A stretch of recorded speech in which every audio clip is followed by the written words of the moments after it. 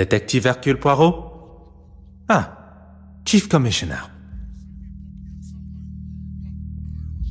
On the contrary, it is a most convenient time.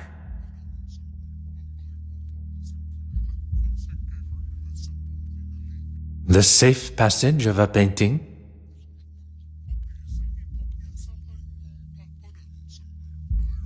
Tell me everything.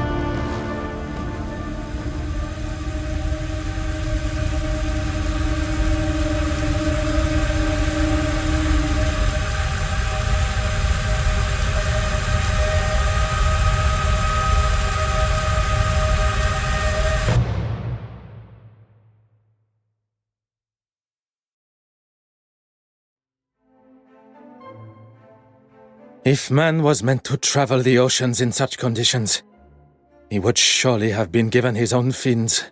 A distraction is what one needs. Where is that blasted contact? How is one to prepare for an assignment if one does not have all of the required information? Very well. I shall wait no longer.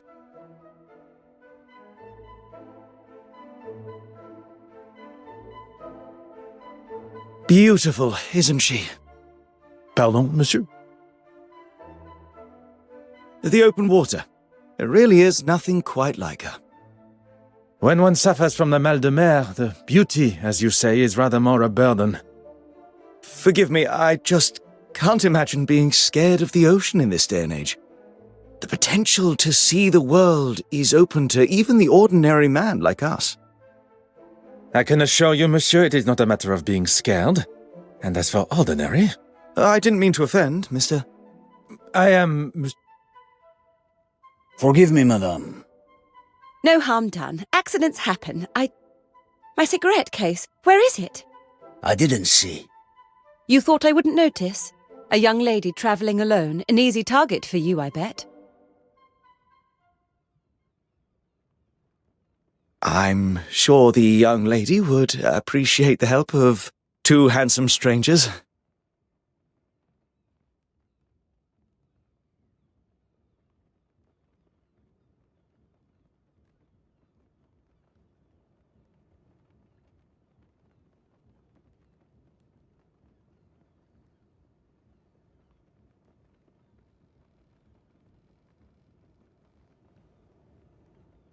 Oh.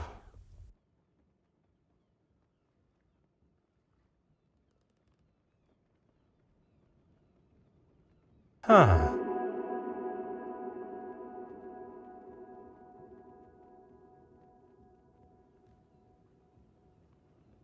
Huh.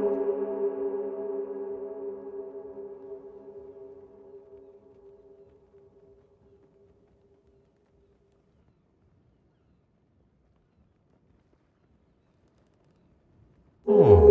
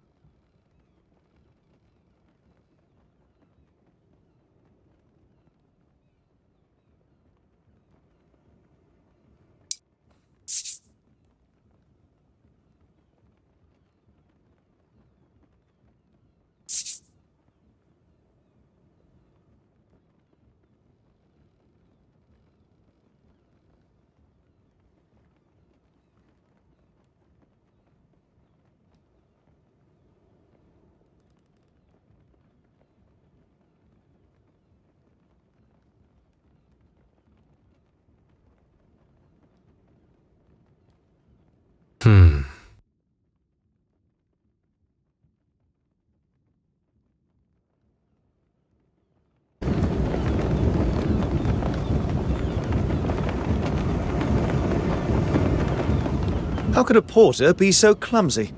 Let's give her a hand.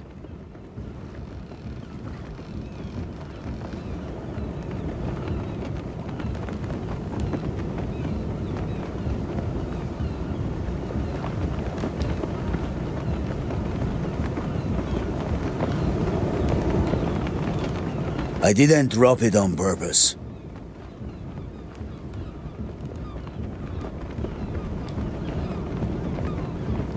Oh dear, what a mess.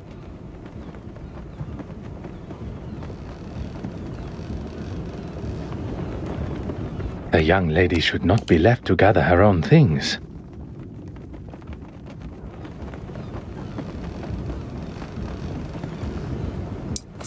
You are returning home? I am. But how did you know that?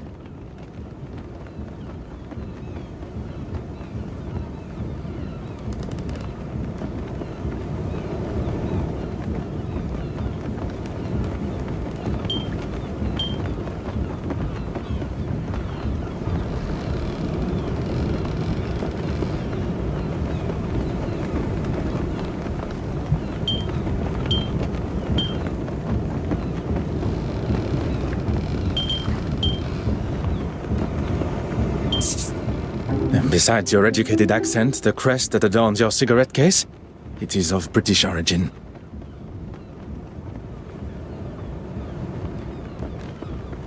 Very observant.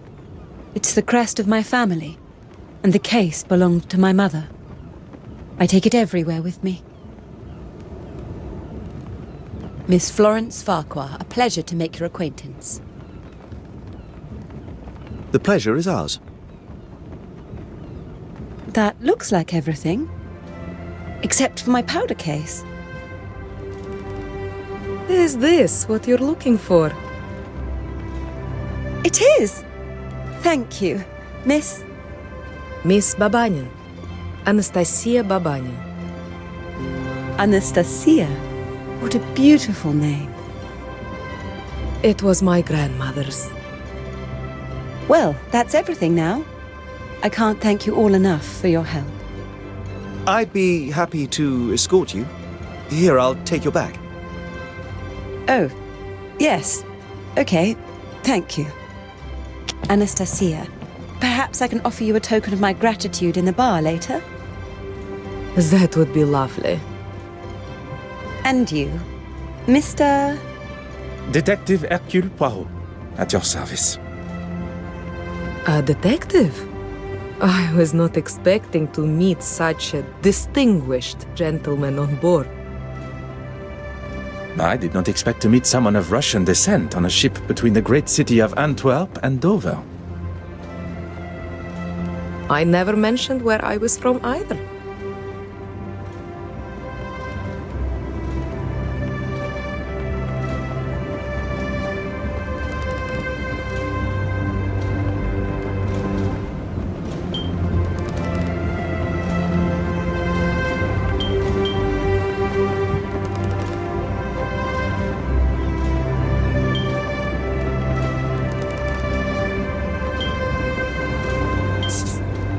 One did not have to. Anastasia, of Russian origin meaning resurrection. And here was me thinking I was special. Your knowledge of my heritage is most impressive. And I'll take that as my cue to leave. Good evening. It seems it's just us remaining. I would very much like to hear stories from your homeland. Perhaps you would join me in the restaurant. As charming as that would be, I'm feeling rather tired. It must be all the sea air. Then I shall leave you to your slumber. Adieu.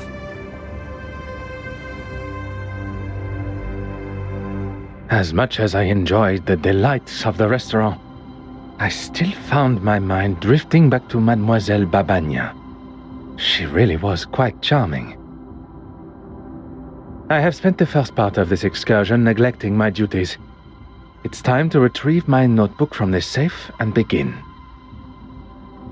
The combination was not a difficult one to remember. 1815, the Battle of Waterloo. Ah.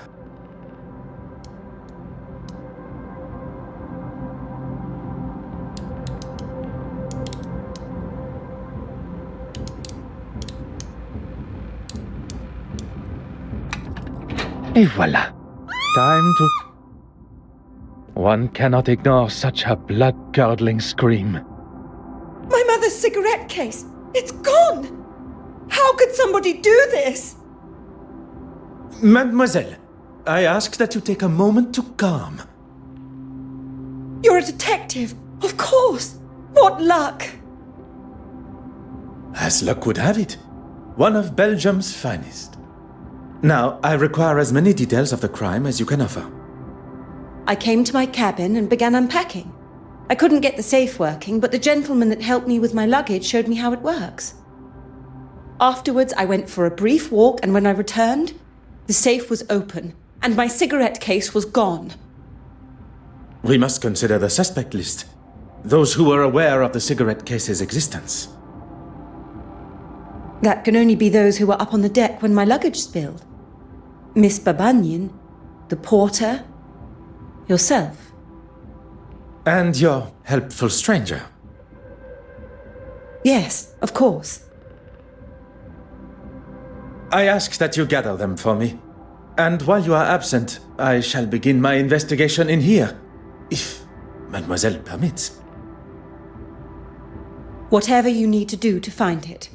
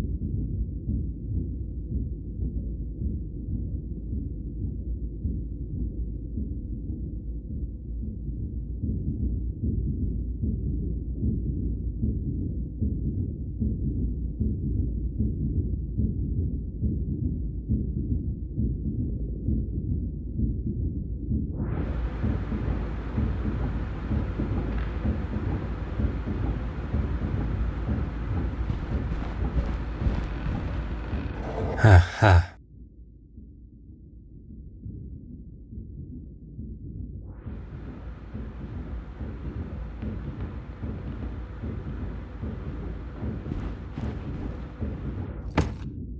Oh.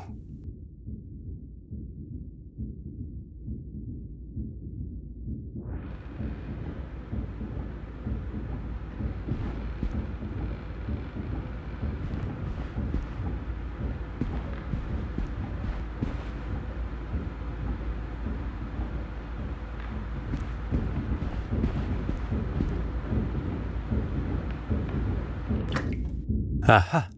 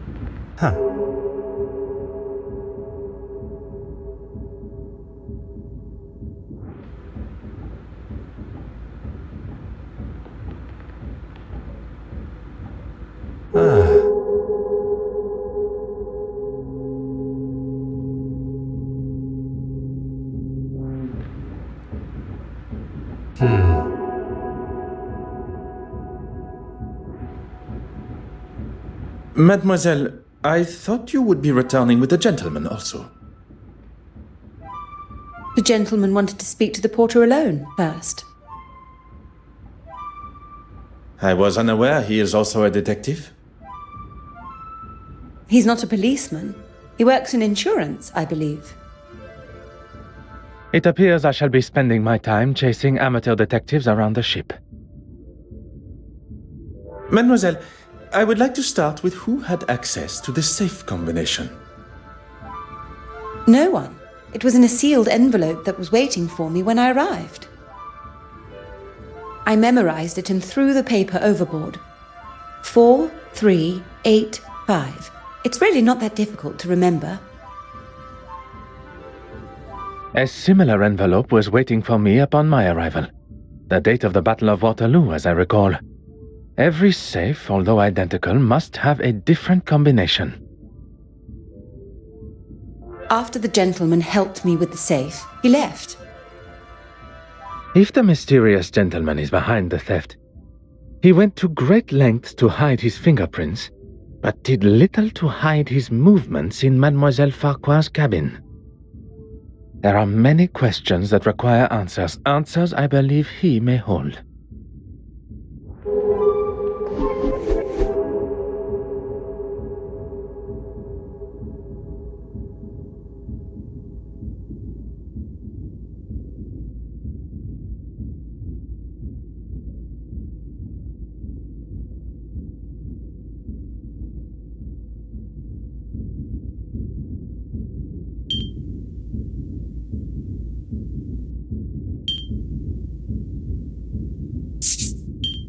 Things are beginning to become clearer.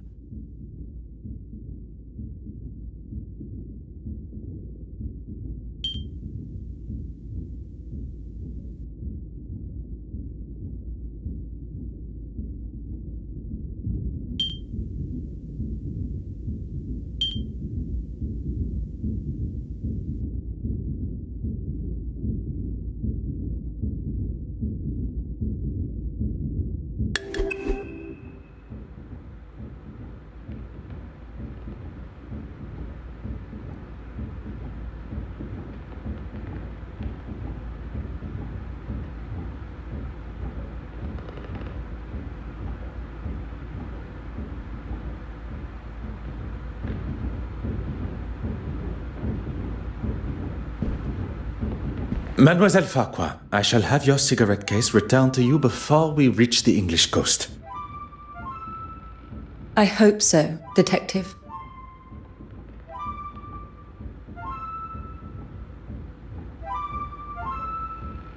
You caught me, reading my own article.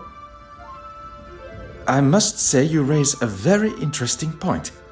Art should have no social boundaries. Creativity is for all to enjoy. Thank you for saying that. I wish everyone was as open-minded. Merci, mademoiselle. That is all for now.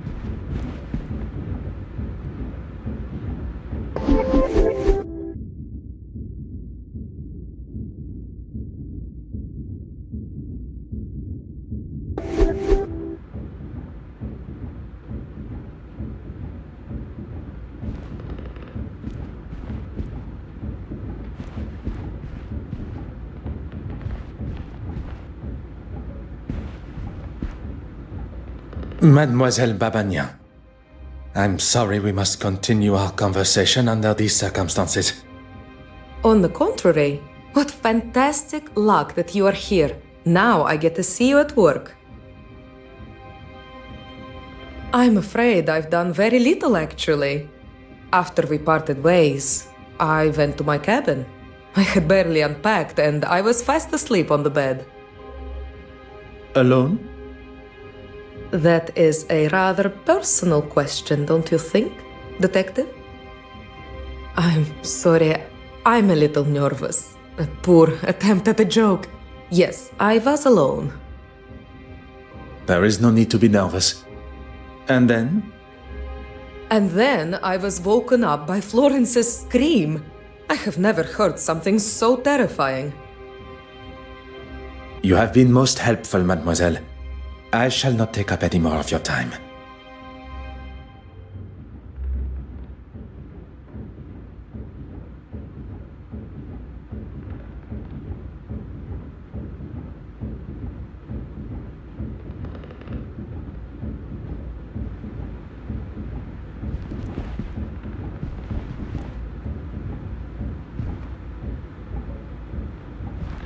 Of course. Whatever you need. Yes, I'm really quite excited about it. You have been invited to a preview at the Royal Edward Gallery. A small world indeed. Will you be in attendance? It's actually one of the reasons that I have been in Belgium. I was lucky enough to have a sneak peek at some of the pieces on show. I'll also be writing a follow-up article on the success of it. Fingers crossed. Lucky indeed. I am sure it will be a great success. Merci, mademoiselle. That is all for now.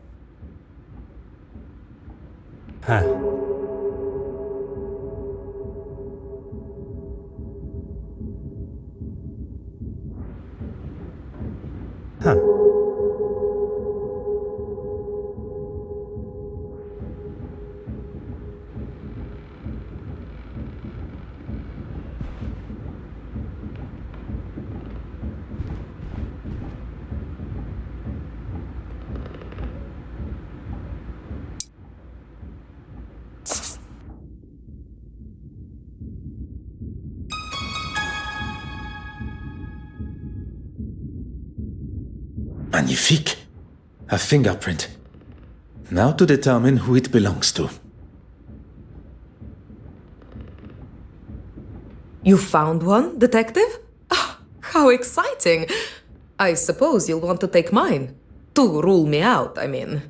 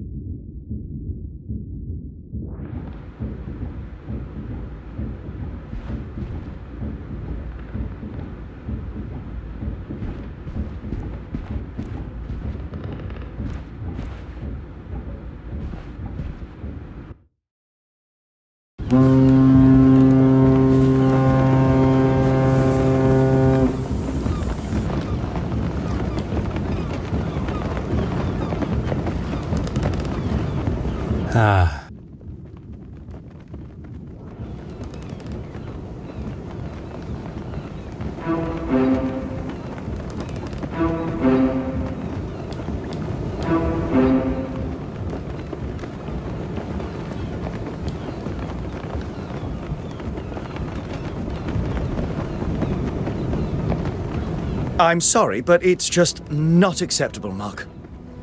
I've apologized to the lady.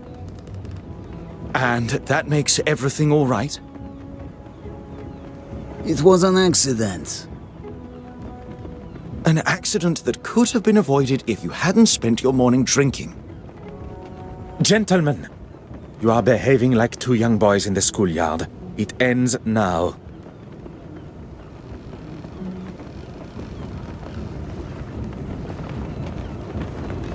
Is Mademoiselle Farquhar aware you are acting as her knight in shining armor?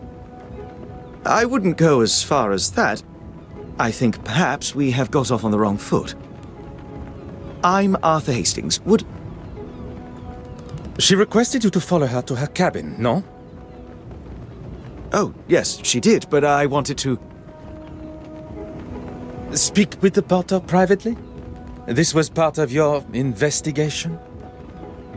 Well, I'm not a detective. I was just, Then perhaps you will answer some questions that are vital to my investigation as a detective. What can I do for you? It is. Is my employment relevant to Miss Farquhar's missing cigarette case? I hope you will entertain me for a moment. What would you say the chances of proving a theft in a case such as this one are? Well, a report from a detective like yourself will certainly help expedite her insurance claim. As I thought. It had perhaps not crossed her mind before, but being amongst an officer of the law and an insurance man, the idea of insurance fraud may have appeared appealing. When Florence, Miss Farquhar, told me that something had gone missing from her safe, I thought it must have been the porter. How so? I'd rather not say with him standing just there. It is not I that controls the volume of your voice. You must have noticed the smell of beer on his breath. I wouldn't put it past a man that drinks on the job to steal. That is quite the accusation. And if you were correct, you wish to settle the matter with him privately? I wanted to give him what for, but I suppose I lost my nerve. I'm what some would call a middleman. I oversee the handling of recently sold items and put the buyer in contact with an appropriate insurer. The mention of insurance initially sparked my attention, but the more he talks of his work, I believe he may be my mysterious contact from Lloyd's of London. It was your work that took you to Belgium? I can't go into too many details, but I'm actually delivering a rather special piece of art to London. I'm meant to be meeting an official of some sorts that's supposed to be helping me, but no sign of them yet. And it is confirmed. It concerns me that my supposed trusted colleague has found himself involved in the middle of my investigation. I will continue to withhold my true identity and see how Monsieur Hastings' involvement concludes. Merci, monsieur. This really is an exciting case. Anything I can do to help Miss Farquhar, please don't hesitate to ask. Your enthusiasm has been noted.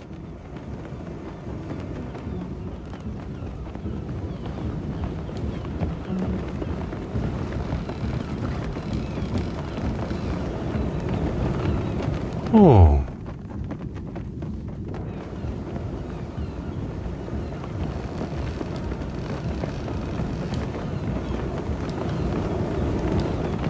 Aha.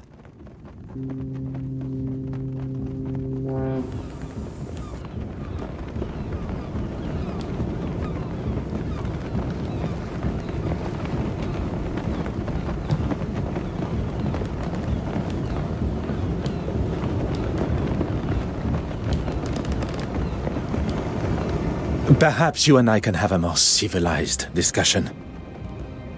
I'll tell you the same as I told your friend. I will not be bullied. Intimidation is not my forte. What is is uncovering the identity of criminals and making sure they are punished to the fullest extent of the law. And that's me?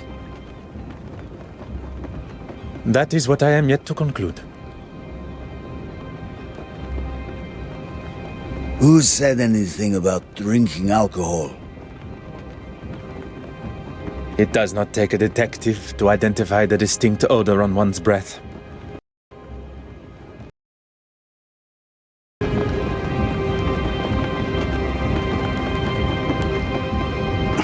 Maybe one to calm my nerves.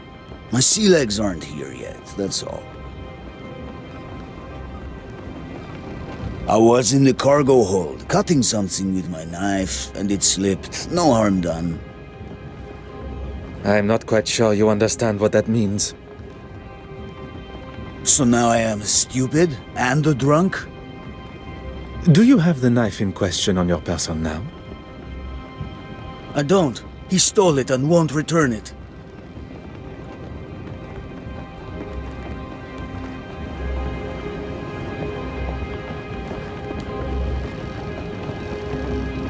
Oui, monsieur.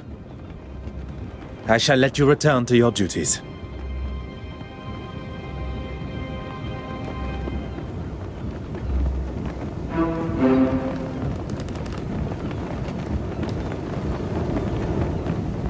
What can I do for you?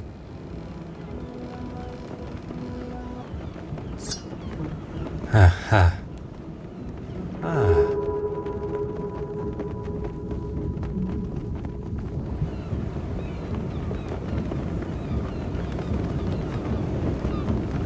Oh.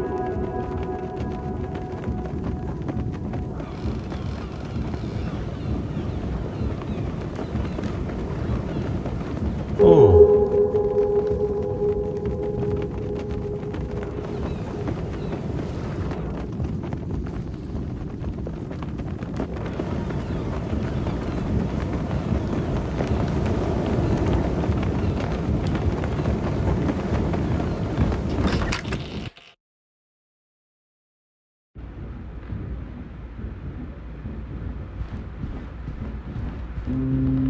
You could ask me anything.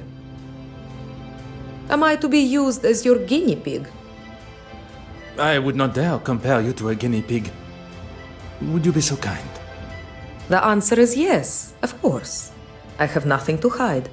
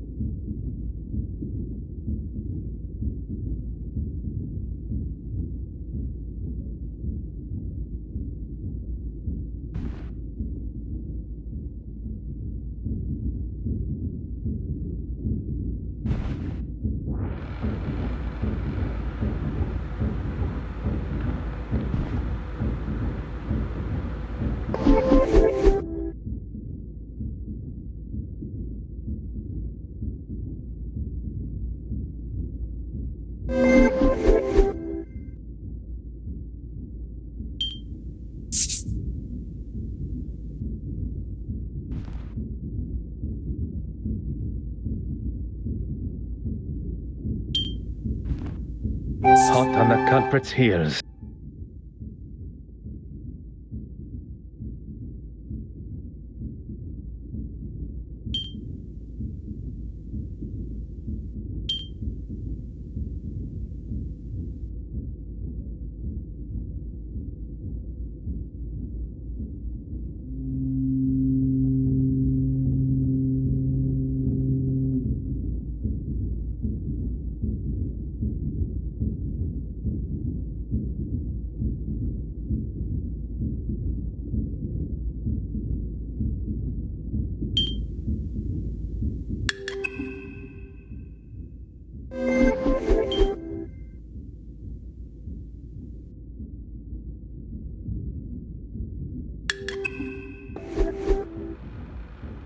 You could ask me anything. You have been most helpful, mademoiselle. I shall not take up any more of your time. Of course, whatever you need. Insured? Oh no, why would I have it insured? Anything of substantial monetary value. I'll stop you there, detective. The cigarette case itself is hardly worth 2 pennies, but to me, it's priceless. Not for a second. At least not with my permission. You probably think this silly, naive woman has left her valuables out, or I've just misplaced them. But I assure you, that is not me. It had not crossed my mind for even a moment.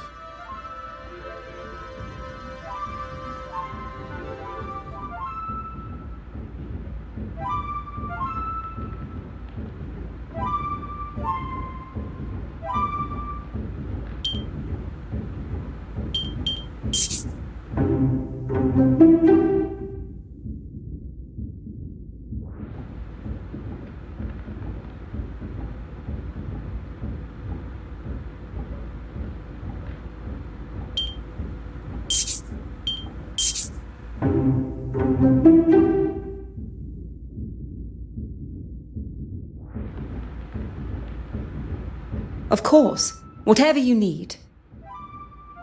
Merci, mademoiselle. That is all for now.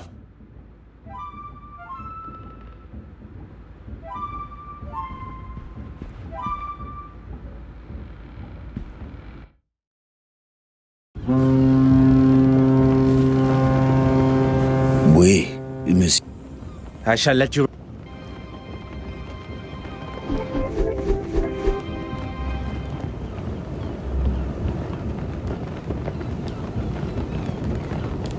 What can I do for you?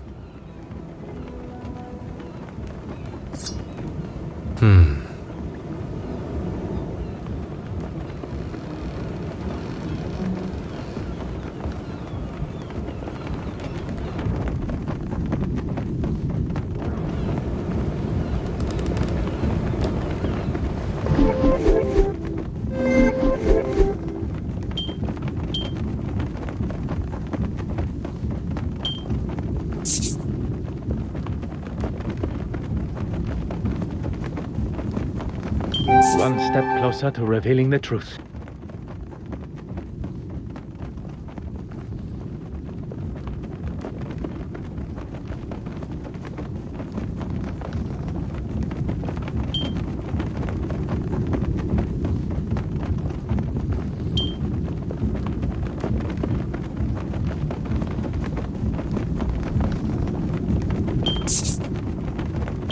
What a revelation!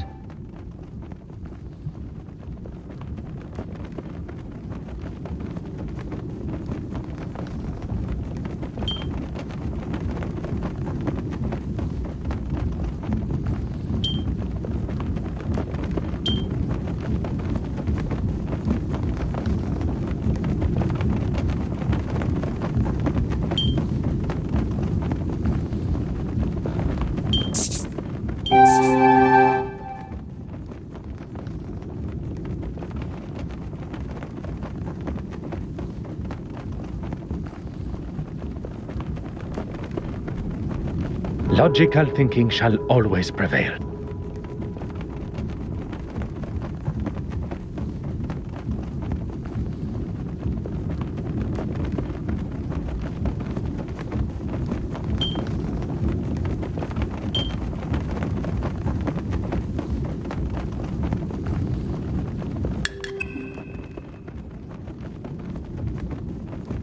I must consider the suspects I have in front of me. Monsieur Hastings. He is keen to impress Mademoiselle Farquhar and claims that he was alone in his cabin working since. Mark Allard, the porter. Evidence suggests a rather amateur attempt to break into the safe, which in his intoxicated state would make sense. But it was just a ruse. The safe was opened quite masterfully, leaving only signs of a poorly attempted break-in. Mademoiselle Babagnan, a new friend to Mademoiselle Farquhar, who appeared at a most convenient time. I cannot see a motive besides the obvious value of the cigarette case, but Mademoiselle Farquhar has made it quite clear the value is of a sentimental nature. Perhaps the best thing for me would be to return to my cabin to think. I fear my legs, and perhaps even my evening meal, will not last much longer amidst these waves. Perhaps... Ah, detective. How goes the investigation? A good detective, better yet, a great detective, will find motive, means, and opportunity. She found it! Miss Babanian found it! Oh, thank heavens! I was on my way to speak with the captain when I saw something shining underneath one of those pipes. Strange that it was not spotted earlier by any one of us while on the ship's deck. Maybe the thief was scared and dumped it for fear of being caught red-handed. Miss Babanian, Anastasia, you saved the day. I can't thank you enough. And you, of course, detective. I find Mademoiselle Babanian's explanation of finding the cigarette case rather coincidental. But without any definitive proof, I cannot suggest anything otherwise. The cigarette case has been returned and the coast is in sight, which is what is important. Although, there still remains a part of me that craves the truth. I suppose you can chalk that up as a victory. A victory for Mademoiselle Farquhar, but not in the eyes of the law. Well, if anyone asks, I'll confirm what a splendid job you did. Very kind, monsieur. While we are on the matter of truth, Monsieur Arthur Hastings, you are here to oversee the transportation of the penitent Magdalene painting, are you not? How on earth? You are aware of my employment, but not of my true identity. Detective Hercule Poirot. Wait, are you the official that I was supposed to have met on board? Oui, monsieur. Please, accept my apologies for keeping my true identity hidden. But I had to be sure your involvement with the theft was purely coincidental. When it comes to the nature of our work, trust must be earned. A little unorthodox, but I suppose I understand. So you can trust me now? It continues to grow. Well, we have a couple of weeks before the gala, so hopefully by then you'll trust me with your life. One can hope.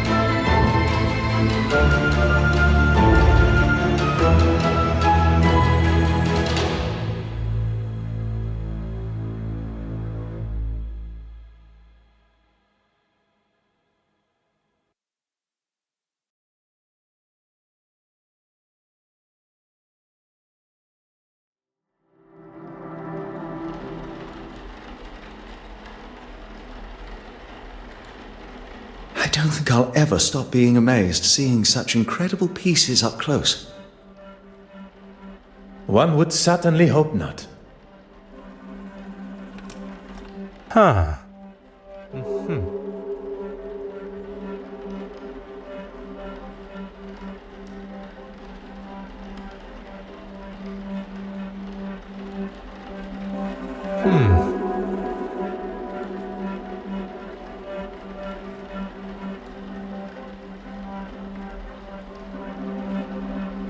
Aha.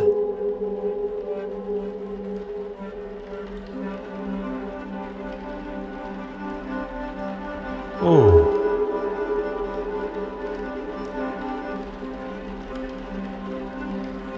What do you gentlemen think of this particular piece? Can it really be? To a layman, perhaps. I'm afraid it's a complete fake. No. Such eloquent and delicate work. Very observant. But that doesn't make it authentic. You know, even Michelangelo himself was an art forger in his early career. See if you can spot the telltale sign of a forgery.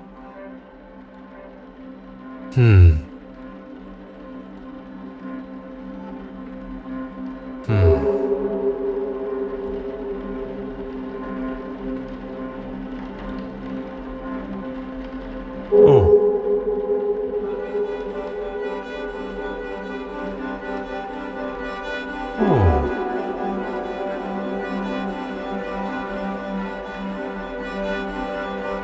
The craquelure is inconsistent across the painting. Surely a sign of a cheap imitation. Very impressive, Detective. Unconvincing aging is one of the most common giveaways of a forgery, whether it be in the craquelure, the smells of chemicals used to artificially age the painting, pigments that haven't dulled with age. Sometimes it's as simple as the materials used just not existing at the time of painting. The trustees were quite excited by its arrival, but it didn't take me long to identify its faults. Quite the detective yourself, Mademoiselle Warbeck. Please, call me Evelyn. If there's one thing I've learned in the short time I've spent with the detective here, formalities and politeness are essential. They are a cornerstone of modern civilization and must be upheld. This city could benefit from more gentlemen like yourself. Now that the etiquette of our greetings has been decided, shall we finalize preparations? I was hoping you'd say that. The exhibition area needs to be secured. I wonder if you would be able to lock the remaining doors for me? I'll lock the west wing door when I'm finished there. And if you could tie this ribbon around the handles of the main door for me, I'll leave it outside. If securing the exhibition room is what Mademoiselle Warbeck requires, that is what shall be done.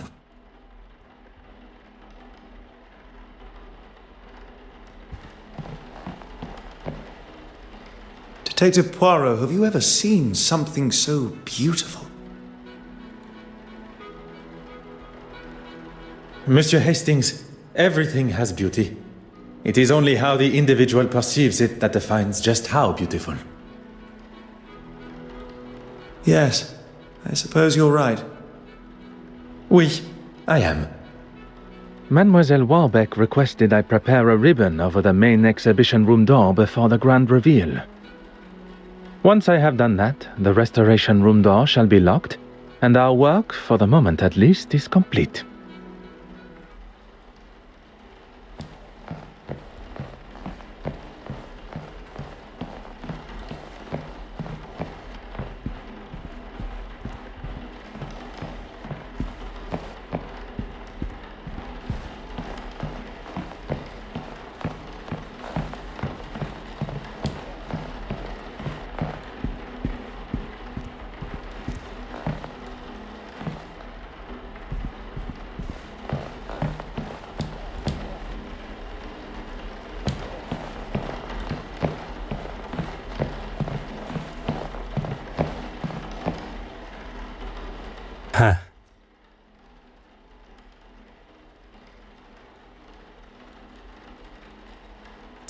Aha.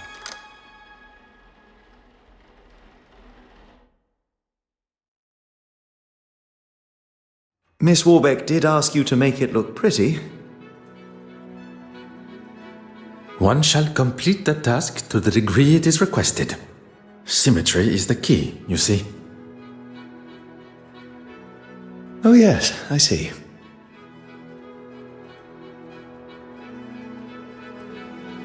Everything is now ready for the arrival of the guests.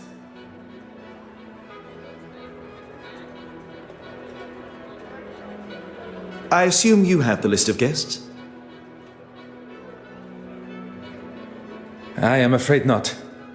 It would usually be an essential part of my preparation.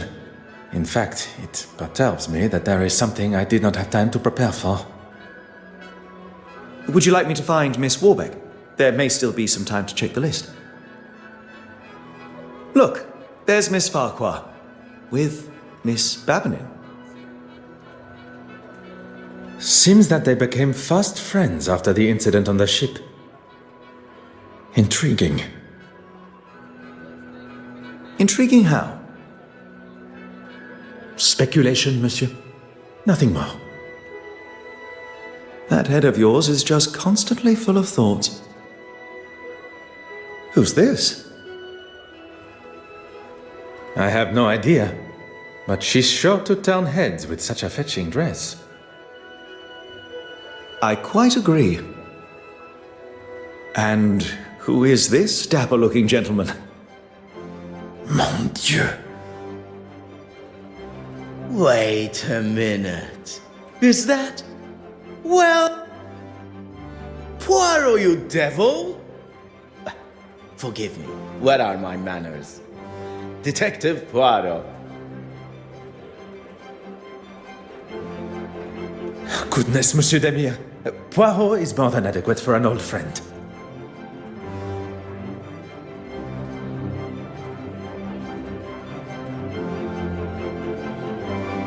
He saves my family from near ruin, uncovers a murderous plan, and still has the modesty to not correct a buffoon like me.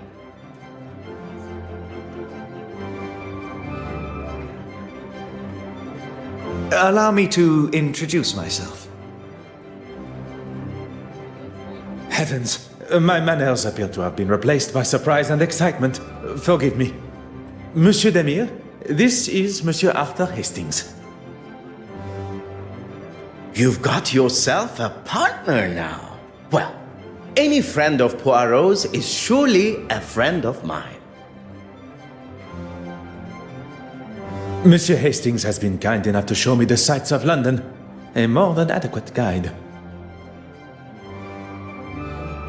I would take that.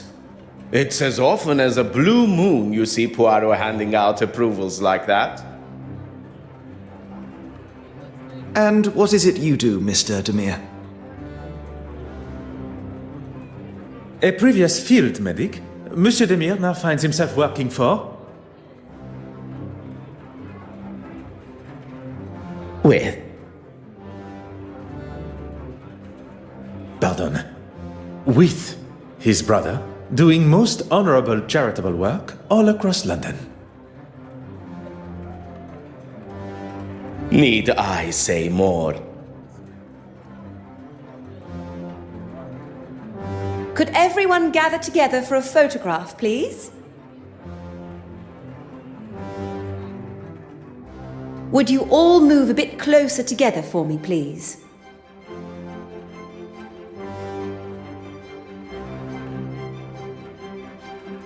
I didn't realize we were going to be in the newspaper.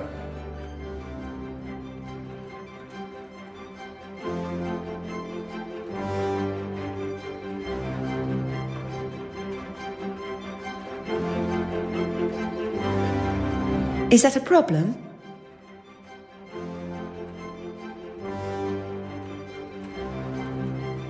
No, not at all. I just want the camera to get my best side.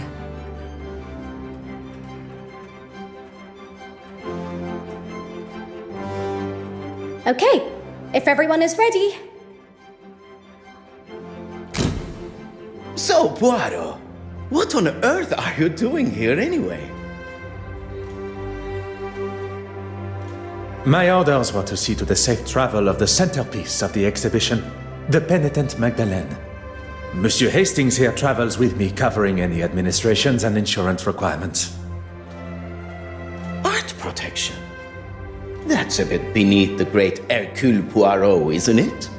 Especially protecting it from this lot.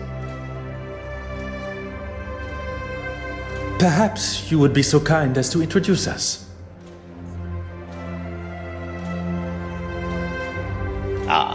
Where's the fun in that?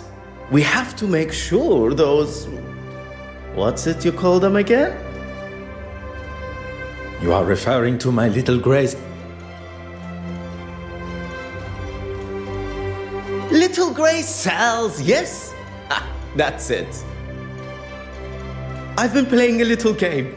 I've been trying to find a painting to match each of the guests. At least the ones I'm acquainted with. I wonder, Poirot, do you think you can ascertain which paintings match which guests?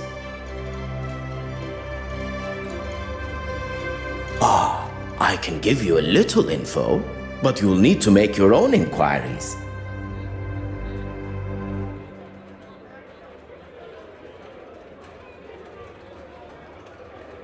Miss Irene Courtsmith. She's one you'll want to keep your eye on in the future art scene. Born and raised on a rather affluent estate, she turned her back on her parents in her teens to start a new life in London as an artist.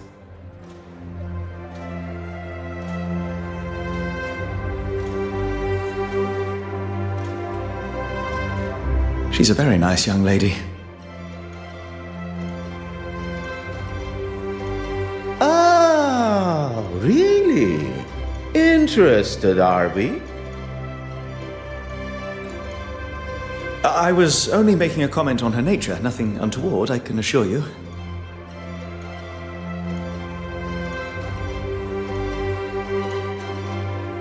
Or as we are all meant to refer to him as, the Honorable Reverend Horace Mountjoy. He's a man of the church. I'm not sure what else there is to say. If you're wanting to keep the lectures to a minimum, I'd avoid admitting to anything that would even be considered a sin.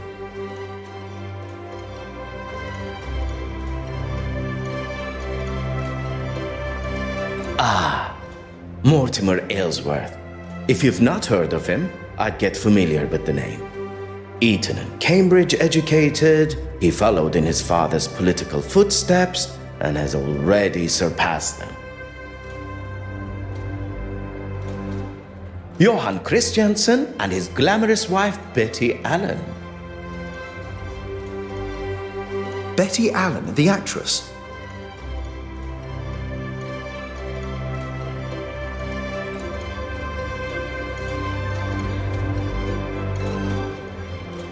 The very same.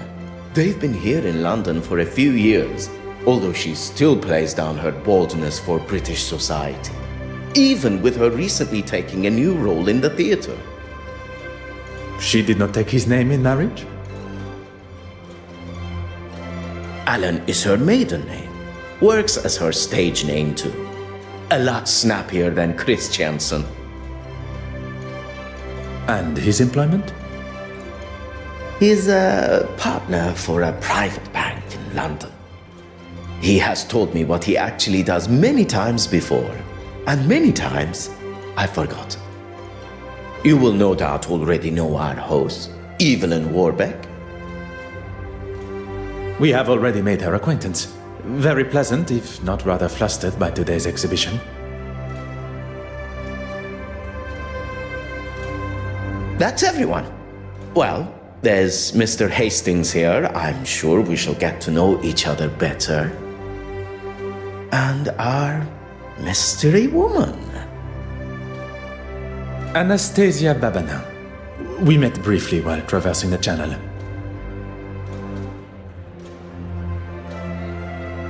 Look at you, Poirot. Got a love interest of your own, huh? Monsieur Demire, must I remind you of why I am here? No, no need at all. I know you're strictly business. Let's see what you can do then. And come back to me when you know enough about the guests to solve my little mystery.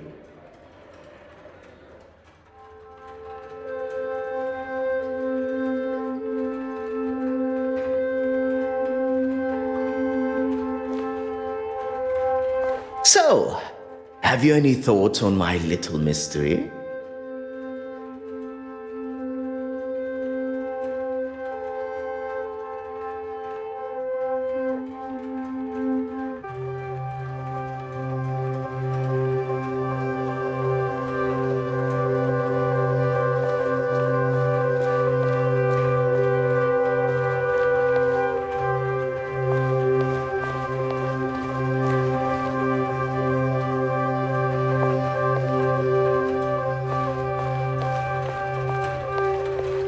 Everything seems to be running smoothly.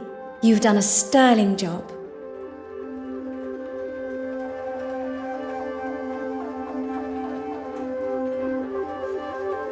Everything except for the bishop and the other trustees, stooges. It was never going to be easy going up against them. All men of a certain age, not used to the idea of change. But they didn't get their way this time. And with my exhibit coming up, this place will finally have a showing they can be proud of, and the quality the museum deserves.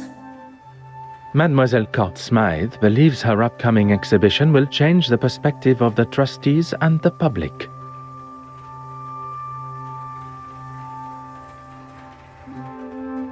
I get the feeling she enjoys the accolades and being the center of attention.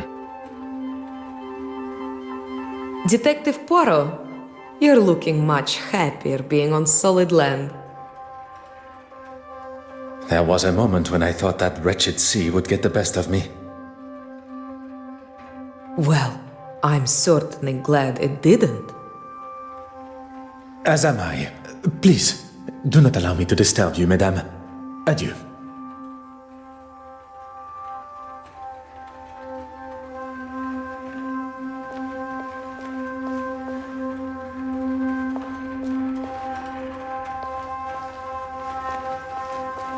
Ah.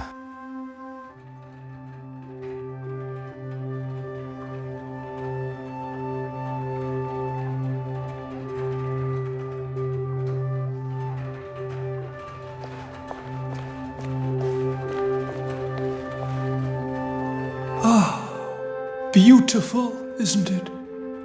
Not like the modern tripe Miss Warbeck insists on bringing into the museum. Oh, the Lord will not look fondly upon her choices.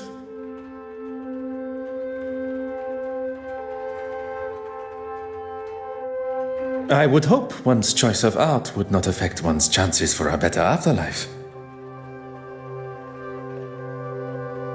Let's hope not, for her sake.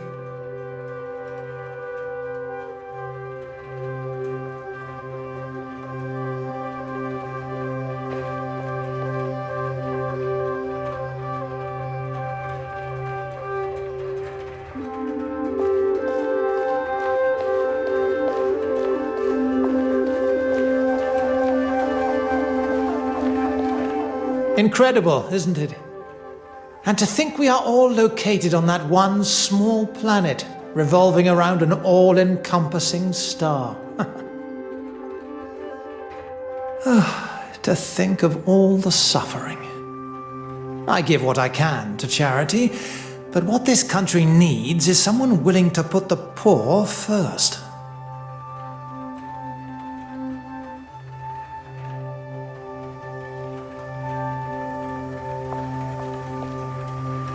Huh.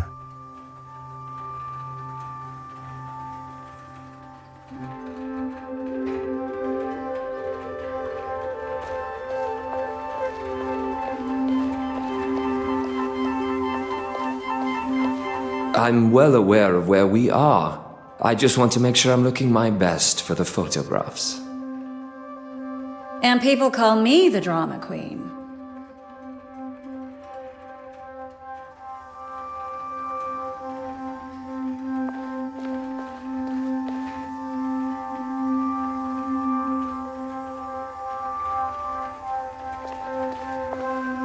Ah.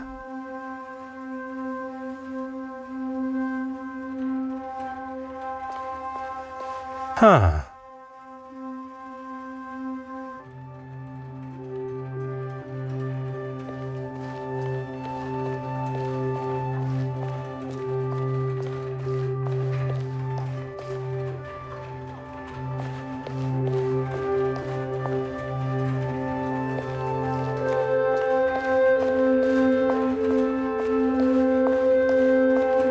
Oh.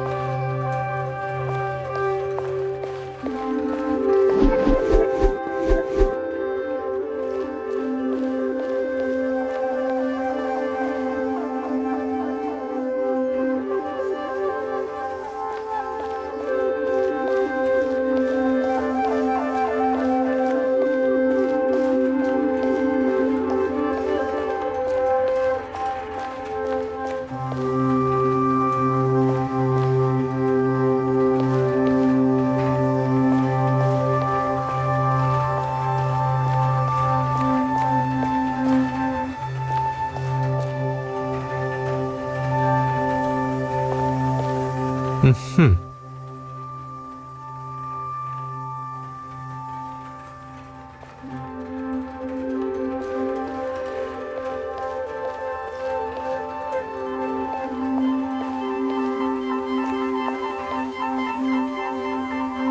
Aha.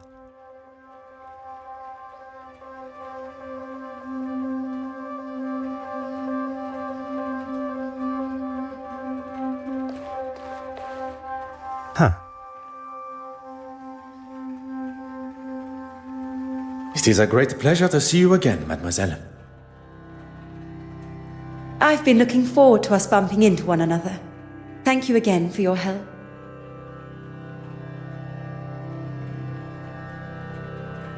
I must admit, I feel almost tormented that I was not able to uncover the identity of the thief. All that matters is that it was found. If you'll excuse me, I really should get on. This article isn't going to write itself. I moan, but it's my love. My obsession, you could say. How dare you! That might be something you say where you're from, but not here. Not to me.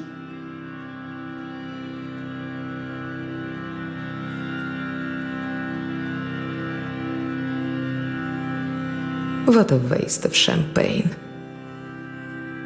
I thought this was supposed to be a civilized event.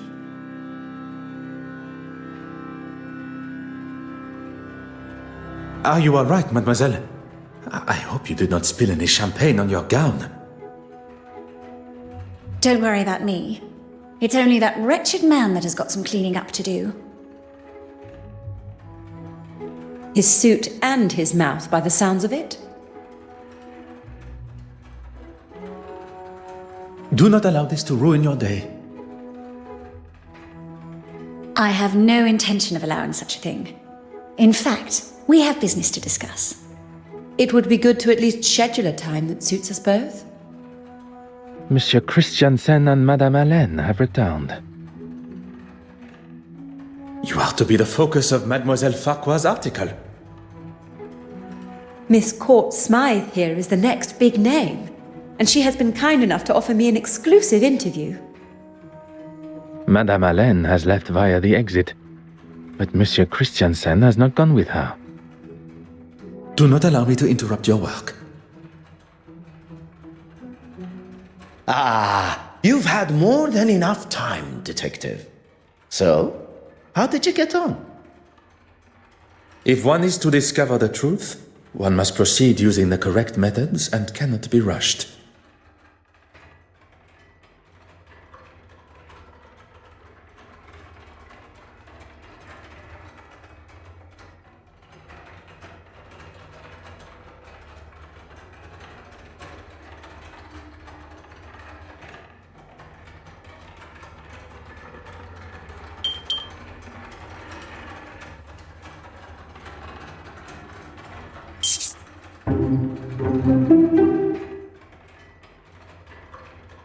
Why might they be like this particular piece?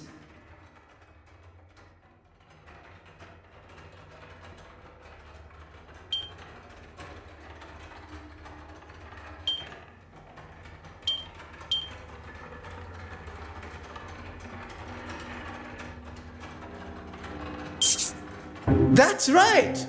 Although I shouldn't be surprised. Anyone else?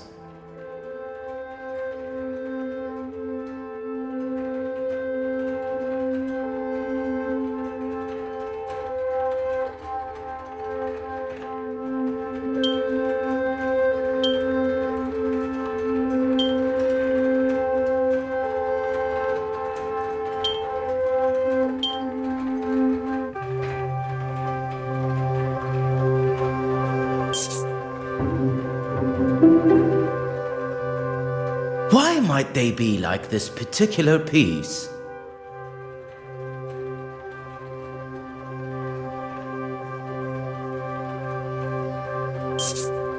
That's right! Although I shouldn't be surprised. Anyone else?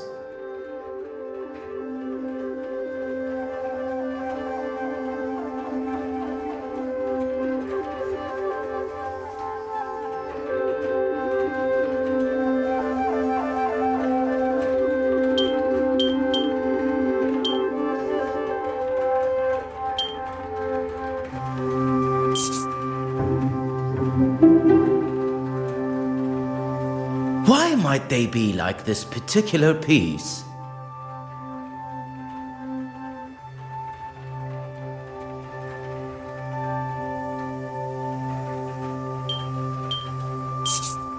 That's right! Although I shouldn't be surprised. Anyone else?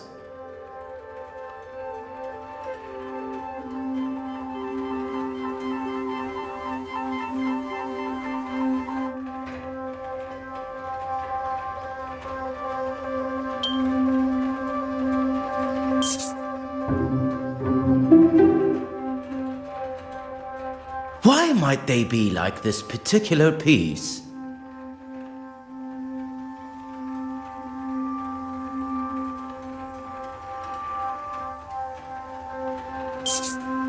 That's right! Although I shouldn't be surprised. Anyone else?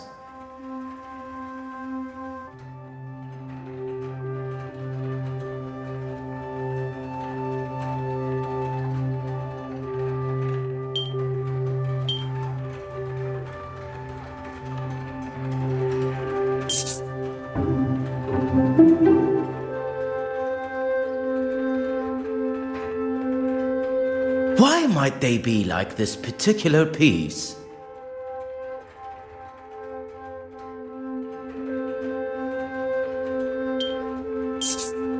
That's right! Although I shouldn't be surprised. Anyone else?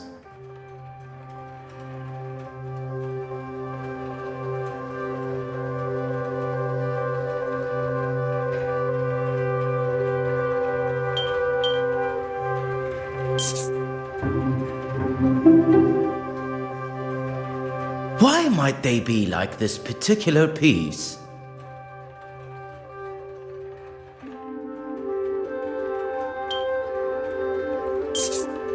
That's right. Although I shouldn't be surprised. Anyone else?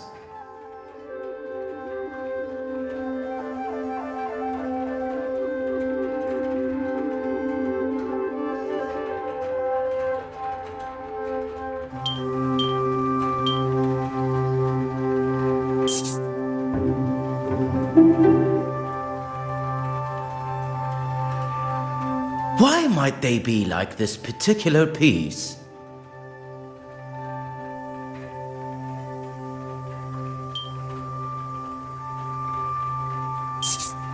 That's right. Although I shouldn't be surprised. That's everyone. Well done. I should have known it'd be no challenge for you. I have faced many a more demanding challenge, but few quite so enjoyable. Hi, is he okay? I think something's wrong with him. I think he's having a heart attack.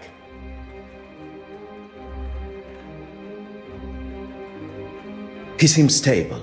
Now's the time to get him to the infirmary. No, there's no need for that. I'm feeling much better already. Wouldn't it be best to telephone for a real doctor? Monsieur Demire was a field medic. What more of a professional is required? A field medic? Really? A field medic that has seen people in a lot worse states, who didn't have the luxury of a proper hospital. Oh, I didn't mean to offend. I'm sorry. If I am being carted off, the unveiling must go on. I will not have this silly old man ruining the gala for everyone. You drive a hard bargain, Monsieur Aylesworth. I'd just like to say a few words. I'm sure you would. Thank you all for coming.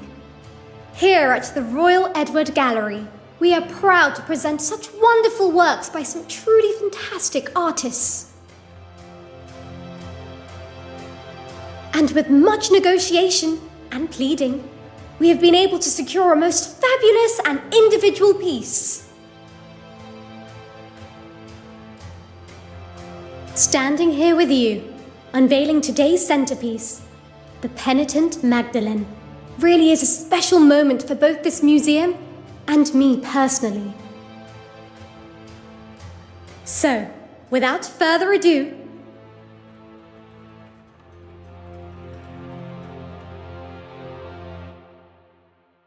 Oh my. Am I missing something here? Things just got interesting. it was... It should be... Is this some kind of joke? Evelyn, what's going on here? Oh, trust you to have no idea. You've really done it this time, girl. She's done nothing. It's not her fault. By the grace of God, it's somebody's fault. I am quite sure Mademoiselle Warbeck is as surprised as us all. S'il vous plaît, everyone. Remain where you are. Please do not touch a thing.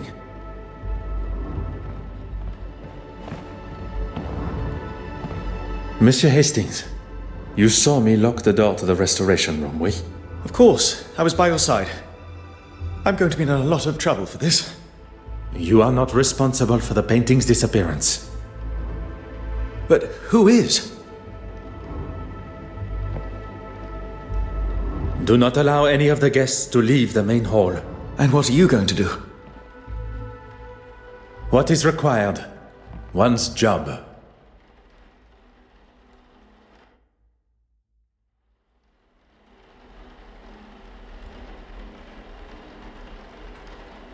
So, I don't really know what to say.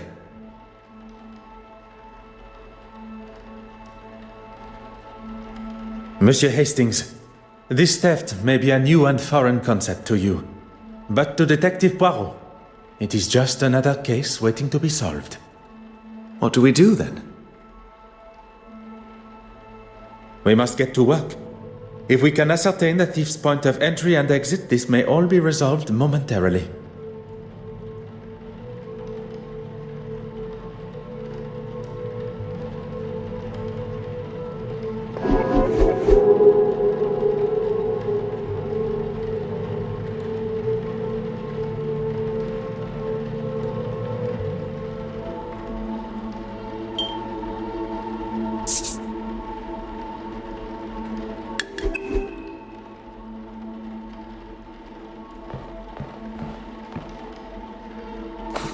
Oh.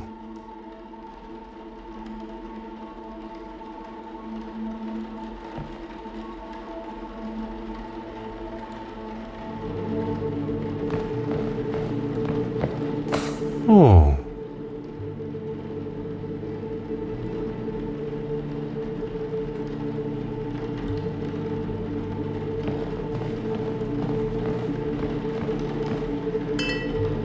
Ah.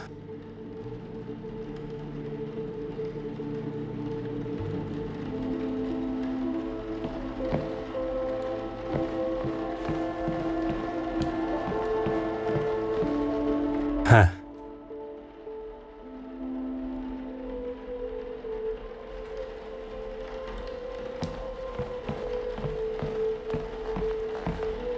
Aha.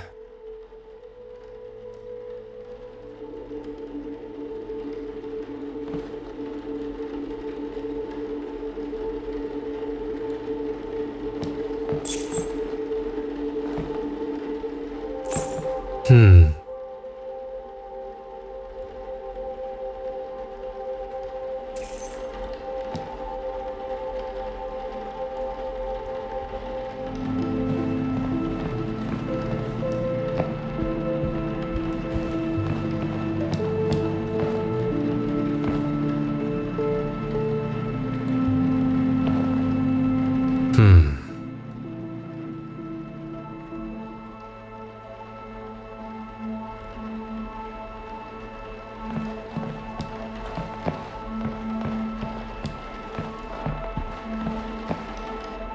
Ah.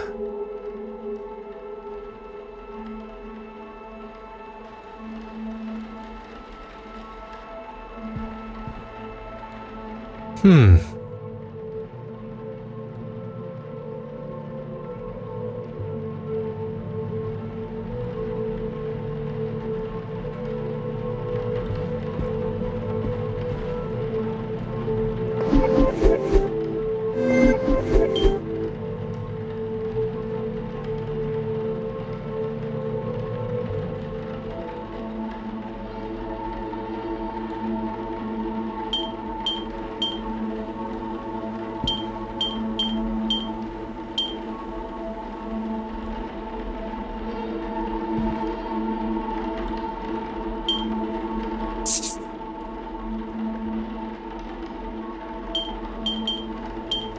The answer was staring me in the face.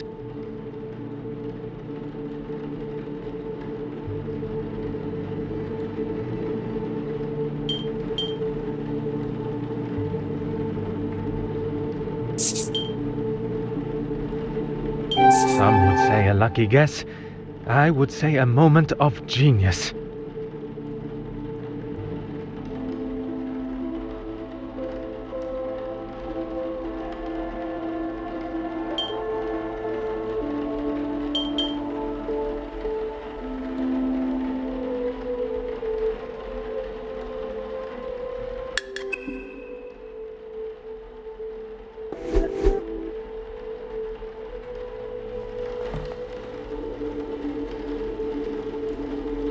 Ah.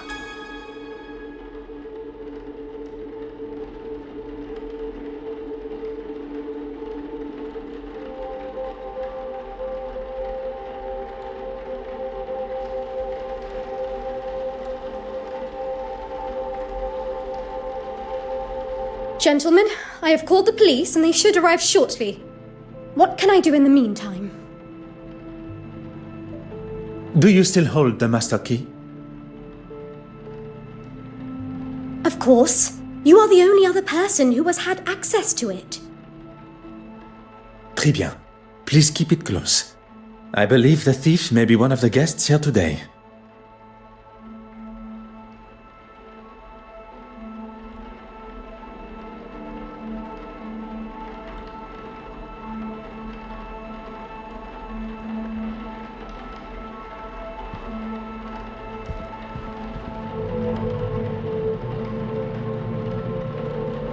What can I do for you?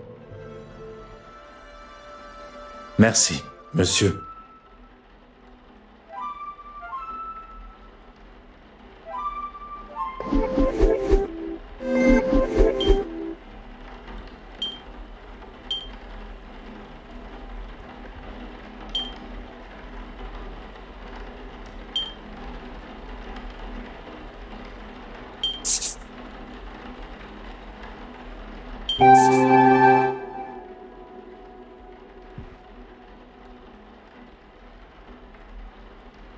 The pieces of the puzzle are finally coming together.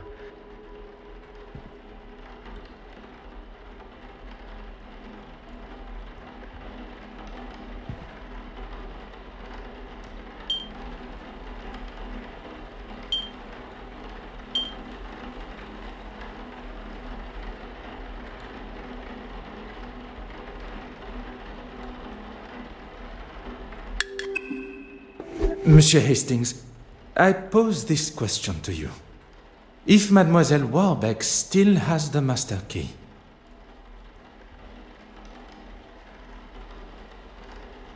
Is she not a suspect herself? très bien.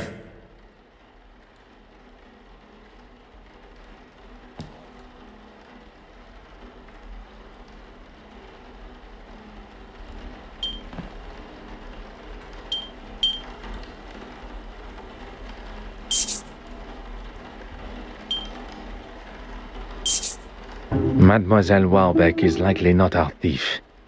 The real thief did not care about the museum and what is hung on its walls.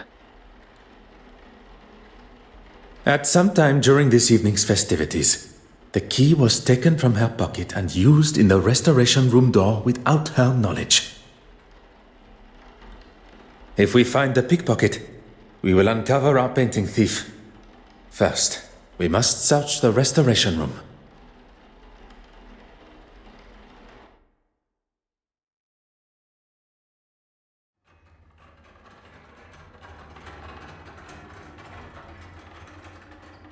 Mesdames et messieurs, your attention, please.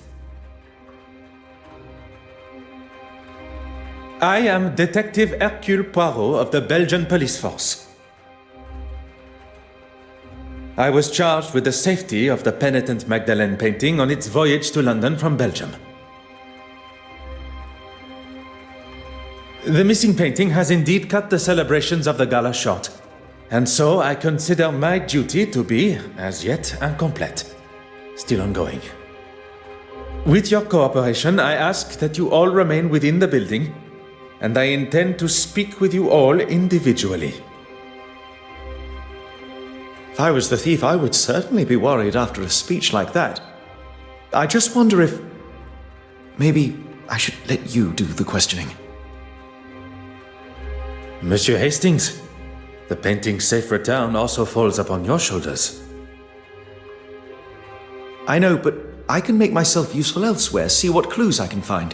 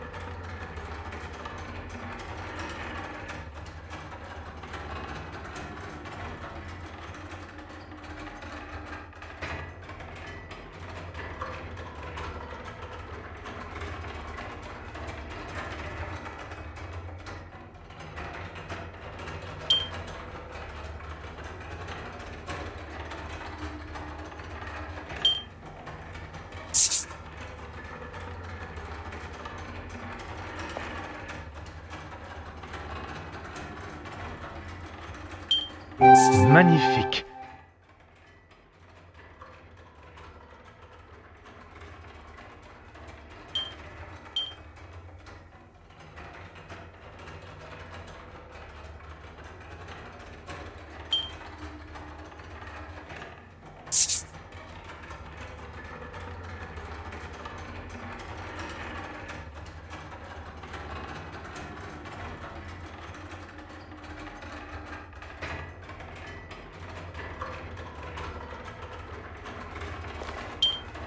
I must take a different approach if I am to uncover.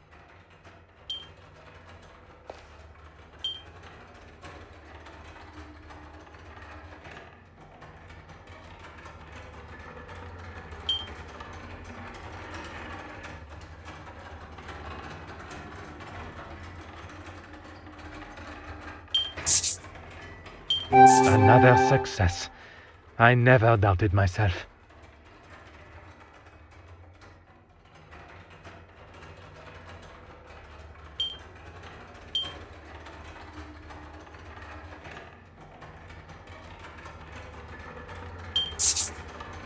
Voilà.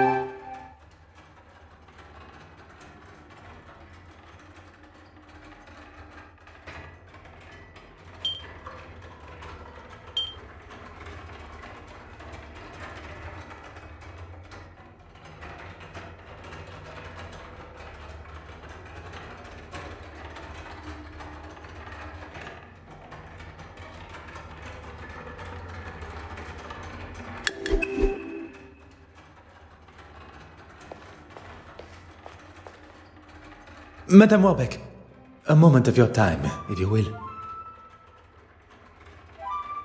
I was rather busy, as you saw, especially with Irene and her disappearing act. Disappearing act. An artist and a magician. She is a woman of many talents. She was nowhere to be found. Is that better? She was supposed to help me organize everything. Then I saw her throwing her glass of champagne at Mrs. Allen's husband. I was hoping to speak with her after, but I didn't see her again until she was calling down from the balcony following Mr. Aylesworth's collapse. Mr. Christiansen, Betty Allen's husband. After the theft, on my way to telephone the police, he was looking for something in the West Wing. Merci, mademoiselle. That is all for now.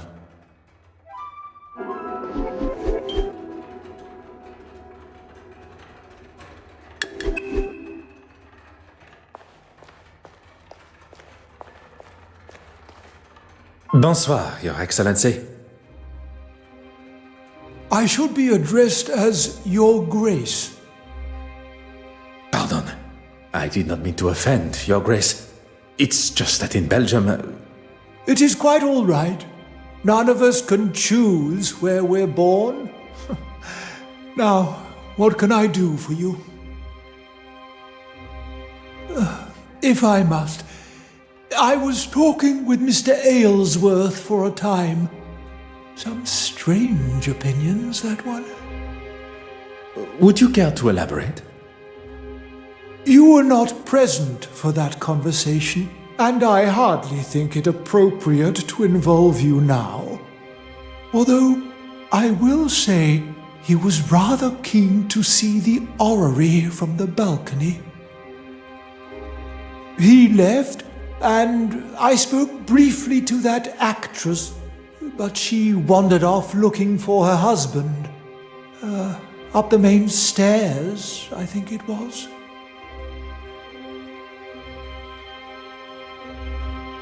Who would have thought the reveal of the missing painting would cause a man to take such a turn?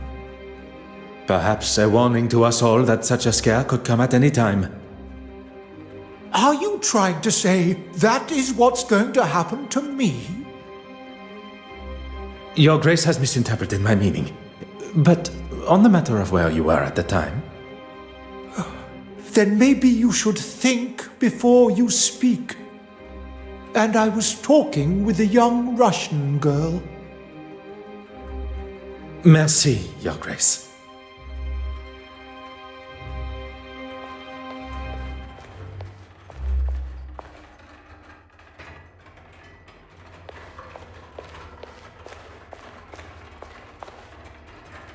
Bonsoir, Mademoiselle Babagnan. Please, detective. Surely we are past those formalities. What you may consider a formality, I consider etiquette. Well, I had the pleasure of meeting the other guests. I feel so fortunate just to be invited myself. Modesty is the color of virtue. Now, mademoiselle, you were saying... Oh, yes. We all gathered for that delightful photograph. Then I spent some time looking at all the wonderful art. I did notice the actress and the politician returned to the main hall together. And the other guests? I saw Bishop Mountjoy and the politician, oh forgive me, I forget his name, leave towards the east wing together.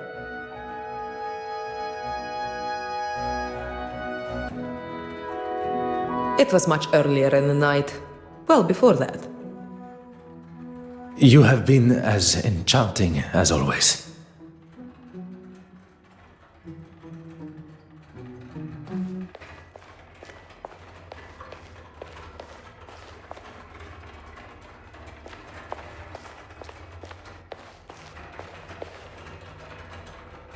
Mademoiselle, if you have a moment, I wish to ask you some questions. Look around you, detective. Out of the ordinary is the ordinary here. Regarding the guests of the Gala, you had the opportunity to speak with them all? I met that delightful Farquhar girl, the art critic. With any luck, her article will finally give me the respect I deserve. Your talk on the balcony went well, I presume. Well, indeed. We weren't up there for long before the poor politician was struck down. What luck for there to be a doctor at the scene. And for us to have a detective here, too.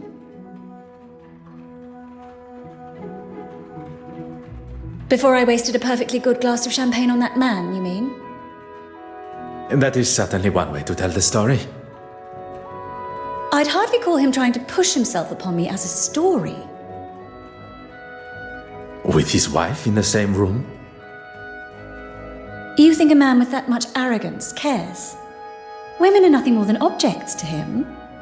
One day he'll learn his lesson. Merci, mademoiselle. That is all for now.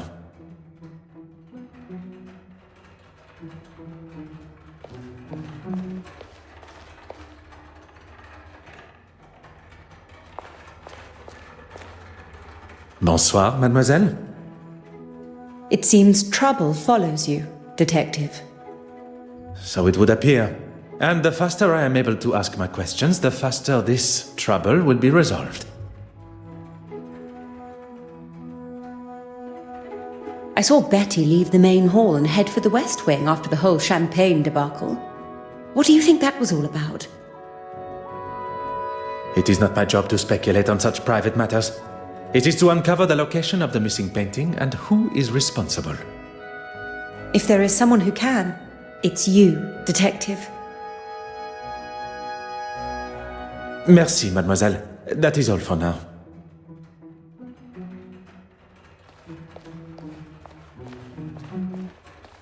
Bonsoir, Monsieur Christiansen. Detective, what a mess you have on your hands. That is certainly one way to describe it. Perhaps you can begin to help me to clear up this mess.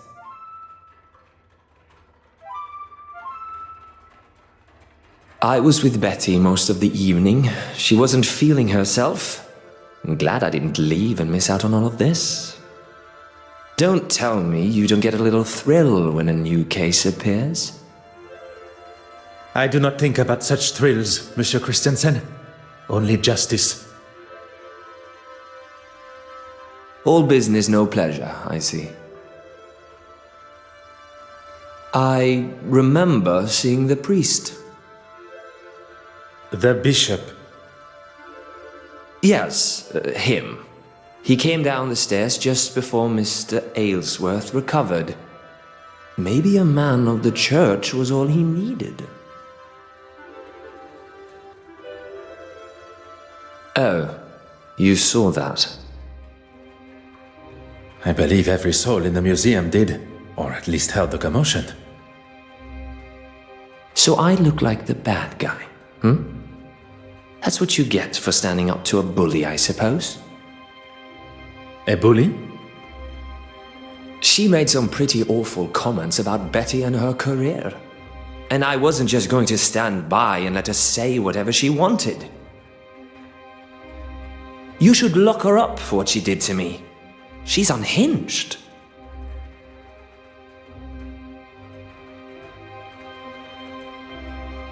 Are you married, Detective Poirot? I am not. Then heed my warning. If your wife, whenever she comes along, wants to be left alone, you leave her alone. Merci, monsieur. I thought I would make myself useful, and I think I found some things of note. Bon, I shall go and retrieve them now. You were wise to not touch them and contaminate any evidence. I didn't think about that. I did only move them to the west wing. Fantastique.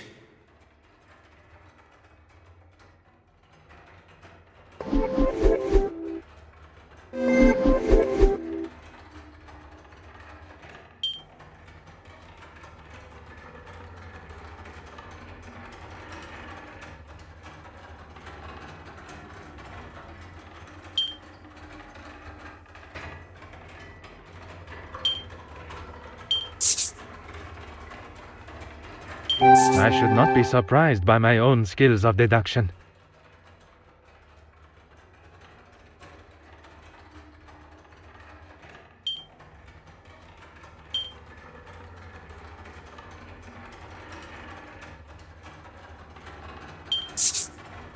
Logical thinking shall always prevail.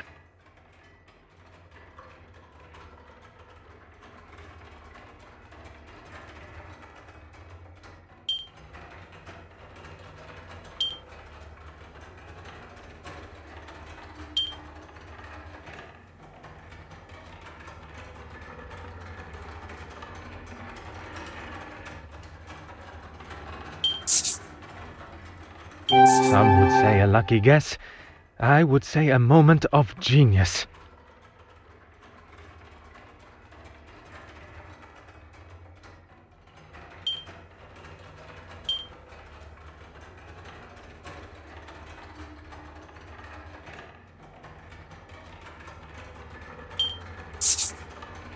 The answer was staring me in the face.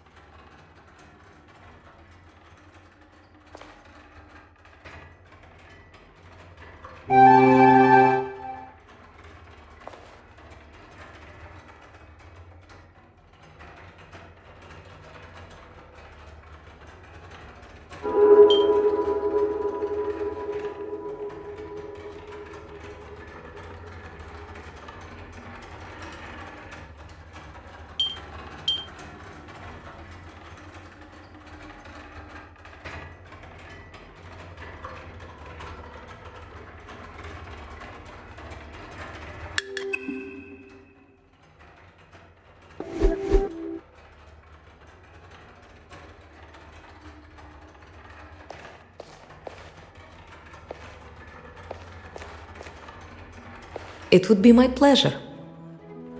You have been...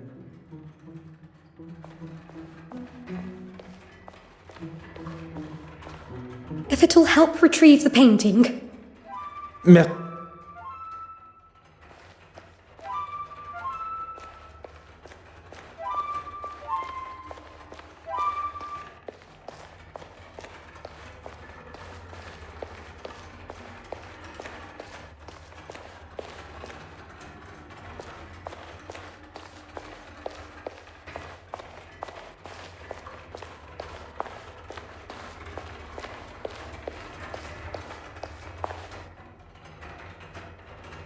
What can I do for you? Merci, monsieur.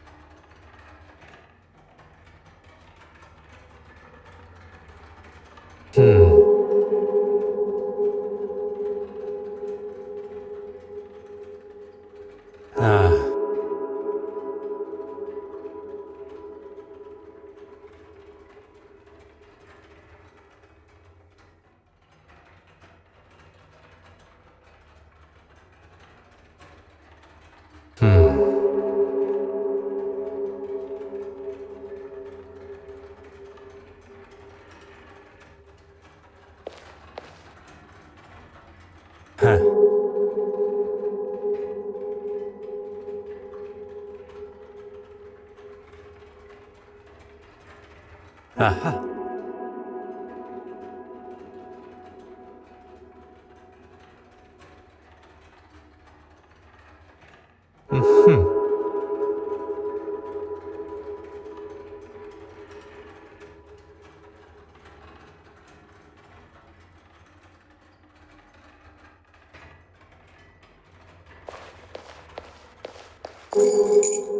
Oh.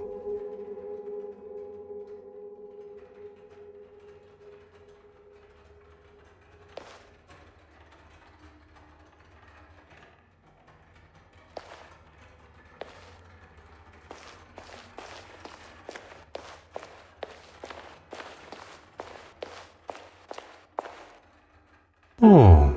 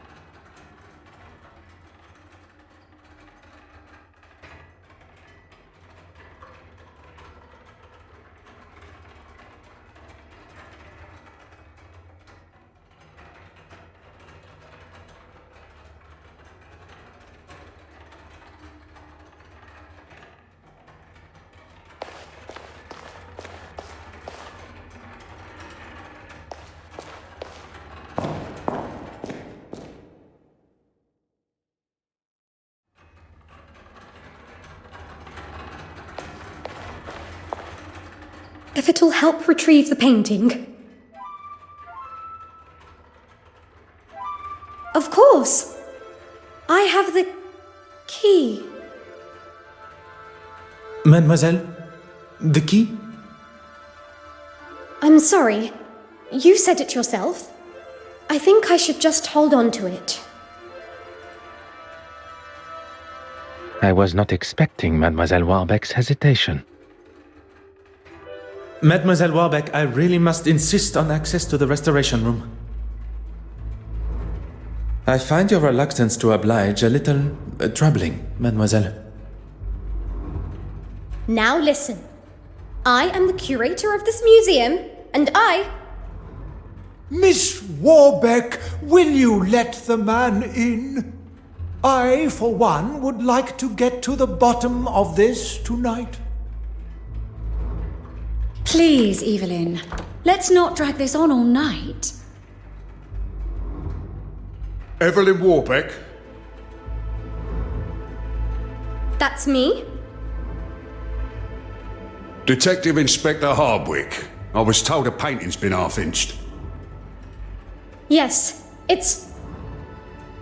Stolen.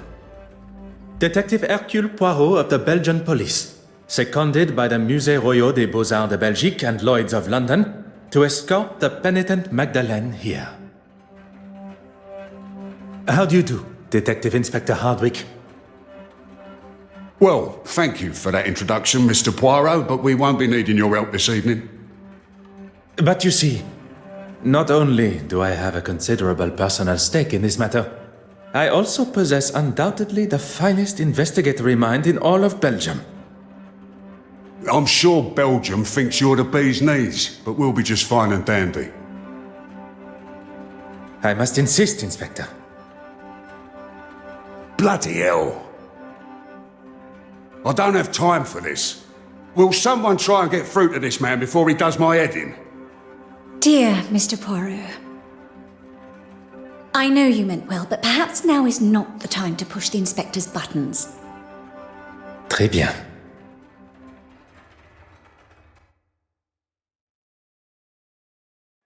Monsieur Hastings, the fate of the penitent Magdalene lies in our hands. And Miss Warbeck's career, by the sound of it. Then we shall waste no time. We have spoken with a number of the guests from the gala, but there still remains those who are absent. They may be able to offer a clue as to the thief's identity. Then let's go and find them.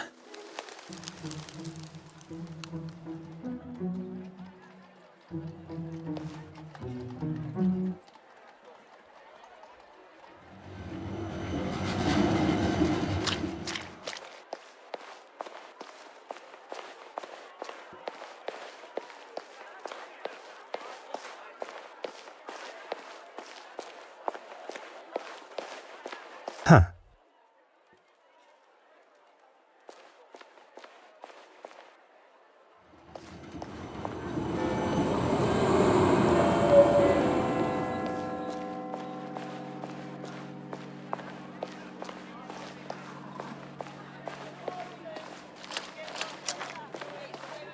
Poirot! Over here! I heard about the painting. Trouble just seems to follow you. If there's anything I can do to help. I am looking for Madame Hélène. Would you know where I could find her? If she's not on stage already or rehearsing, she'll be in her dressing room. That alleyway will take you to the back door.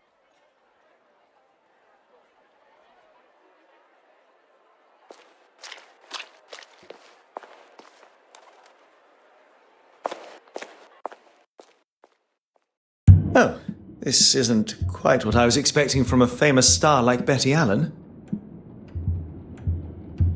A famous star that is not on stage, nor in her dressing room. You don't think something could have happened to her? Combining the state of the room and her being absent, I fear something sinister may indeed be afoot.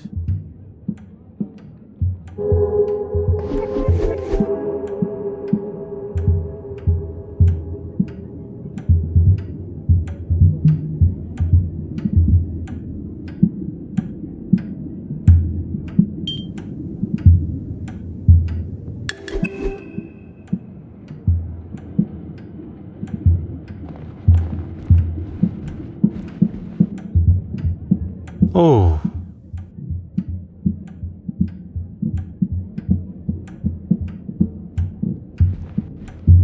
Huh.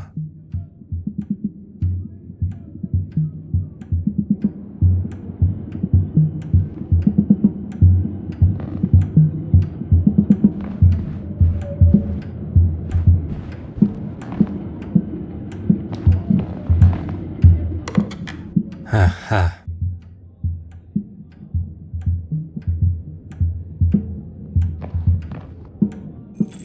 Ah.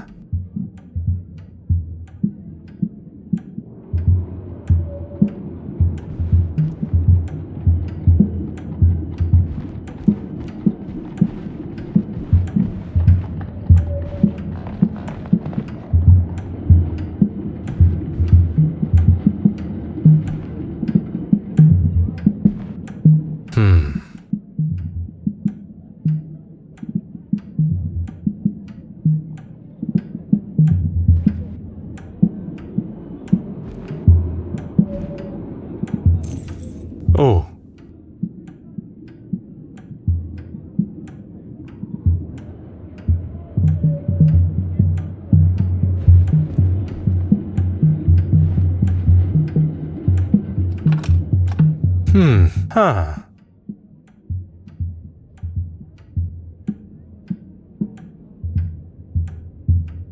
Mm-hmm.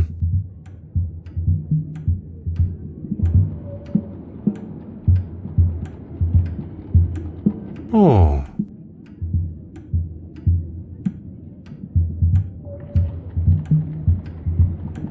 Huh.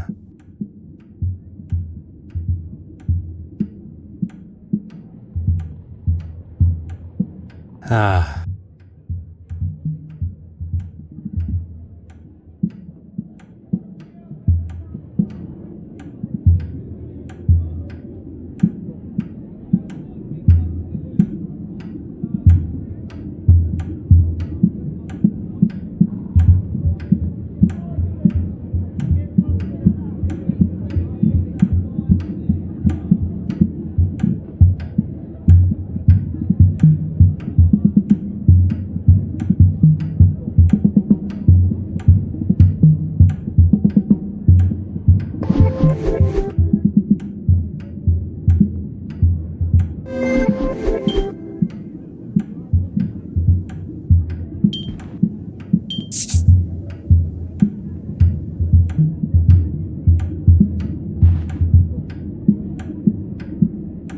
The pieces of the puzzle are finally coming together.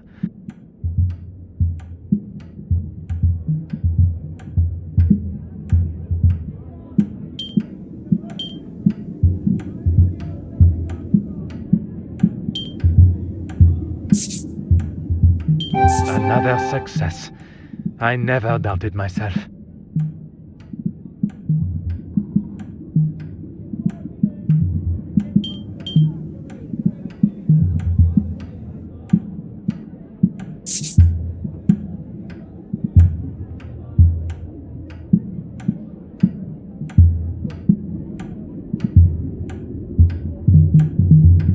I should not be surprised by my own skills of deduction.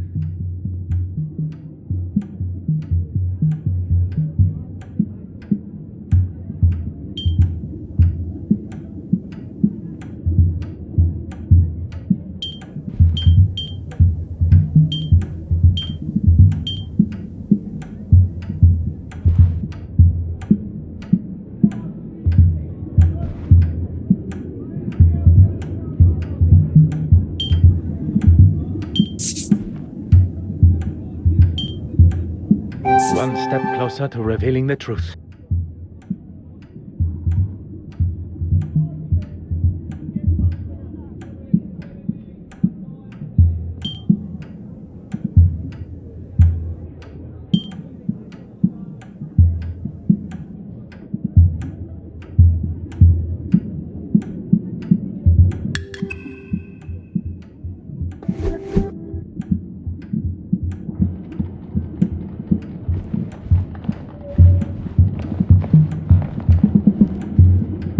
What do you need? What can I do for you?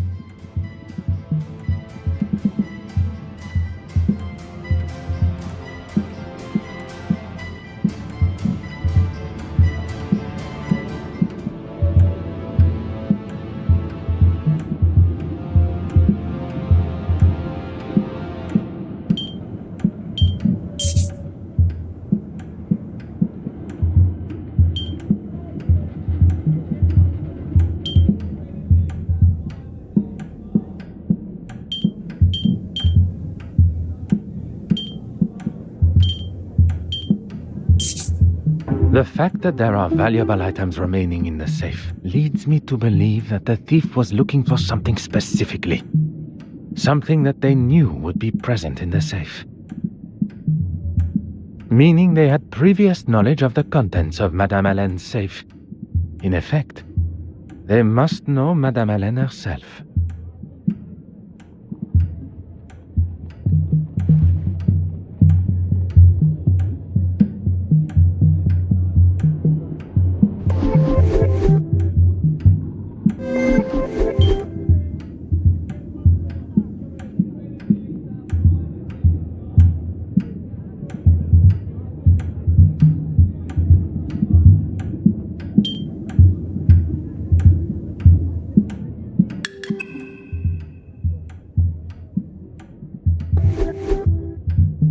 What do you need?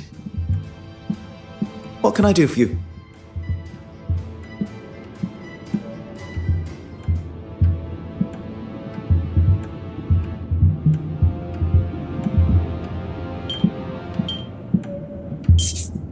Why, Mrs. Allen?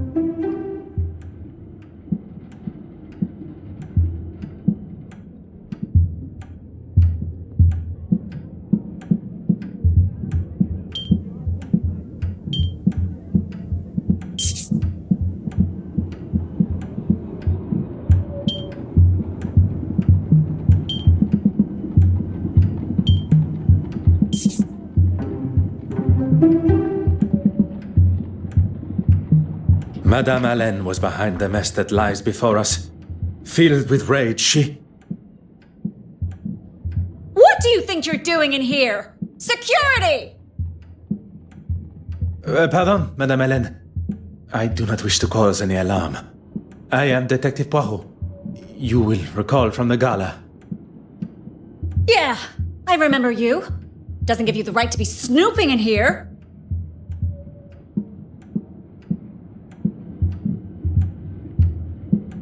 Snooping, no. Waiting patiently, oui.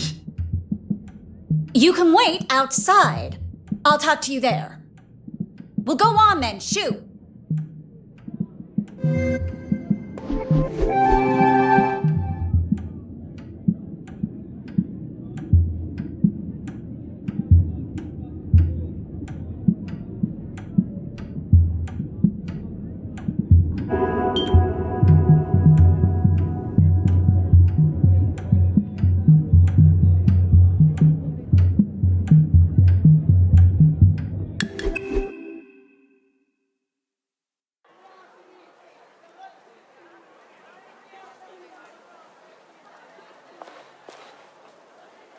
Madame Allen. Thank you for giving me this opportunity. Look, let's just get on with this, shall we? I promise not to take up too much of your valuable time.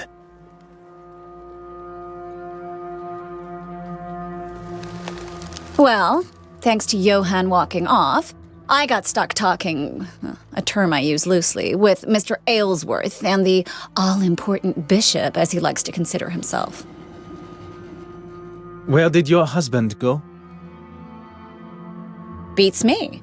But when I saw him next, he was being attacked by that crazy artist. You must have seen it. I did, and while I do not condone such behavior, if you are going to defend that woman's actions against my husband, I'll stop you there. Not really any of your business, is it? I would not forgive myself if something improper had happened and I had not addressed it. You've got nothing to worry about. I'm an emotional woman. Let's just leave it at that, shall we? I thought it was best to just get myself out of there. He may have bitten his tongue, but if I'd got my hands on her... Your husband mentioned you were feeling under the weather, no? Me? No. Ah, je vois. May I also ask about the snuff box that was found? I've heard the Brits like that stuff. Not for me, though. Sorry. You have been most helpful.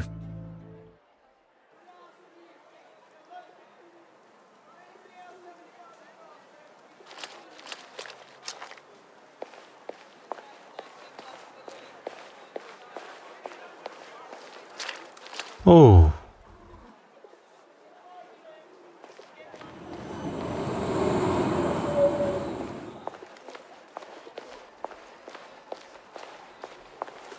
What do you need? What can I... Merci.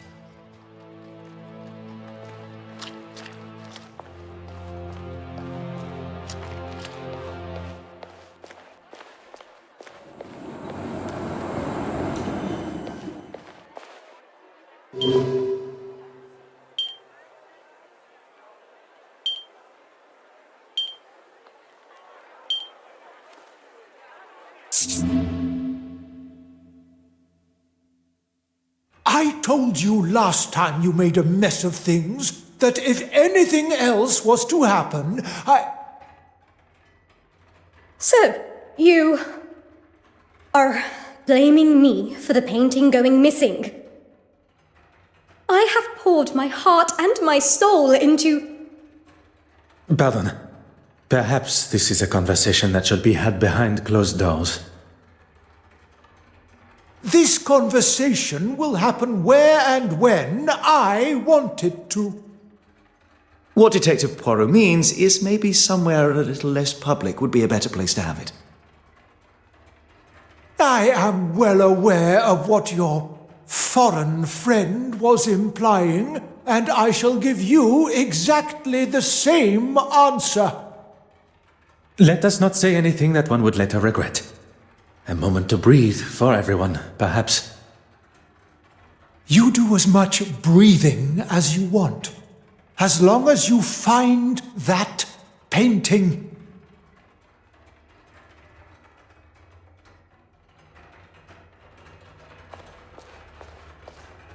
Mademoiselle, may I request a minute of your time?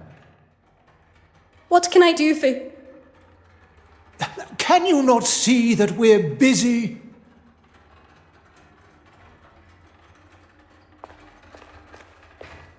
Your Grace, there are matters we really must discuss. You do understand my time is valuable, don't you? Merci, Your Grace.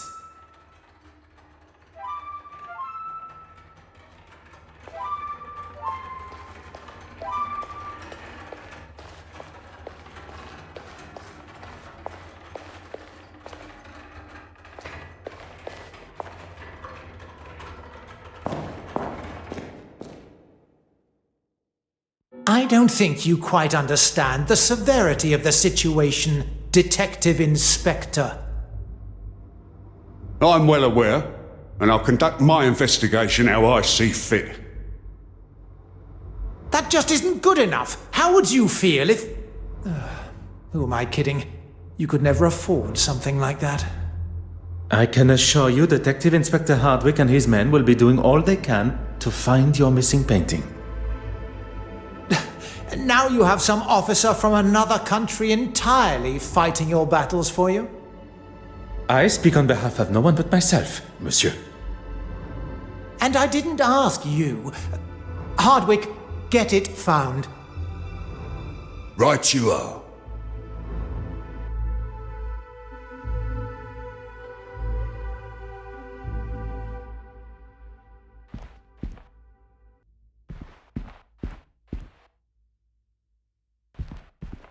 Will you allow some officer a moment of your time? I'm a very busy man. And then I shall keep my question short.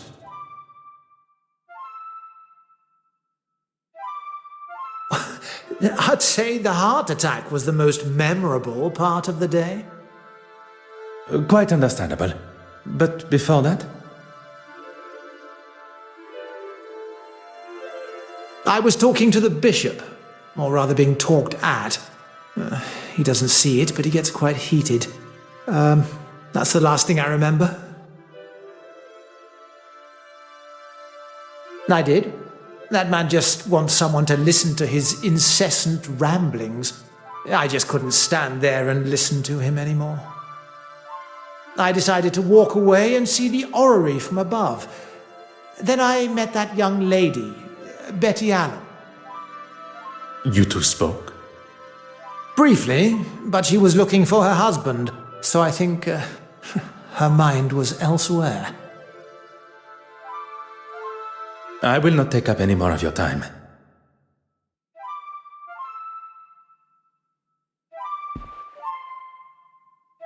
If you want to deal with him, fine by me.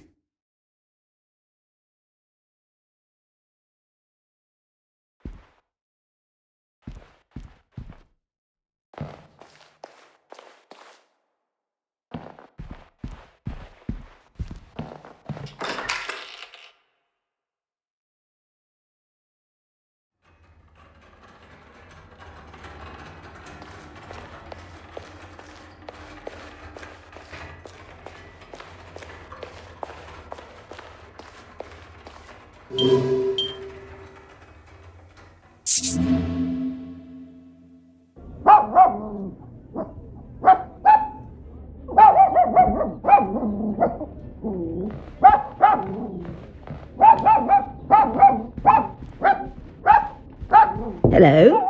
Who's that? Bonjour, madame. You're not English. Where are you from? What are you doing here? Madame, I am Detective Hercule Poirot of the Kingdom of Belgium's police force. So what? I was hoping to speak with a neighbor of yours. Mademoiselle... She's not in? Are you waiting for her? Do you know how long she... You can give her this. Tell her I did what I could with it. I will be sure to do that. Adieu, madame.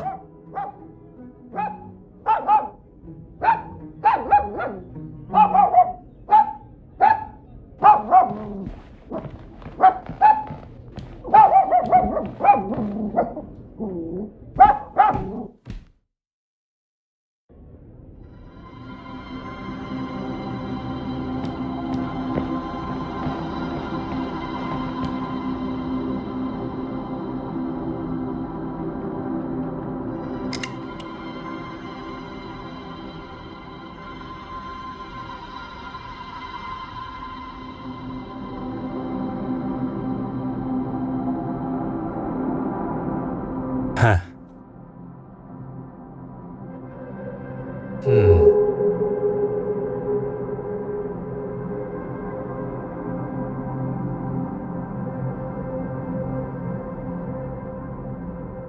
Aha.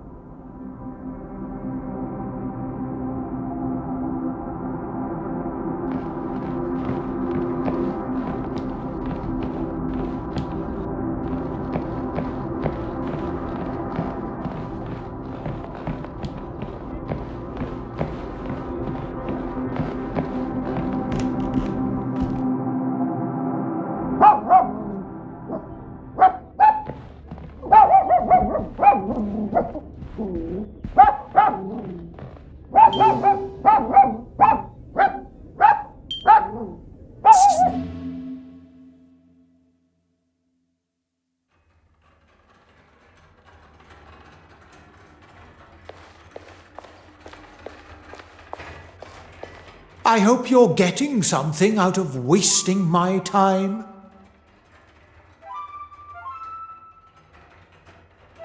Heated? Who said that? They are the words of Monsieur Ellsworth. Oh, the man is in politics. He should know what heated looks like. Maybe I was a little forceful. There was no one else around. How was I to know he was having a heart attack when he clutched his chest? It could have been anything. And when I saw he was in trouble, I went to get help. I suppose I got lost finding my way back.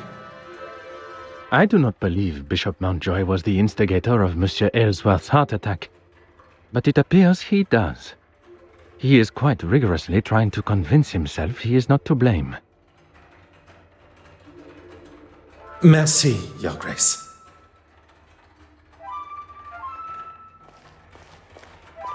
What can I do for you? He knows just how to push. He knows what this museum means to me. That is clear to us all. He thinks he can say and do what he wants because of his position. But if he thinks he can get rid of me that easily, this museum is my life. And if anyone, including him, tries to do anything to jeopardize that, I won't be held responsible for my actions. I'm sorry. The detective inspector was quite adamant I wasn't to allow anyone in. Detective Hercule Poirot is not just any man, mademoiselle. And modest to boot. I suppose it can't hurt. Follow me. There you go. The key. It is in a far better condition than yesterday. It was looking grubby and covered in rust, so I cleaned it. Is that a problem? If you find anything else that may be of importance to the investigation, I ask that you leave it as you found it.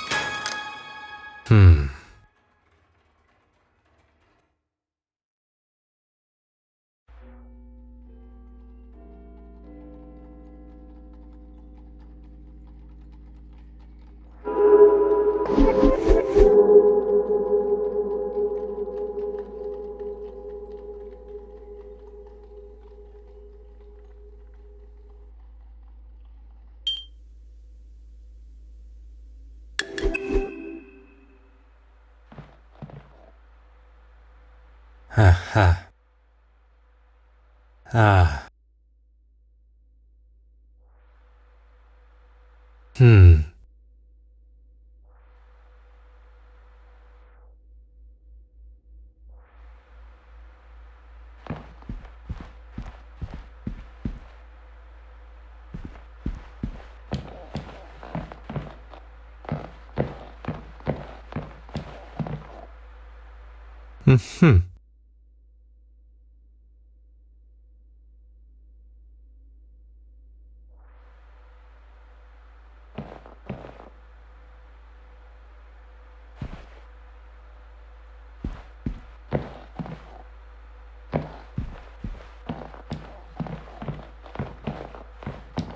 Oh.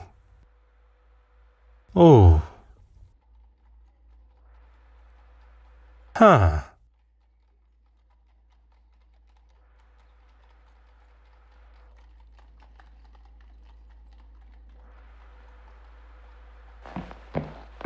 Huh.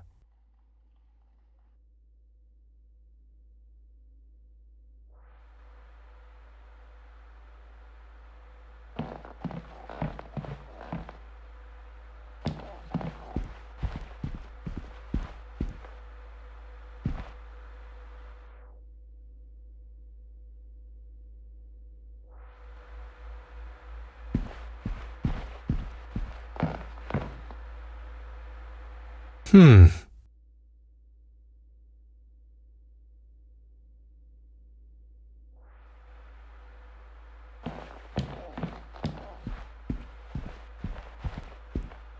Ah.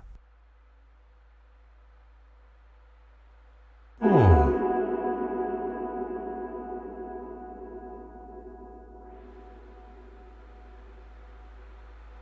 Huh.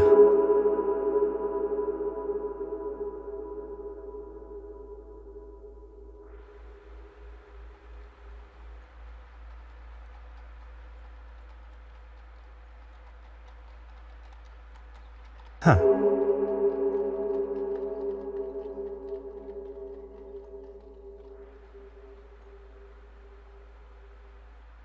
Aha.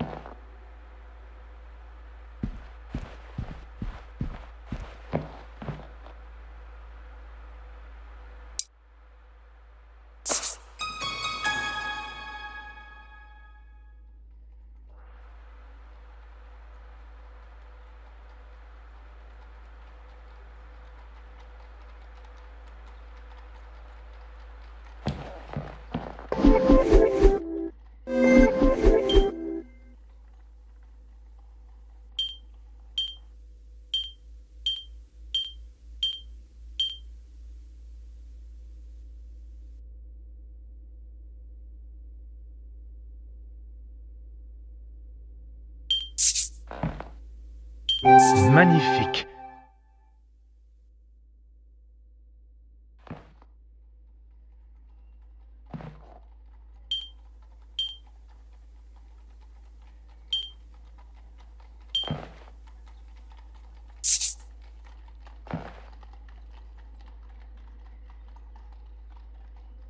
Voilà.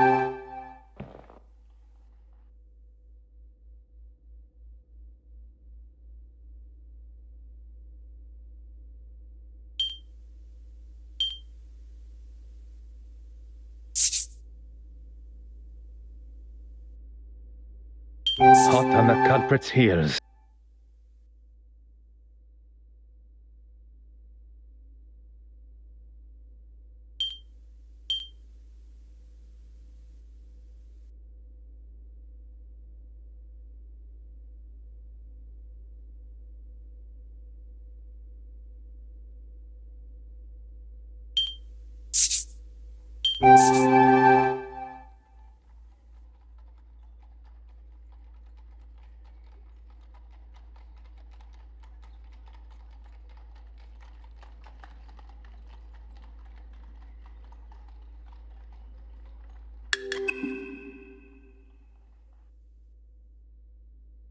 When the thief entered this room from the west wing, there was no paint on the key. We know this because there was no paint on the key when they used it on the door to the gallery. But there is paint on the key when the thief locks the west wing door after stealing the painting, telling us...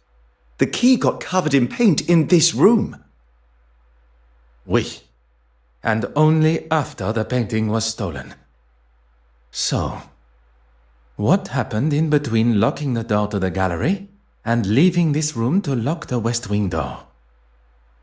The picture is becoming clearer, and the paint is the key. The thief unlocked the door from the west wing into this room, unlocked the door to the gallery, and stole the painting. They then returned, whereupon they laid the painting on the desk. The thief locked the door and returned to the painting. But then, an accident. They dropped the key into the palette of paint. How can you be so sure? We know because the paint palette was the only source of blue paint in the room that the key could have dropped in. But why put the painting on this table, where items may be knocked or where they may be heard? Perhaps the answer is before me on the desk.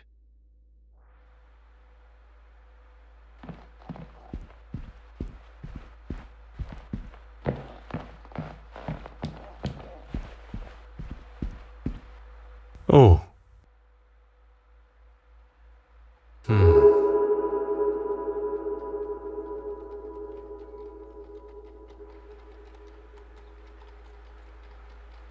Aha.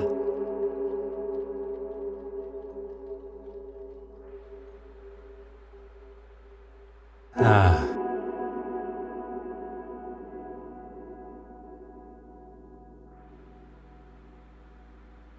Oh.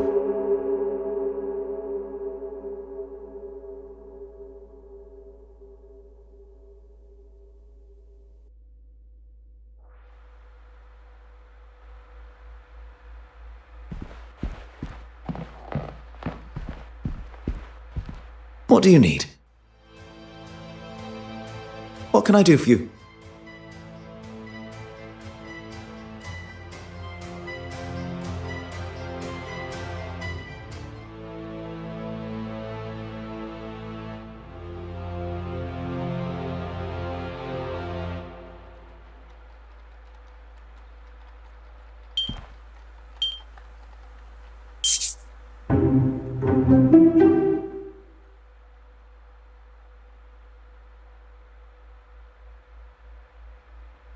What can I do for you?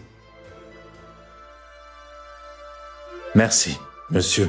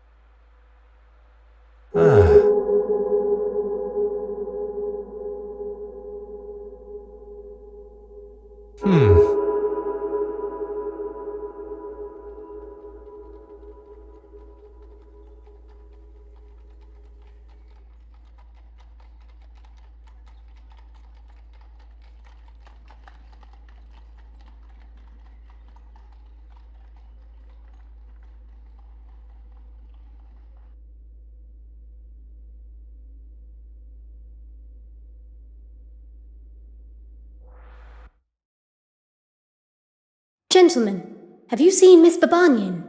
She wanted to speak with me after the bishop was finished chewing my ear off, but it seems the pair of them have disappeared. I'm afraid not. Can't have been that important then.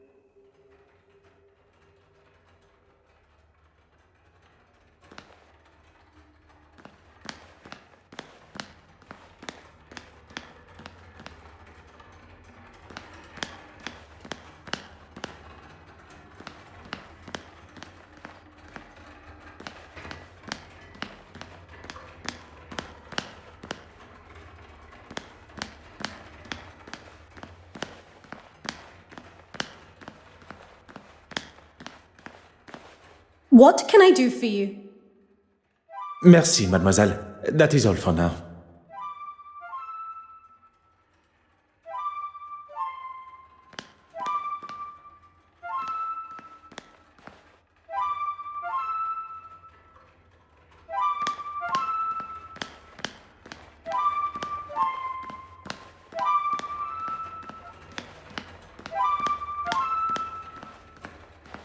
Oh.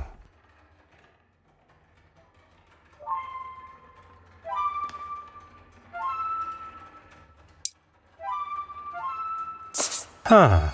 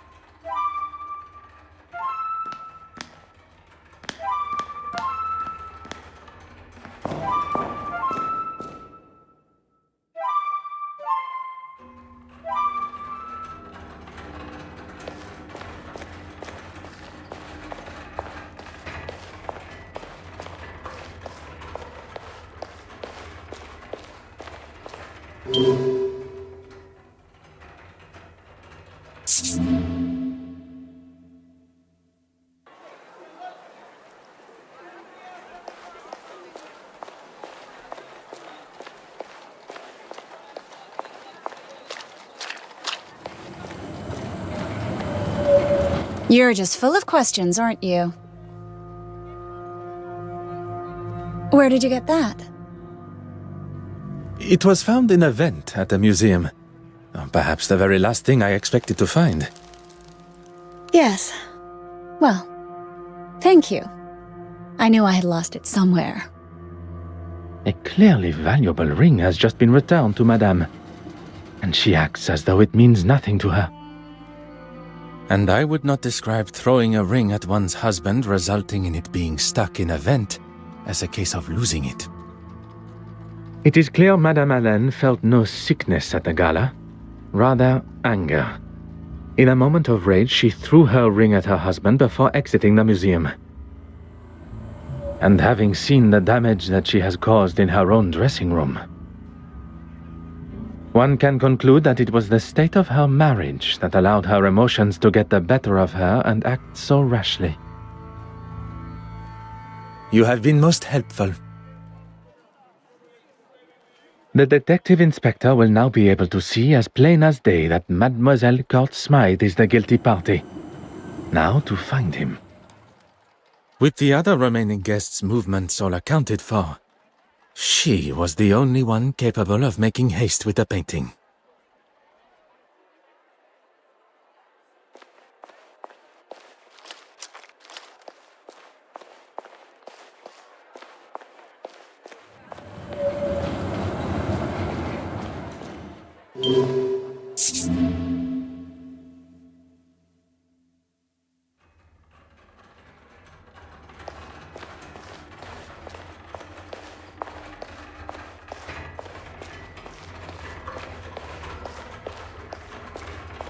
Ah, Detective, you're here. Look and you shall find. How may I be of assistance? Oh, well, I've had the photographs from the Gala developed. That's good thinking, Miss Farquhar. Oui, very kind, mademoiselle.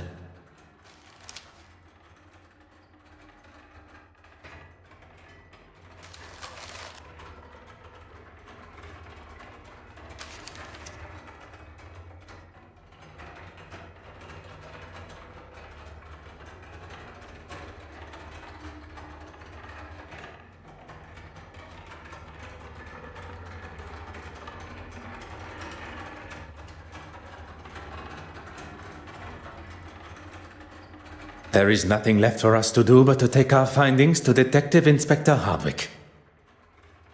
Do you think he'll listen? It is his duty as a high-ranking officer of the law. We shall not be ignored. We have done all but arrest Mademoiselle Court Smythe for him. If it is the accolade that he desires, he may have it. I was thinking that while you were speaking with Miss Court Smythe, I could try and find Mr. Christensen at their home. It would certainly be more efficient. An excellent idea.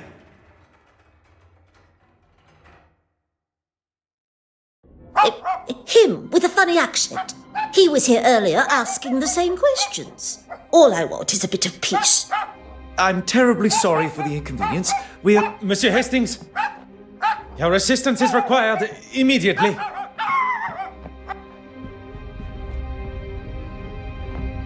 Good Lord, Poirot, that's a lot of smoke. And now you are up to speed with the situation. I have evaluated the position we find. If you're going to use the fire extinguisher, now would be the time. Très bien.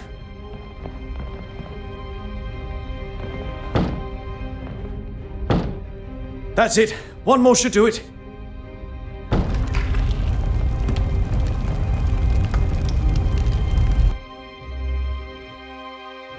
Detective Inspector, it is imperative we search the crime scene as soon as possible.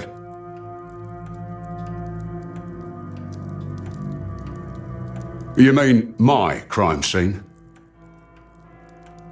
If I may, I can count on one hand how many crime scenes I have seen in my life, and although they are somewhere I don't wish to spend too much time, as the representative of Lloyd's of London Bank, it is my responsibility to handle all matters regarding the now stolen painting. A weak attempt, but I've got more on my plate than dealing with some paper pusher getting his knickers in a twist. You've got until I return to do whatever it is you need to do. And if I find one thing out of place... You may question my authority in this case, but I will not have my professionalism questioned. Whatever you say.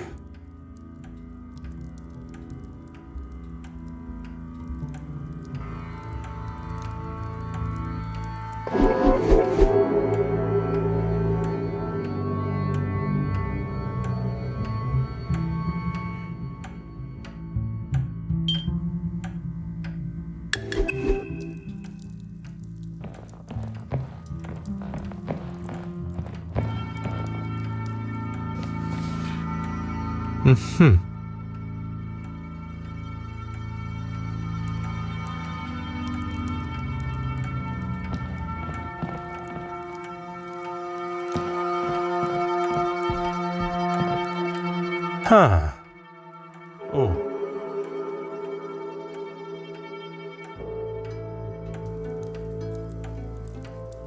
Huh.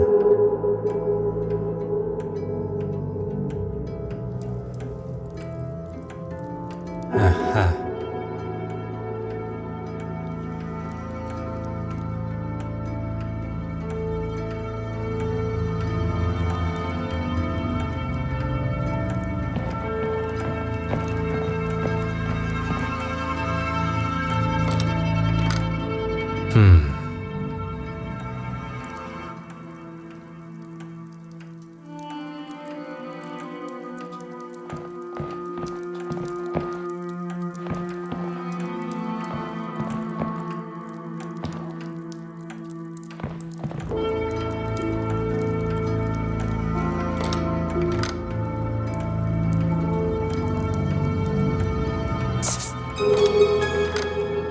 Aha.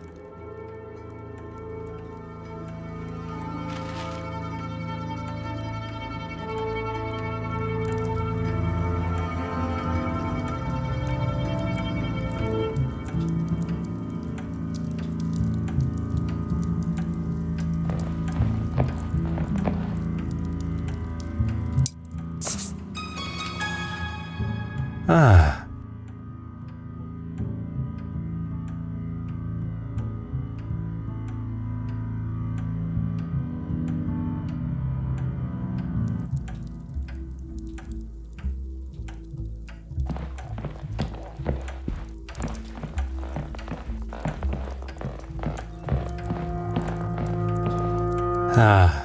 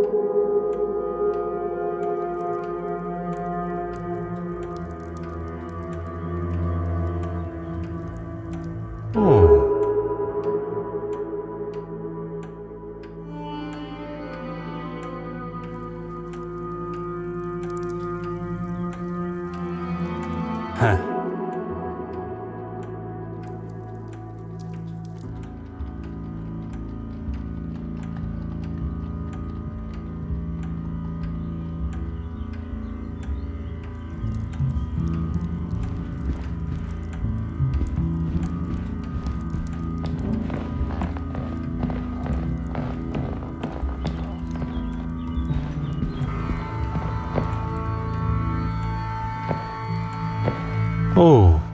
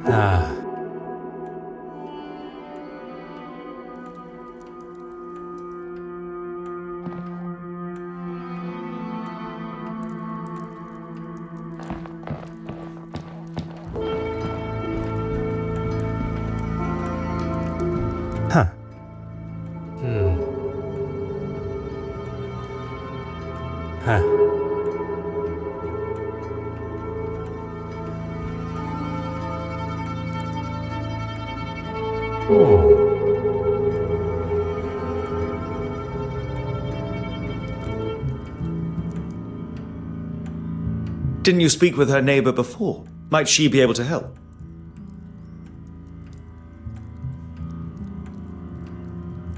Huh. Aha.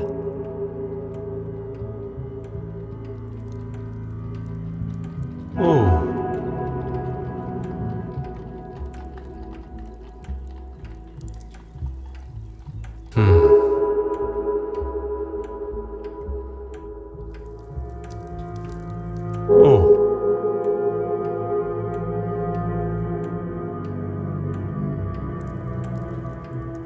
From analyzing the victim's body, I can conclude that the cause of death was not dead by the flames. Not by the flames? Then what? That is what we are yet to determine.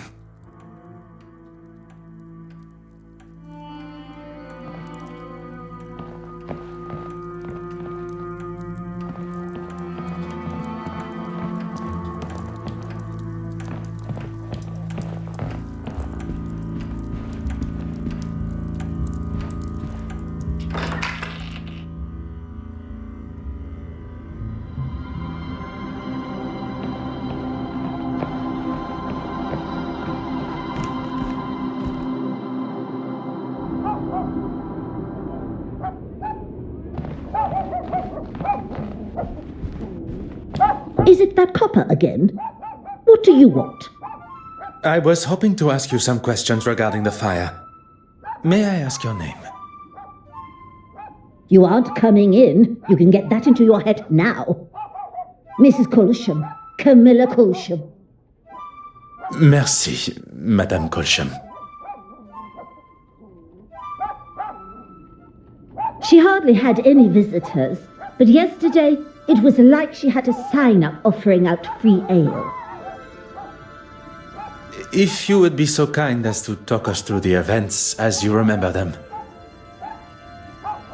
Well, I saw her leaving with a couple of paintings under her arm. You've seen her work? Not really my cup of tea. Then there was that posh-looking chap. I heard him before I saw him. Like an elephant on those stairs. Next came the professional-looking fella. He's got some money in those pockets, that's for sure. I saw him leaving with a painting, too. Oh, and the argument with another man?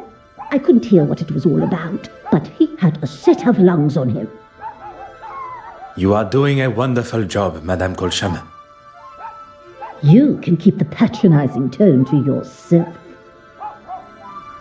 She must have turned her radio up to disguise what they were saying, but I tell you this, I'd rather have listened to them than that racket. It wasn't long before he was storming down the stairs. I don't think he'd heard the expression light-footed before. Would you be able to remember any other details of the gentleman? Through this people, you can barely tell who's man and woman.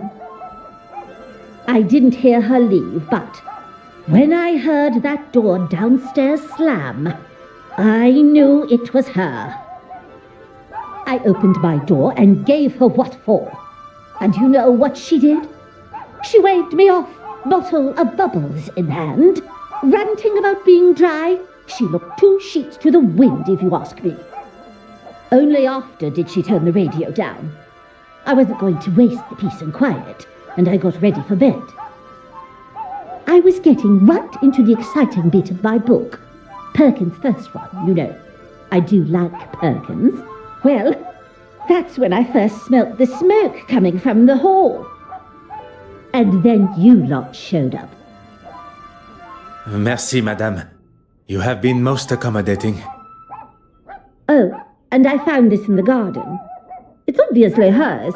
I was going to put it through her letterbox, but, well, you know. The cork from a champagne bottle. It would not be a giant leap to assume this came from Mademoiselle Courtsmith's apartment. A smell lingers on the cork. Bitter almonds. Merci, Madame Colsham.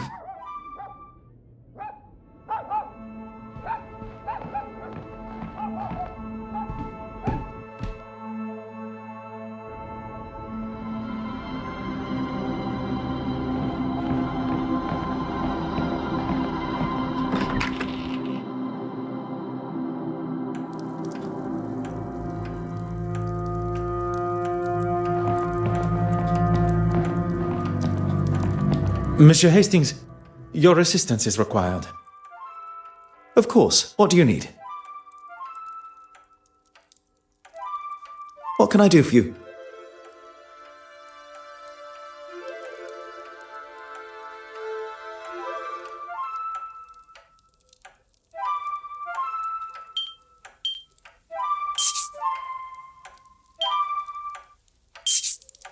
From analyzing the victim's body, I can conclude that the cause of death was not dead by the flames. Not by the flames? Then what? That is what we are yet to determine. What can I do for you?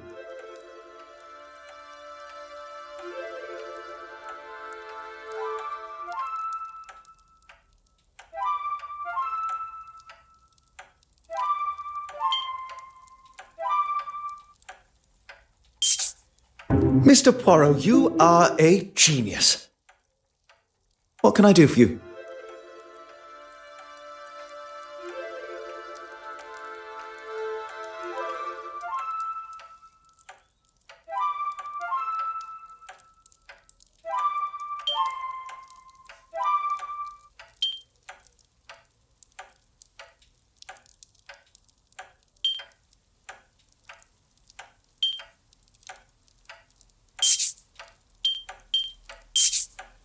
That would never have even occurred to me. I've got a lot to learn. What can I do for you? Let us get back to the scene.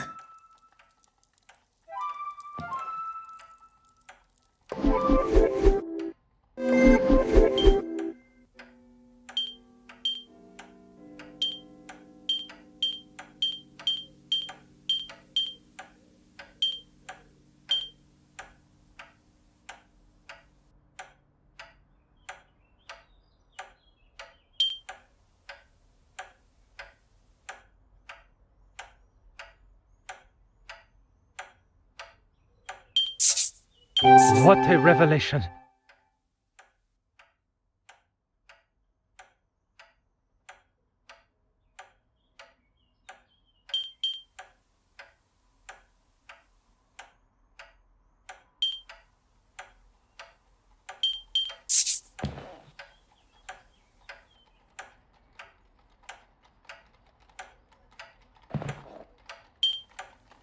Things are beginning to become clearer.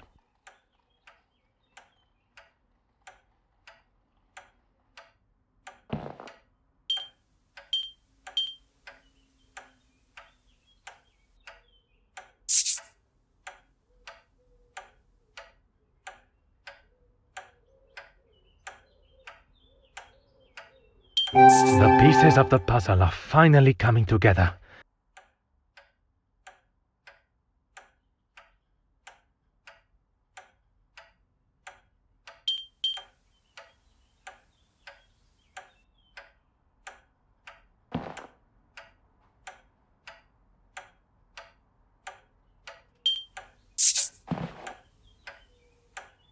Voila!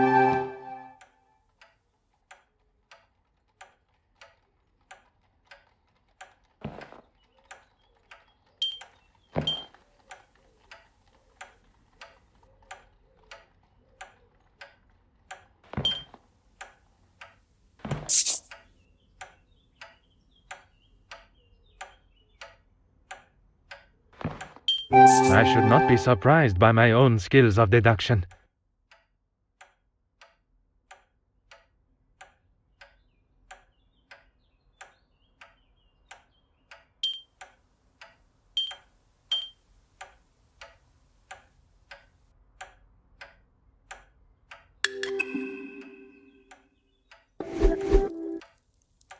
What do you need?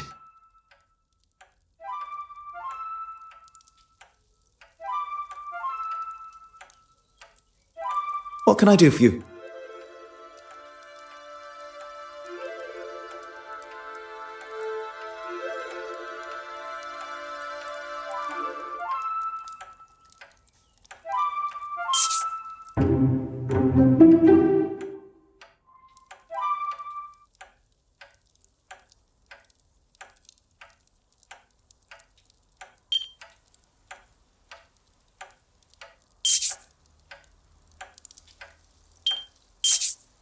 That would never have even occurred to me.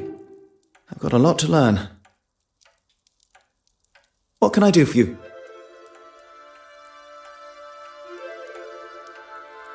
Let us get back to the scene.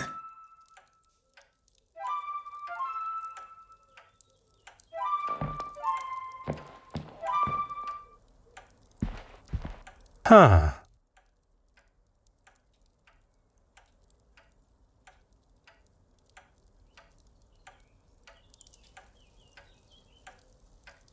From analyzing the victim's body, I can conclude that the cause of death was not by the flames. Then what? That is what we are yet to determine.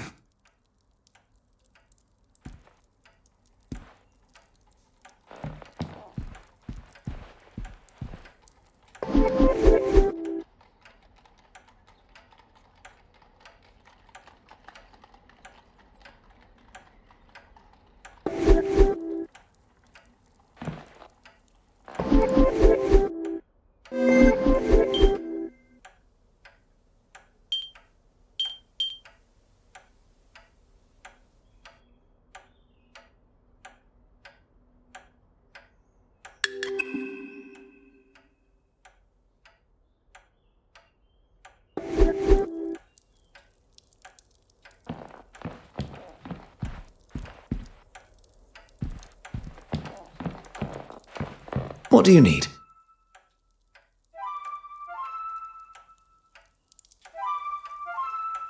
Almonds?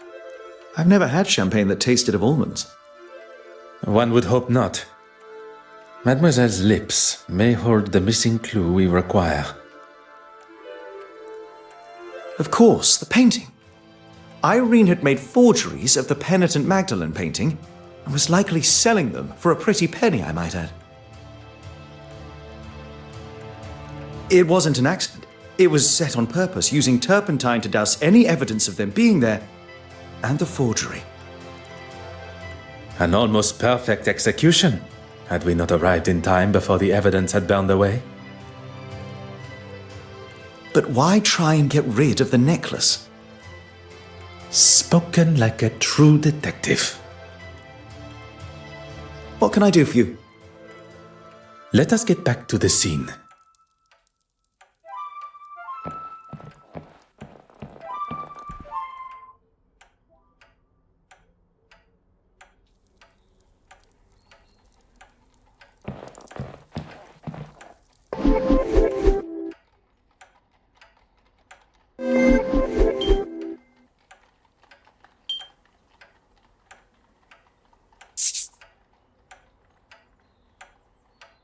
Logical thinking shall always prevail.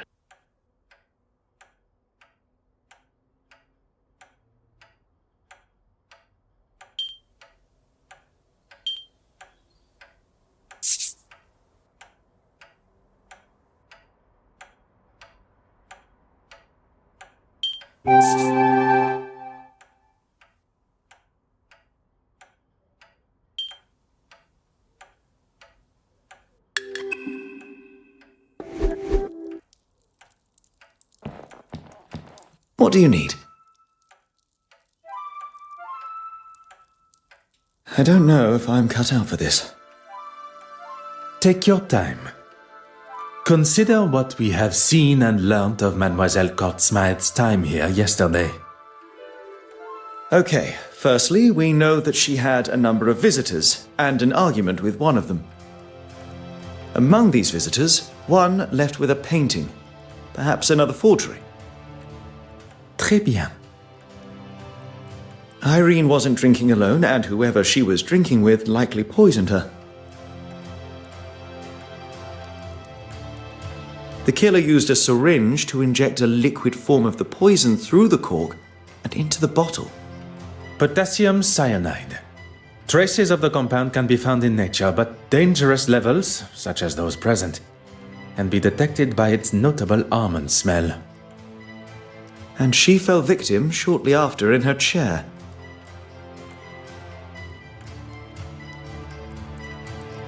What are you going to tell him? The truth. He may hope for a simple and somewhat convenient version of events, but he cannot ignore the facts that we shall present. My crime scene still intact? Of course, Detective Inspector. There is something that... There's nothing more to say.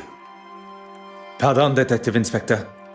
The truth is that Mademoiselle Irene Courtsmith was murdered. Right you are. I'll be sure to make a note. But you won't? Excuse me? Are you forgetting who you're talking to? He is well aware of your authority and your capability of coming to the same conclusion. We only wish to inform you of our findings. Well, my men have been in, as have I, and I've concluded that the mademoiselle, as you so elegantly called her, made off with the painting and decided to have a few drinks to celebrate. She passed out drunk in the chair, candle still lit, and the place went up like a match. Detective Inspector, s'il vous plaît. It is really not that simple. Who are you calling simple? He's not calling you simple, he's saying that isn't how it happened. How can you ignore the bottle of champagne that had been tampered with? The smell of poison on the cork. You're both experts in poison now, are you? I do not wish to stand here and argue credentials. Mademoiselle Court Smythe was killed, not by the fire that burned through her home, but at the hands of another. Her drink, laced with potassium cyanide. Quite the imagination you two have. Look, we can show. No. We shall leave the Detective Inspector to discover the truth for himself. Detective, adieu. Monsieur Hastings, you must learn which battles are worth the fight. Besides, we have no time to stand squabbling with him. We have a murder to solve.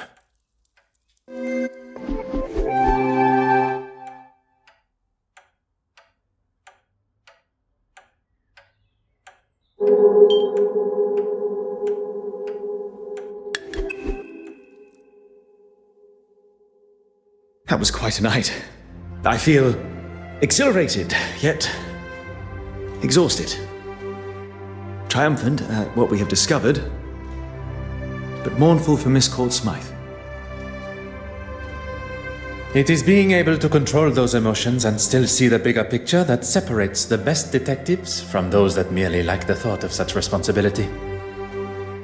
So do you think it must have been one of the guests at the gala? An accomplice disguised as a guest turned murderer. A master criminal they may appear to be, but they have never crossed paths with Belgium's greatest detective. I think I just felt a chill. Now we must speak with the guests of the gala again, as well as find Monsieur Christiansen, who has continued to evade my questions. I have no doubt one or more of them will hold the answers we require regarding the death of Mademoiselle Court Smythe.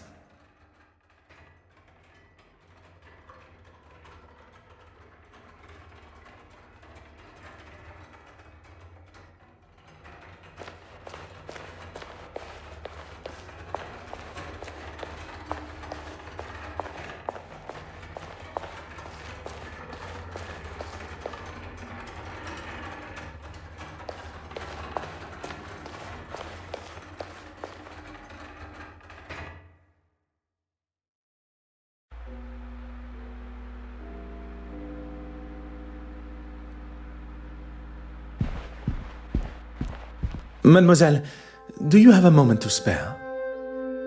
Of course, Detective. I'm hoping you have some good news for me. Goodness. You've found the painting, haven't you? A painting was recovered. A forgery, but it was damaged by the fire. What on earth are you talking about? Forgery? Fire? It ran rampant through Mademoiselle Court Smythe's apartment. She's dead. She would never be so. But with all of those flammable paints and... No! Mademoiselle Warbeck appears quite distraught at the news. Perhaps I should have considered the nature in which it was delivered.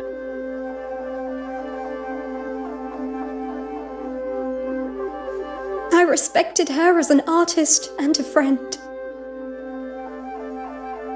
I do not wish to push Mademoiselle Warbeck too far while in such a state. But as a friend, I must know if she was aware of Mademoiselle Court Smythe's plan. Perhaps, as a friend, she let slip of her plans. Her plan for what?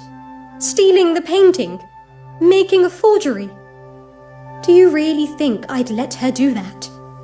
She must have had help from someone she trusted. If she did, it wasn't me she confided in.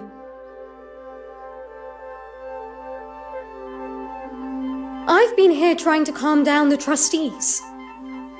You did not leave the museum? I was here until the early hours. After the meeting, I wrote a letter to my father. I wanted his advice on what to do. It's just all so... Excuse me, gentlemen. I must go and make a phone call to an artist. I shan't be long. Merci, mademoiselle. That is all for now.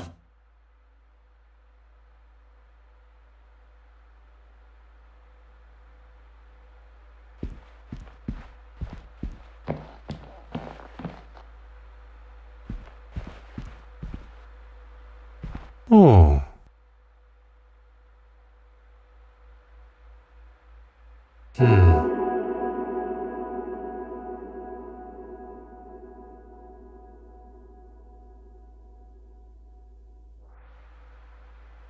Huh.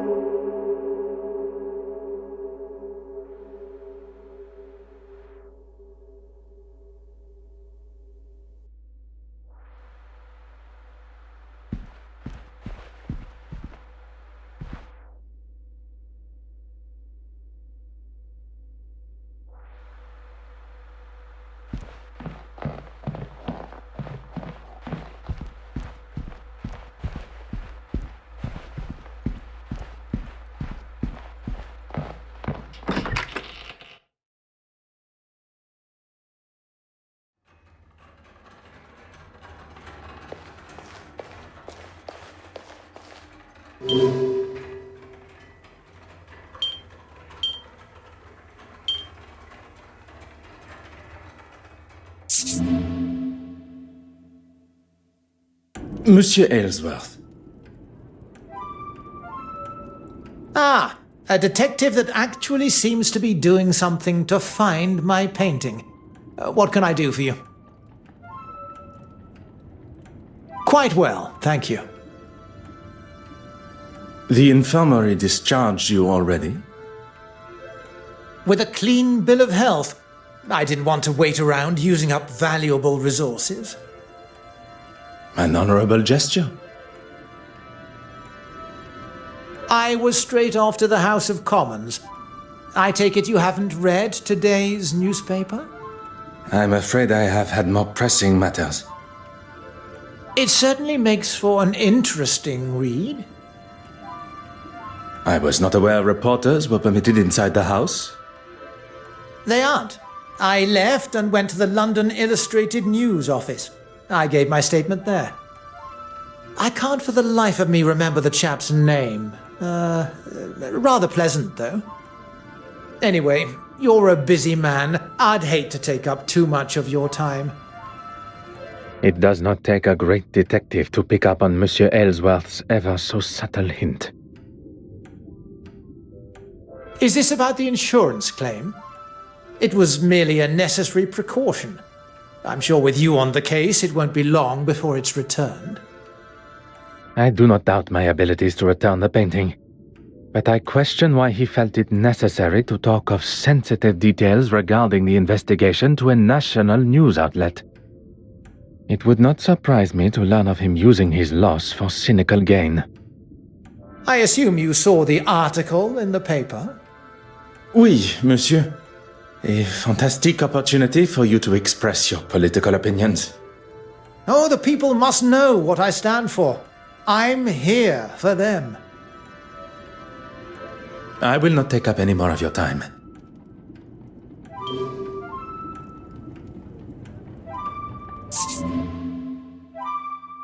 Bartholomew!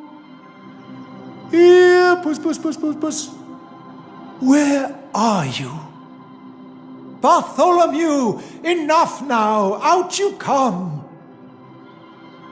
I'm sorry, I just don't have time to talk now.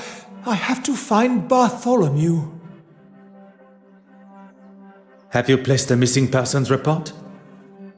Really, Detective? Bartholomew is the church cat. I think a missing persons report might be a little overboard. I am sure with our assistance we shall find him in half the time. And then, perhaps you will have time to answer my questions. Fine. All that matters now is that we find him.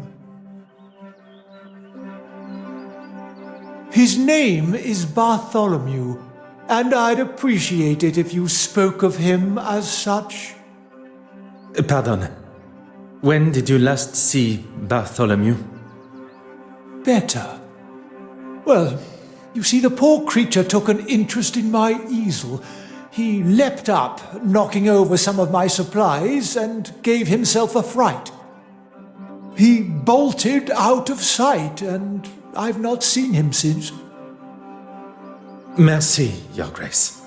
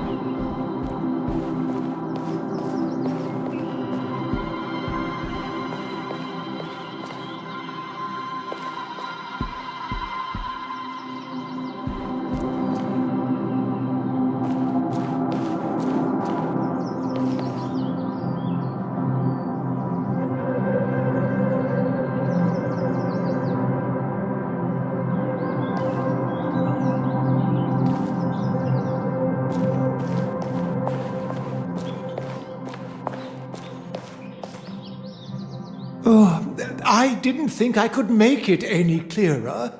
Our priority is to find Bartholomew. Yes, Thomas, one of my parishioners, would usually have sorted that for me.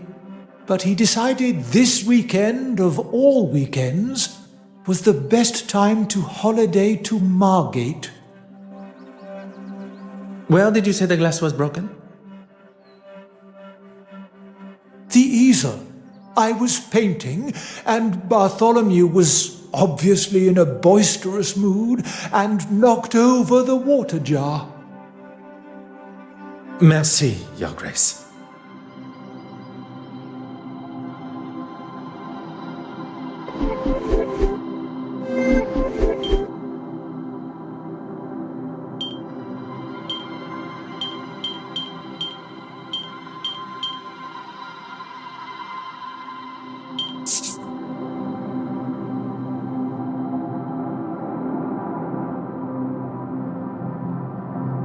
What a revelation!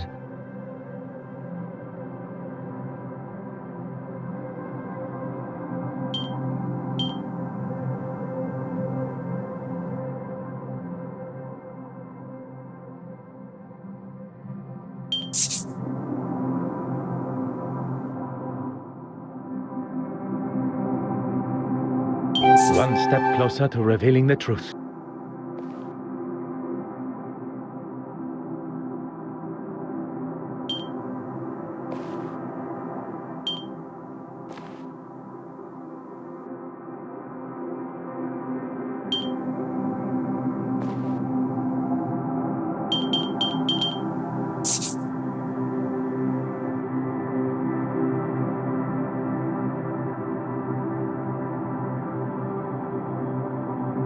Some would say a lucky guess.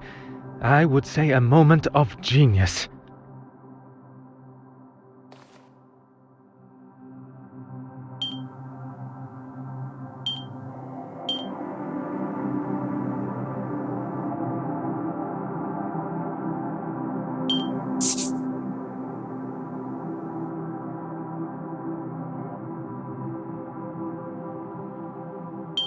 Another success. I never doubted myself.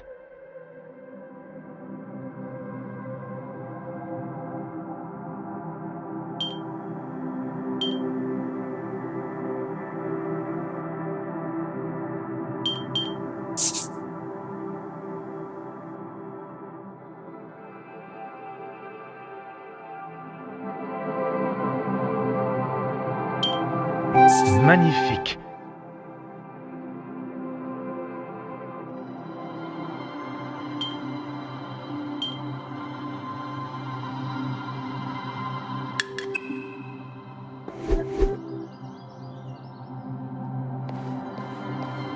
Monsieur Hastings, your assistance is required. Of course. What do you need? What can I do for you?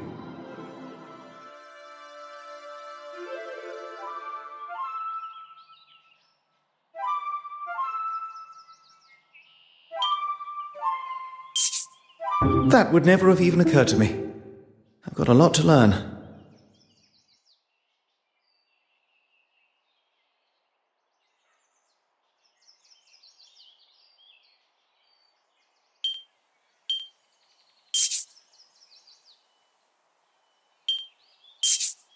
I question whether the bishop's version of events is accurate. Perhaps he threw the glass jar at Bartholomew because he was on the altar. I know that's how it looks, but I can't imagine someone being so cruel. What tells us where the cat ran to next?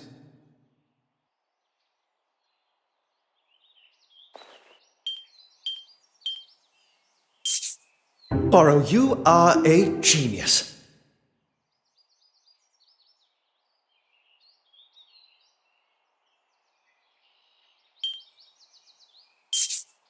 How can we know where the cat ran to next?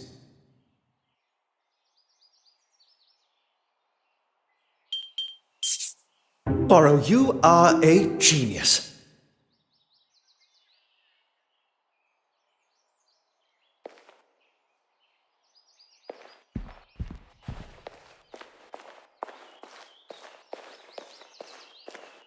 Oh. Oh.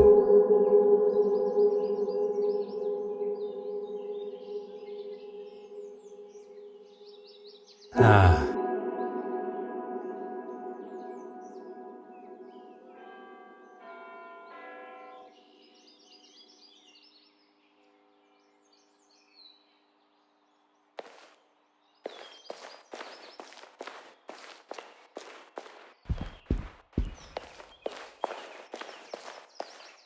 Oh, I didn't think I could make it any clearer. Merci.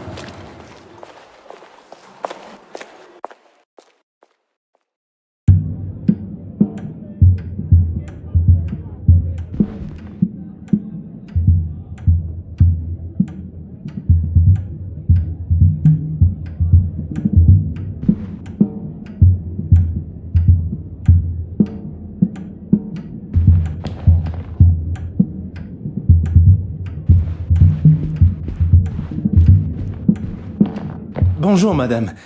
Do you have a moment to... Has something happened? You bet something's happened! That slime bag! How dare he say my performance was mediocre! I'm sure he didn't mean... That's it! I give up! I'm done with this acting! With this city! Take a deep breath. One man's opinion, and a wrong one at that, is not powerful enough to topple a career like yours. You're right. Let him think what he wants. I'm sorry. I'm an actress. It's my prerogative to be a little overdramatic.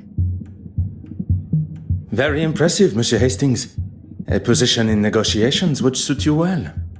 Is there something I can help you both with? You do know what I do, don't you?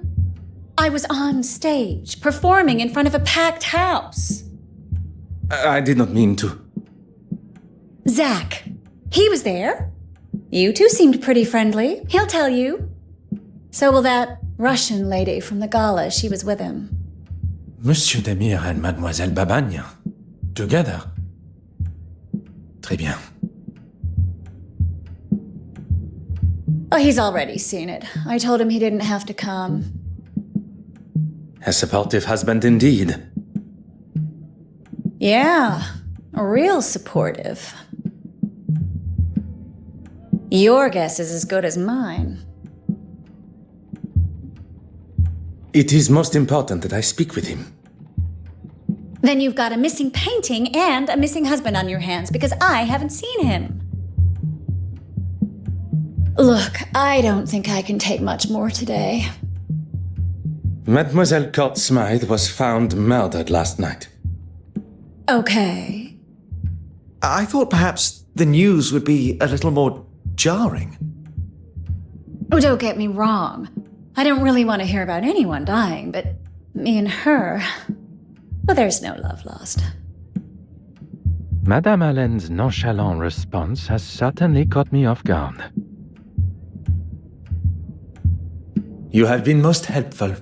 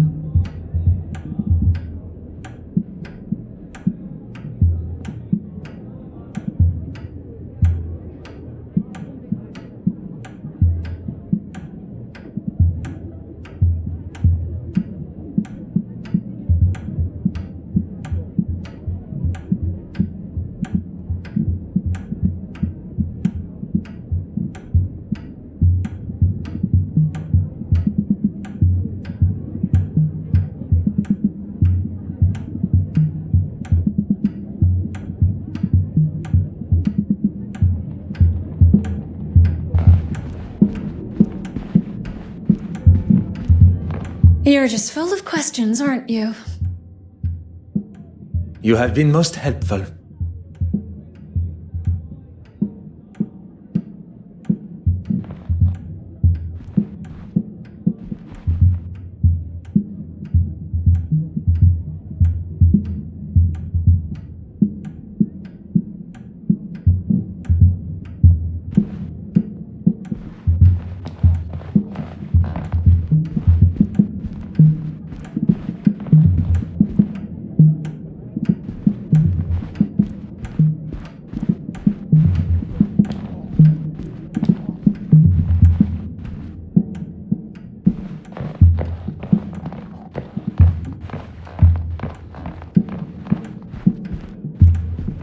What do you need?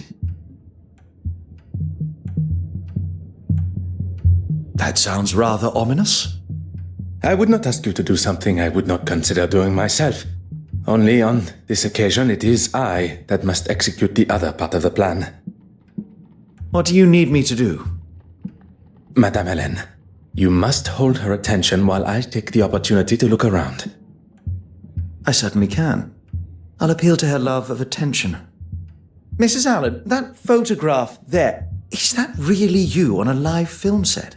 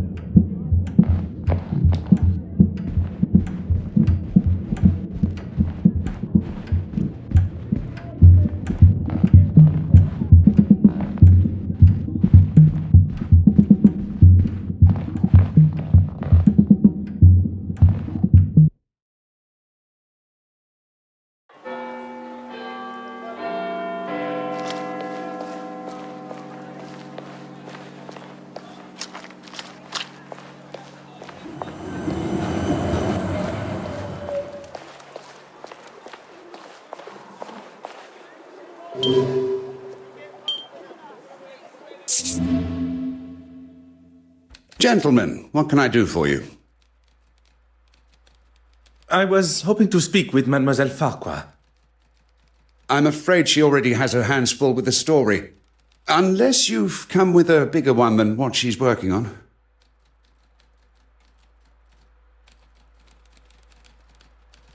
Perhaps another time, gentlemen. We really are very busy.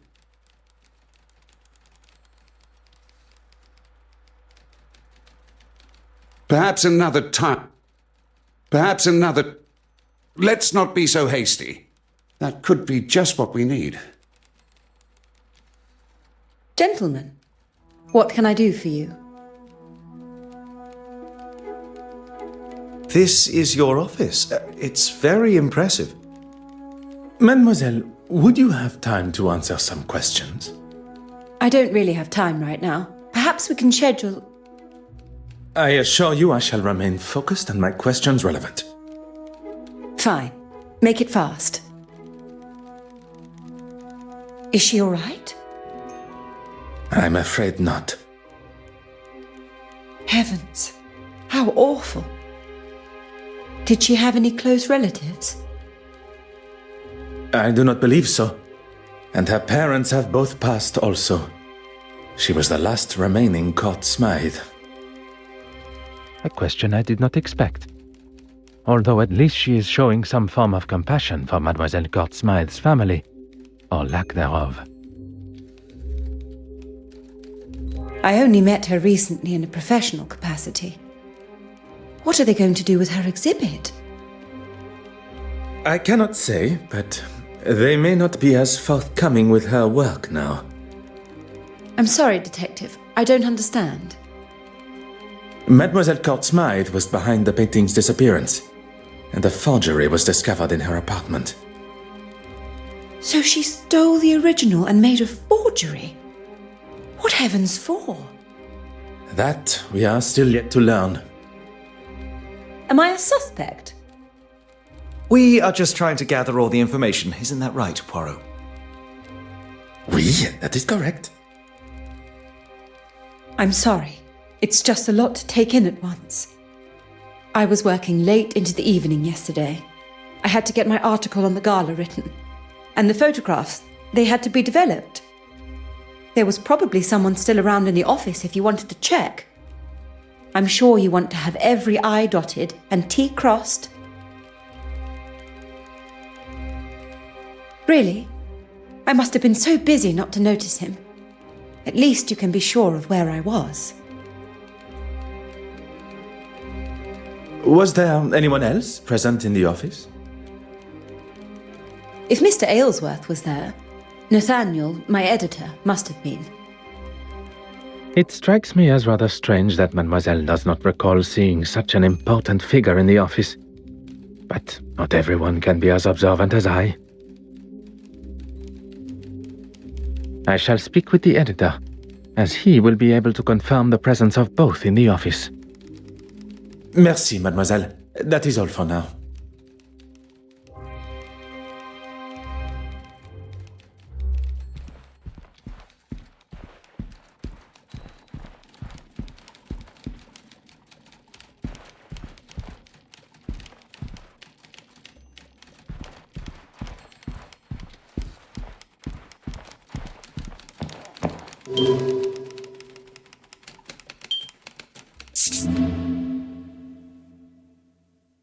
What can I do for you, Detective?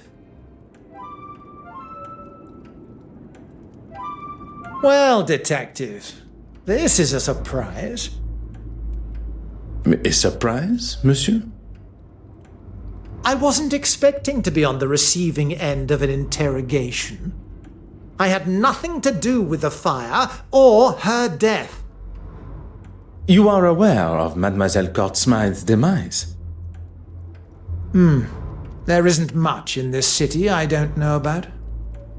And for your little notepad, or wherever you're storing the facts, that report, Farquhar, she was in the office and can confirm I was there.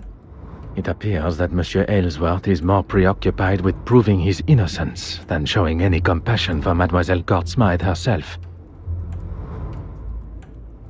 I will not take up any more of your time.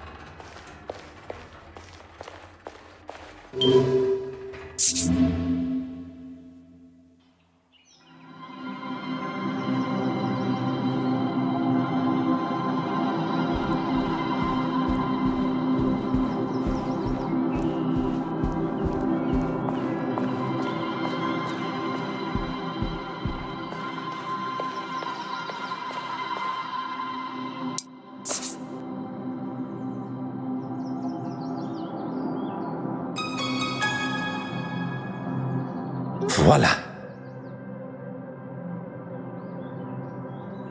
Your Grace, now that Bartholomew has been found, would you... As my way of thanks, I'll answer your questions.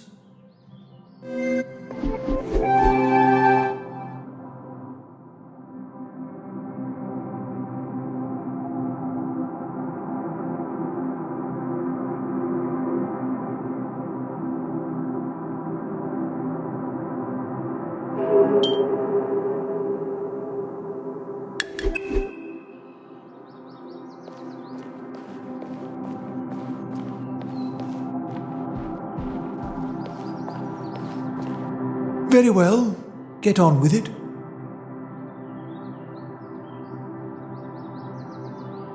I hope that comes from an inquisitive nature rather than a place of accusation.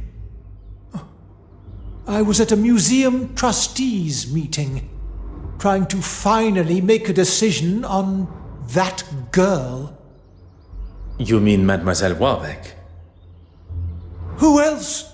She's running that museum into the ground. And following the meeting? I returned to the church to prepare for Compline prayers, although I don't think I was alone. You don't think? I got the feeling that someone had followed me from the museum. I never saw them, but I know what I felt.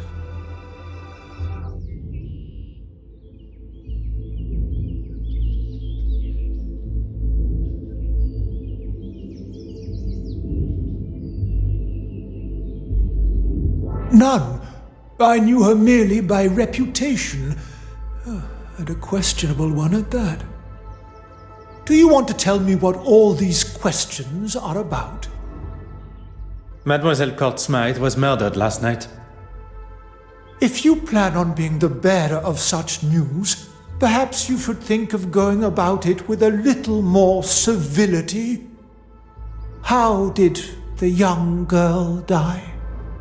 There was a fire in her apartment, although it wasn't the flames that took her life, but poison. Arson and poisoning.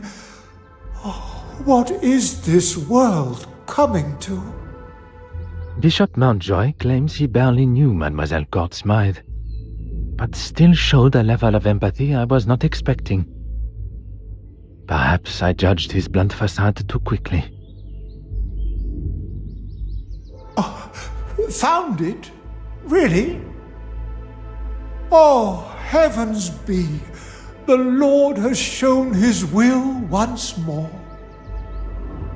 I can only assume his delayed excitement came from being off guard.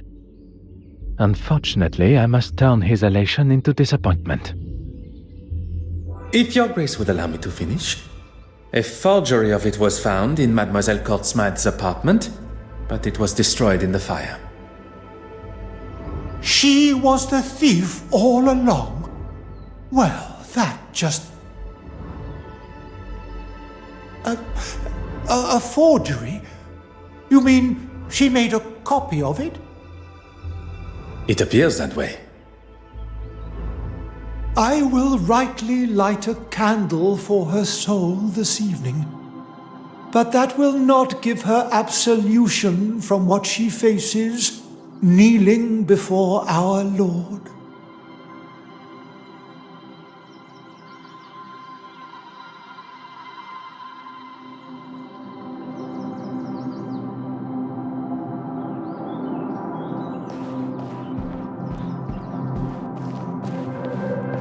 Oh.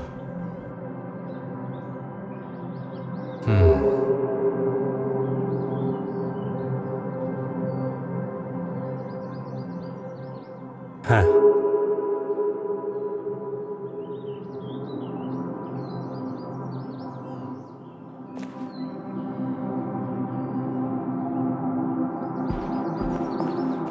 What do you need? What can I do for you?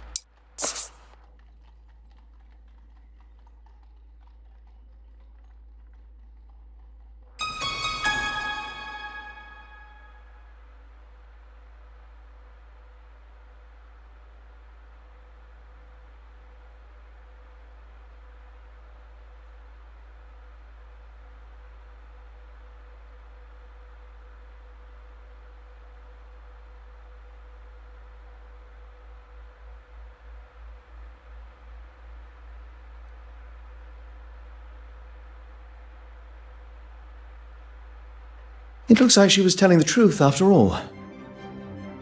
About composing the letter, oui. But we cannot confirm where it was penned. What's all this other stuff? I don't think it's from the letter to her father. It seems we have stumbled across the names and addresses for the guests of the gala, although they are not all legible.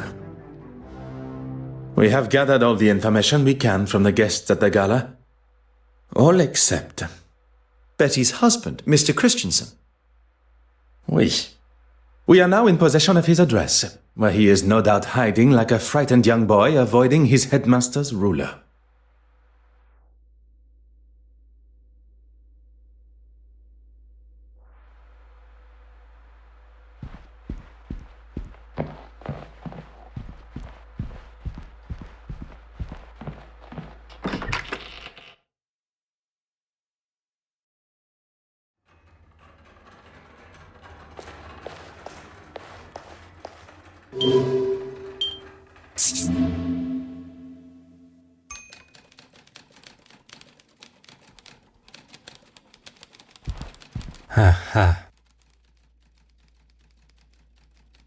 Voila.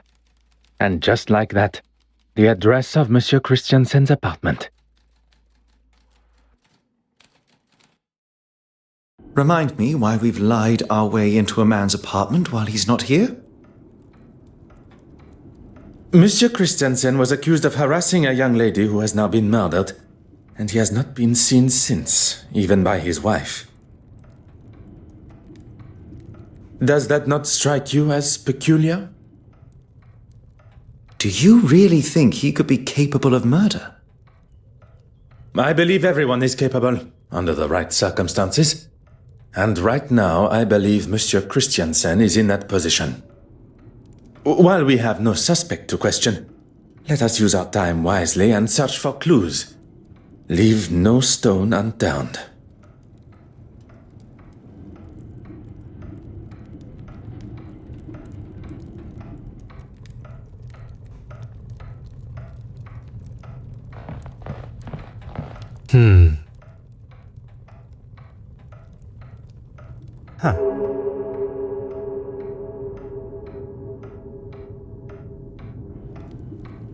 Aha.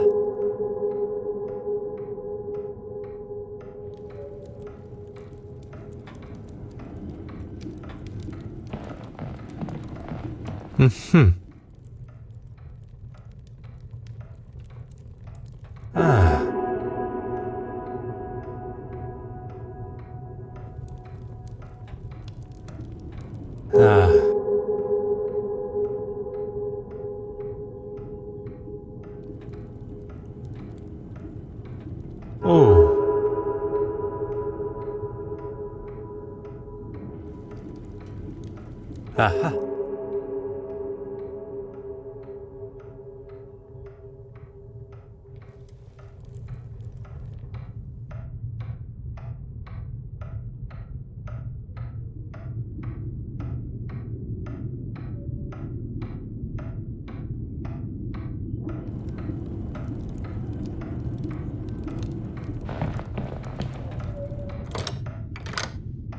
Oh.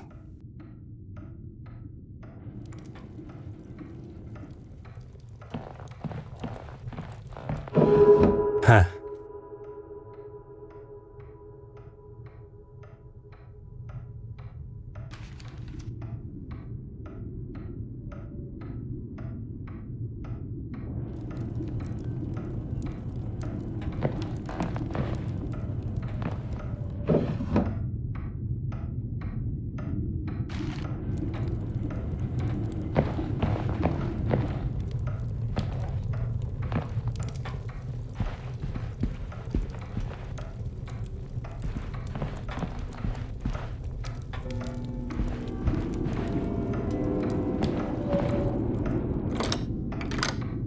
Hmm.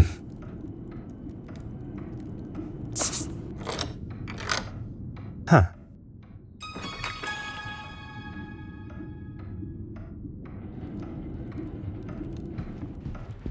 Huh. Mm-hmm.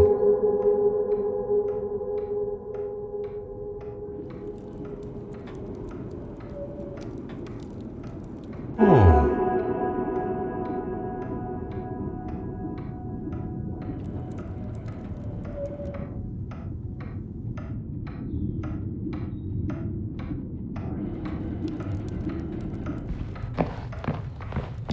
Monsieur Hastings, your assistance is required. Of course. What do you need? What can I do for you?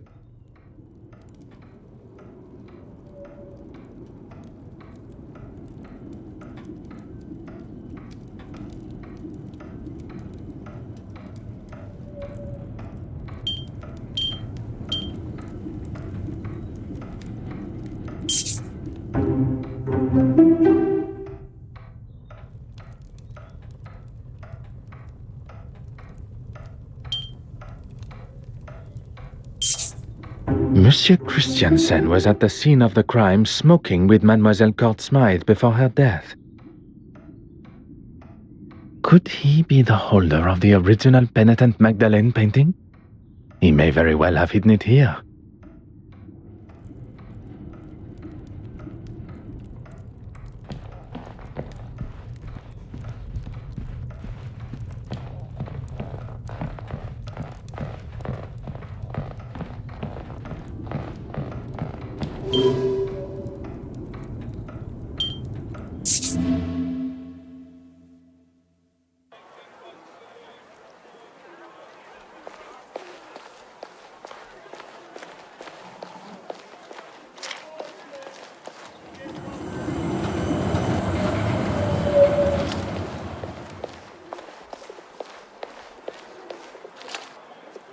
Poirot, good to see you.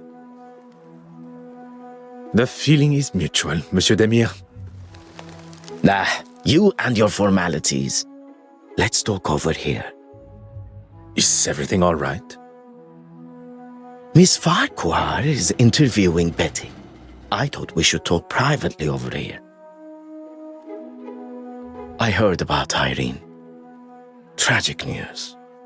And what's this I hear about poison? Who told you that? It doesn't take long for news like that to spread in this city. I would appreciate some discretion between friends. But Mademoiselle was poisoned. Anything I can help with?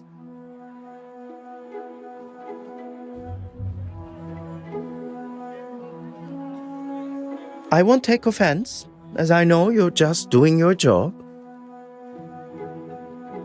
I attended the evening performance of Betty's show.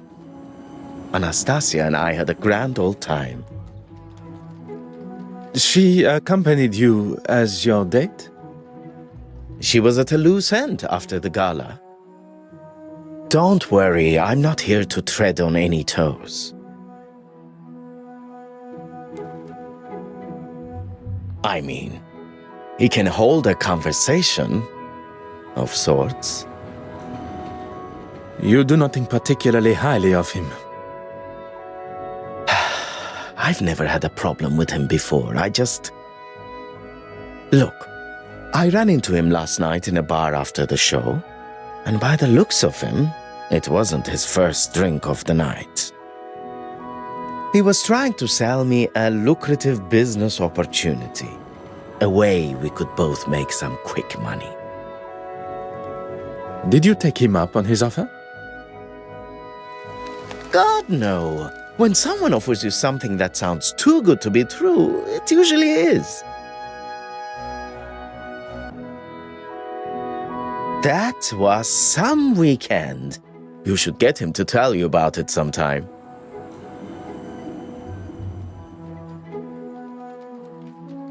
Bragging is a sign of overconfidence and grandiose behavior. You know, at first I found those kind of replies annoying. But now, charming almost. I shall accept that as both a compliment and a sign of your maturity. If it wasn't for the detective here, I would probably still be wallowing in my own anger and self-pity. You have lived a life many of us have only heard about in stories. A life that we all hope no one will have to live again. I second that. Your family must be proud of the man you have become, as am I.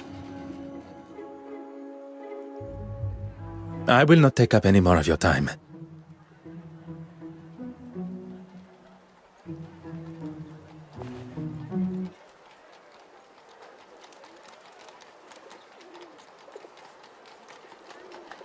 I do not mean to interrupt. Then perhaps you should wait until we have finished the interview. I do not mean to interrupt. Then perhaps...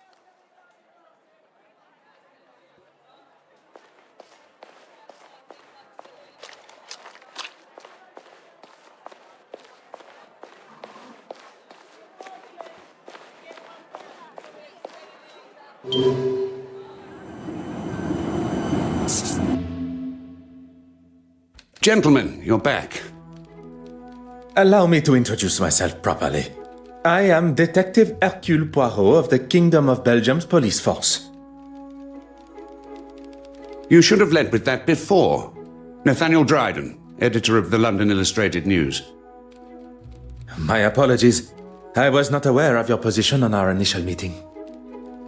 That's quite all right. You were still more polite than most of the people that come through my door. What can I do for you? I did, but that was supposed to be an exclusive. How did you know? It is a detective's job to know such things. Doesn't really explain how, but okay.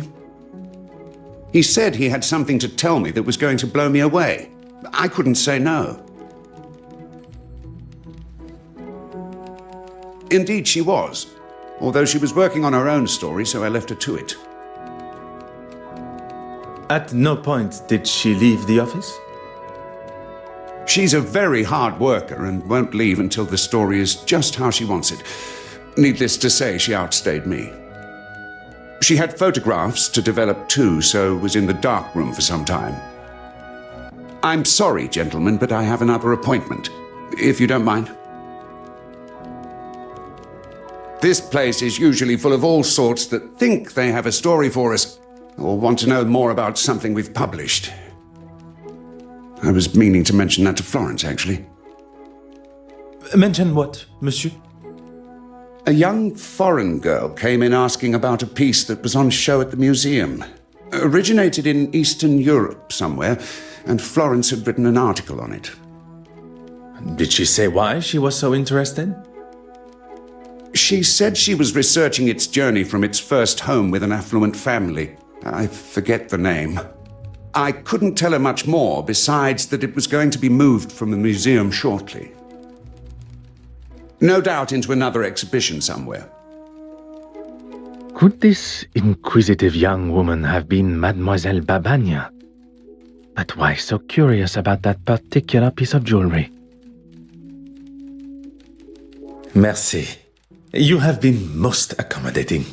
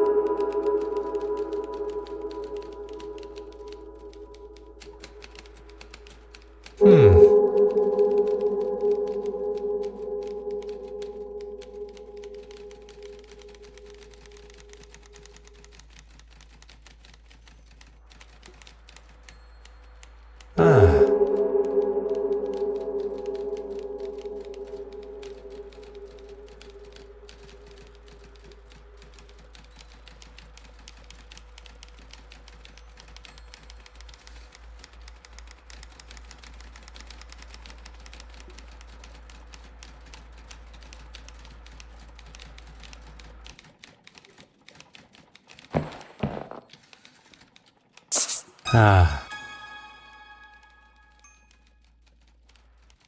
Aha. Sacre. What is the meaning of this? It is the missing painting, and this photograph is identical to one that had been burnt in the fire.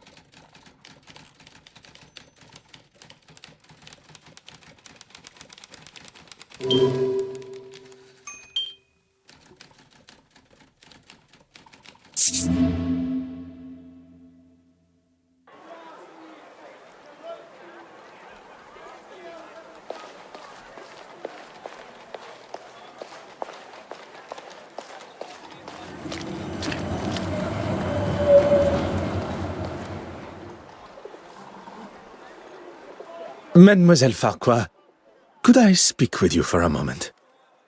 I'm in the middle of an interview. I really must insist. That was incredibly unprofessional, Detective. If we are to discuss professionalism, perhaps we should talk about your work with Mademoiselle Court Smythe. I think you've got me confused with... Enough, mademoiselle. It is time for the truth. You don't think I was involved? Please do not feign ignorance, mademoiselle. Where did mademoiselle receive her inspiration to make her forgeries? I remind you that I stand before you as a detective.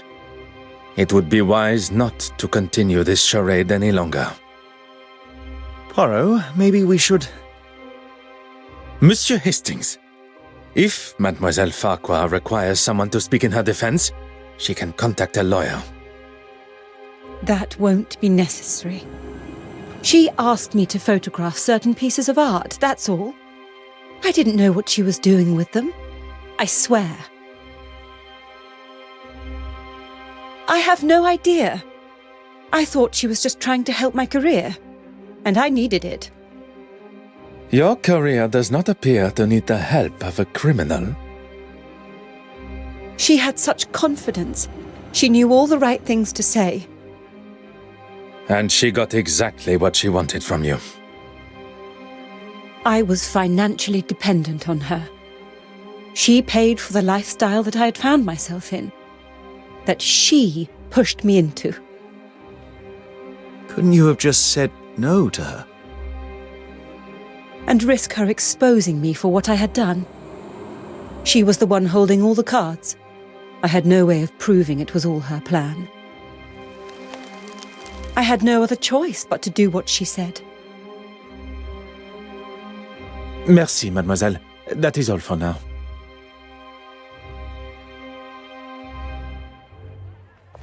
I am sorry to have interrupted your interview earlier. By the looks of it, what you were saying was much more exciting. Care to spill? Perhaps we should stick to my questions to you. You have been most helpful.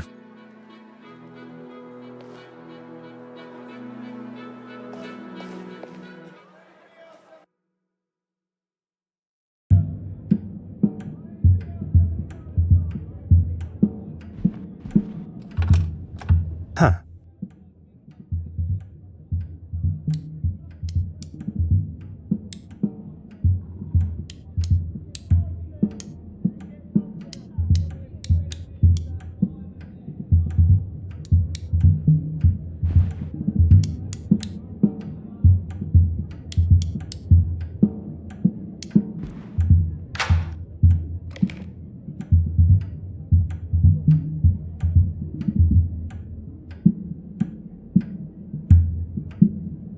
If it is, it's been written by someone that hasn't quite grasped the English language yet. fire to Irene. Some kind of instruction to commit arson. It seems too obvious, but that does not mean it is wrong.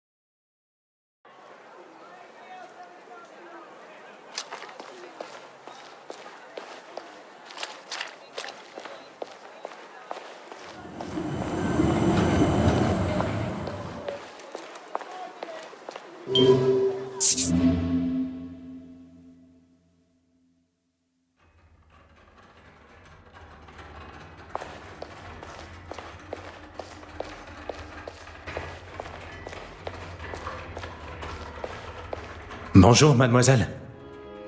Is everything all right? Do not worry. It will not be long before the murderer is brought to justice. It's not that. I just cannot understand how such historically relevant pieces like this remain in British hands. It doesn't belong here.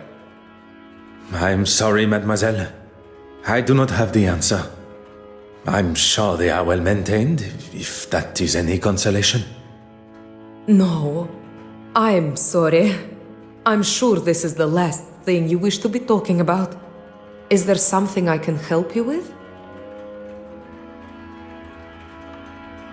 Well, after it was all cut short rather abruptly, we made our way to Mrs. Allen's play. Oui, mademoiselle? Mr. Demir and myself. We were all at a loose end and he was kind enough to invite me.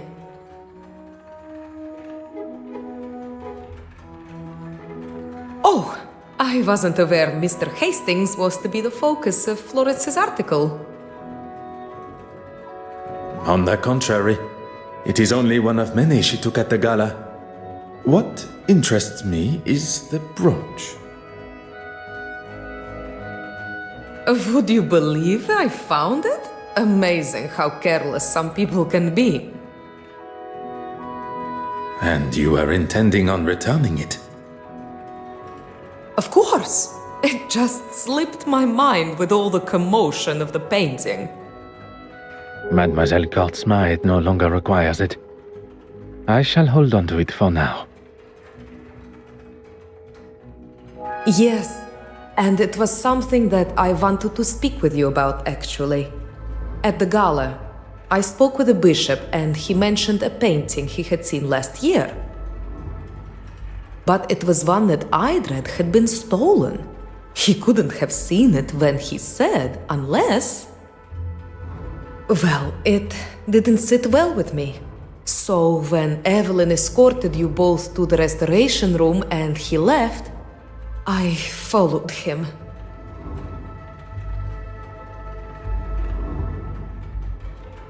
I stayed well back, and the bishop is hardly the most threatening. I followed him into his church, but he was gone. I looked everywhere, but he was nowhere to be seen. It was like he just evaporated. He is a man of God, not a magician. I don't know what to say. He wasn't there. I decided to wait outside, but when he eventually left, he had a wrapped package under his arm. You have been most helpful, mademoiselle. I shall not take up any more of your time.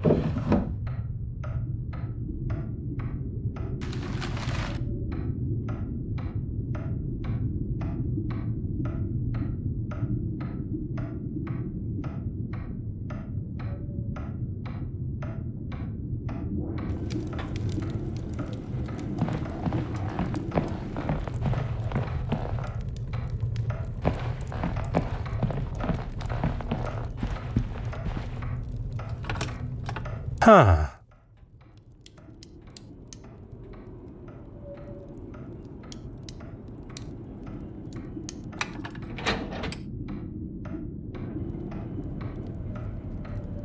Oh. Aha.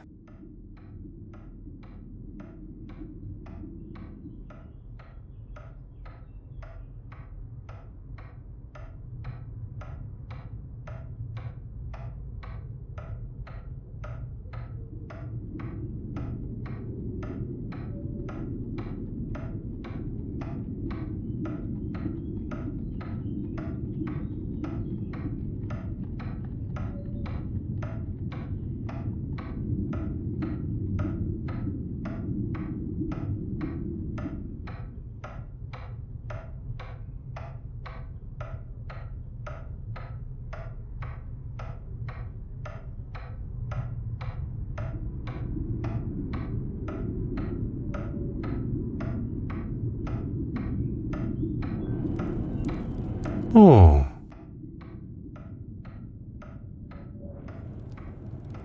Oh.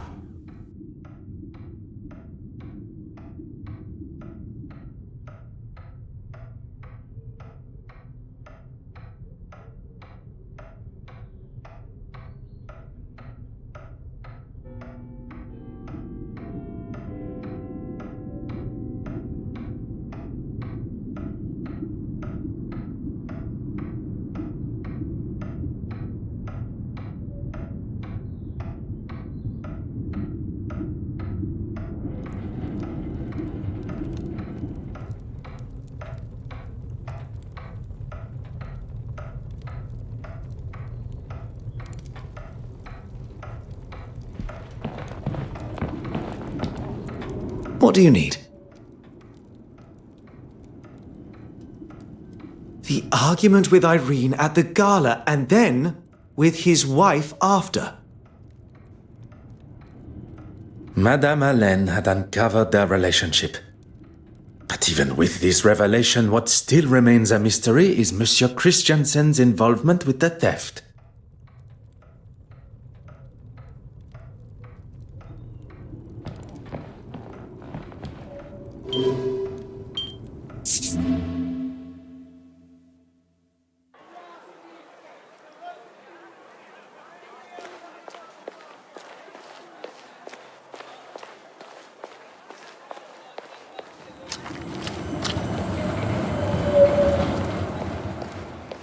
You're just full of questions, aren't you? Own? You don't just own an animal detective, he's part of our family. Pardon. And his name? Enoch. And I ask you the question, what's he got to do with anything? And how do you know about him? Purely curiosity, madame. Enoch. A splendid name for a most handsome dog. And it was your husband that mentioned him at the gala. It means faithful in Norwegian. It was Johann's idea. You have been most helpful.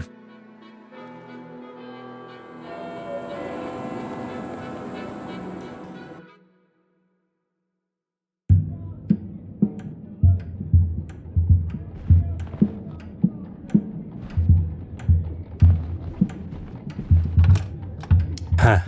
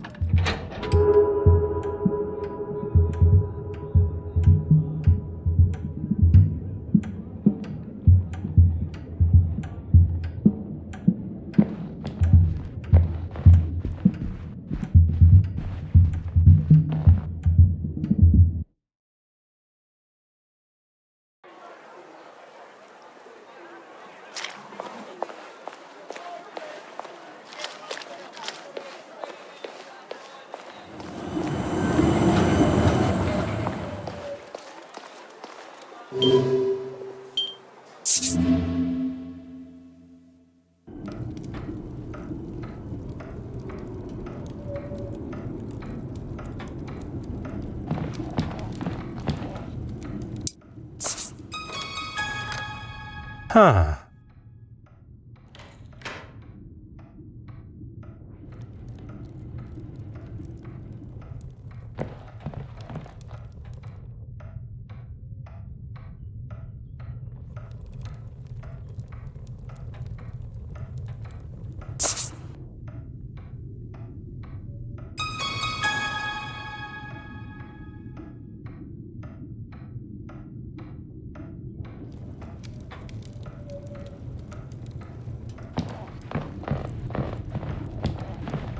Oh.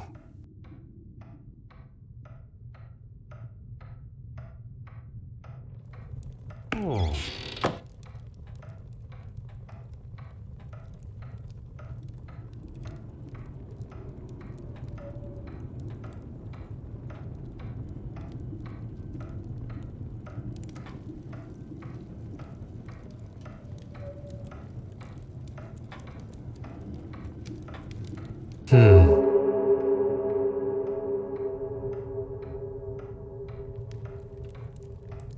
The pigment of this paint is brighter than it should be. Meaning? We have found our second forgery.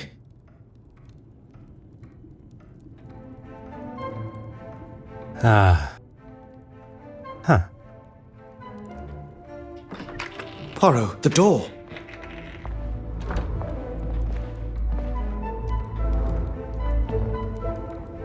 What are you doing in? Ah. Monsieur Christiansen. Welcome home. This doesn't look good, does it? We have much to discuss. So Mr. Christiansen had an opportunity and a motive, but he continues to deny killing her. And still 2 forgeries remain. I knew it. Pardon, monsieur? I knew that's why she stayed so friendly with her. Irene always said she was besotted, that she could get her to do whatever she wanted. Perhaps you should elaborate on the identity of her? The curator. Evelyn, what's her name? She could spot a forgery at 20 yards. What better person to show you the ropes so you can make your own? If the board of trustees at the museum got wind of this, Miss Warbeck's career would be finished.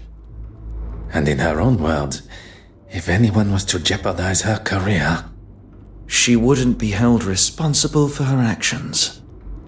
It seems Monsieur Christiansen may not be the only person tied to Mademoiselle Court Smythe who has a secret to hide.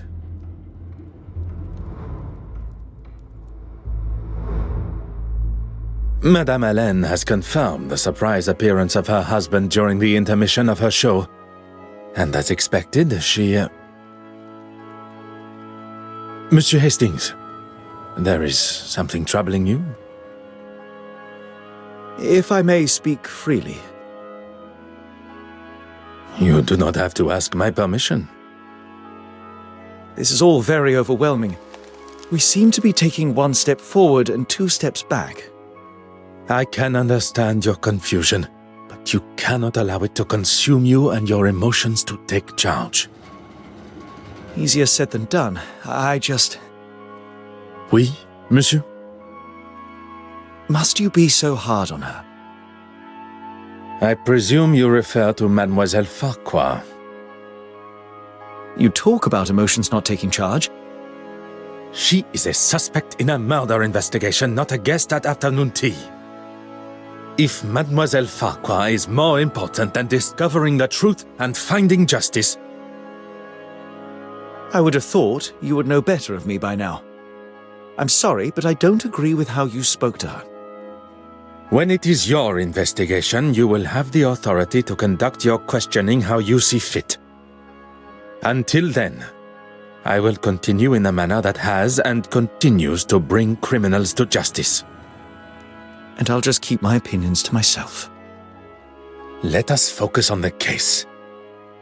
What do we know about Mademoiselle Warbeck's relationship with the deceased? Mr. Christensen suggested she had romantic feelings towards Irene, but she was just another of her pawns. She cleaned the master key to hide Mademoiselle Court Smythe's actions, but perhaps she then became worried about her own involvement. You think she could have killed her to stop the truth coming out to the trustees? Which would in turn ruin her career. It is certainly a possibility.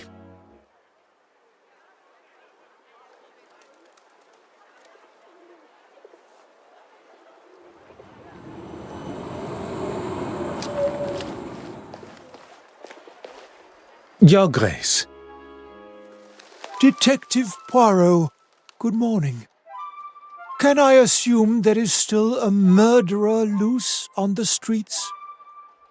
London is a very large city. I would fathom a guess that there is more than one, as I have not had the chance to arrest him yet. Your confidence astounds me. Look, you had better make it quick. I'm meeting the young Russian girl here. She had some questions about the museum building at the Gala. Questions I'm sure only I can answer. God teaches us to forgive and love thy neighbor. Sometimes that can be more challenging than expected. Has she offended you personally? Using the museum for her sordid meetings with those uncouth men? I'd say so. She doesn't strike me as someone that would be caught up in that sort of thing. And what sort of thing am I referring to? Well, Exactly. If you don't know, it would be wise to remain quiet until you're spoken to. I walked in on them in the restoration room a couple of weeks ago. I had come straight from my regular Sunday service, as I had some business to tend to. I opened the door and saw them all sitting there, scheming and planning. You are not aware of what they were meeting about? Do you need to wash your ears out? I just told you what they were up to. And I could see she had the financial books out. Why would she need them? I'm not even privy to those. And when she saw me, they stopped talking immediately. Surely that is a sign of their guilt, Merci, Your Grace.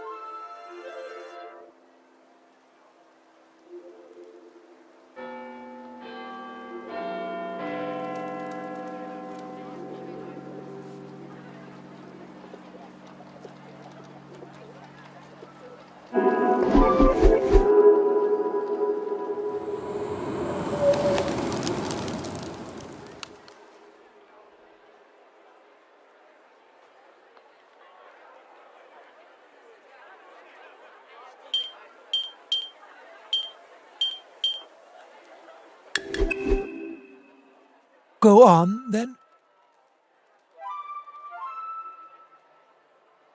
You make it sound as though it is I that has a problem with her.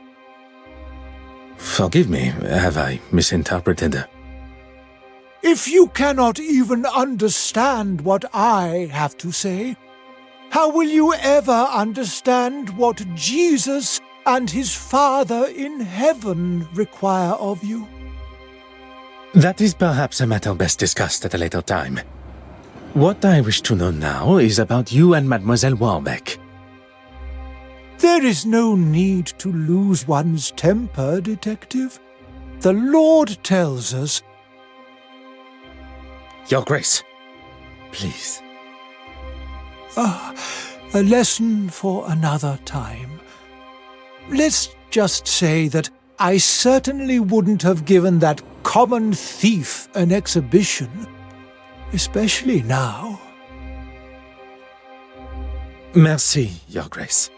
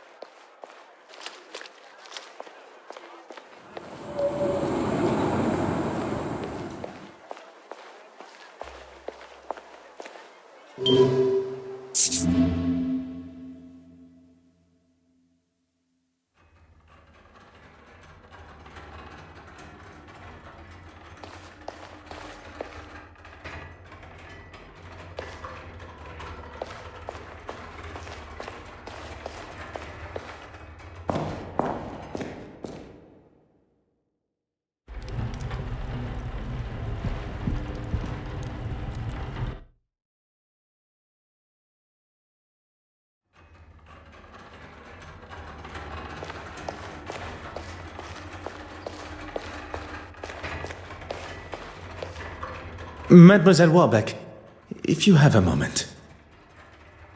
I'm actually rather busy. Is there any chance you could come back later? I would have thought recovering your painting and identifying a murderer would be at the top of your priority list. I'm sorry. It's just been so hectic here. I can spare 5 minutes.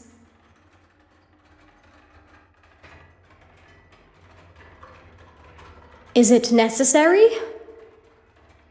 You do not wish to impede my investigation? No, but I don't really understand what they have to do with the case. It is important that... That is quite all right, mademoiselle. It was not my intention to make you feel uncomfortable. Honorable? That's a good one. I get the sense you two spend your time butting faces. Butting heads. Oui, butting heads. It would be easier to say what we do agree on. I don't know what he has against me. I didn't like one of his suggestions for an exhibition, and since then he's made it pretty clear he wants me gone.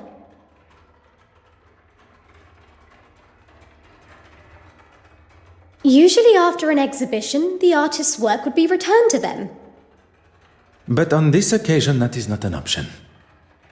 I still have every intention of going ahead with the exhibit that includes her work, even if the trustees are against it. I'm still the curator of this museum. I'm hanging her work now, and that's that. I recall Mademoiselle Court-Smythe referred to the exhibit as hers. The level of arrogance and hypocrisy is now even more evident. You have been most helpful.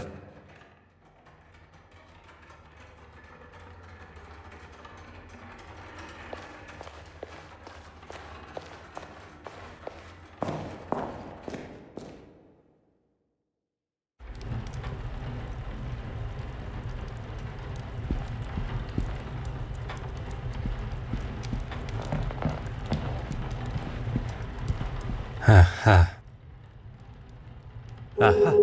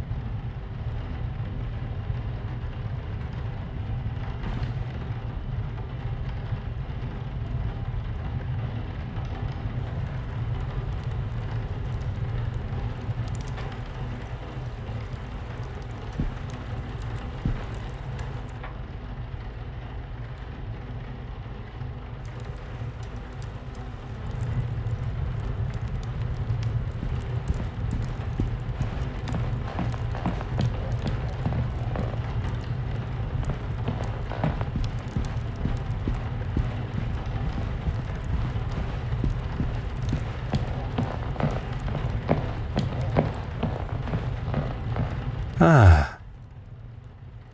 Oh.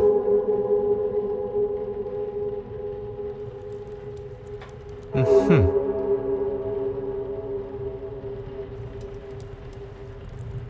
Huh.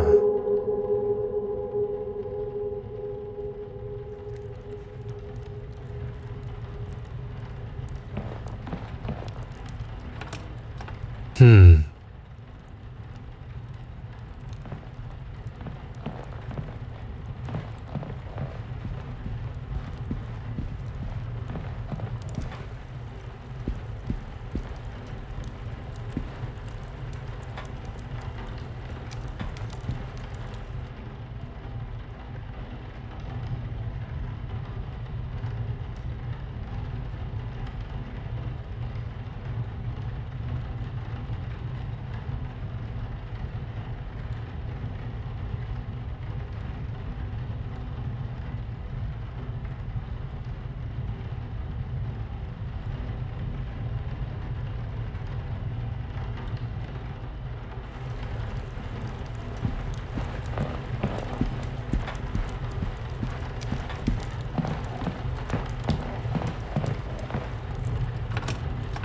Ha ha.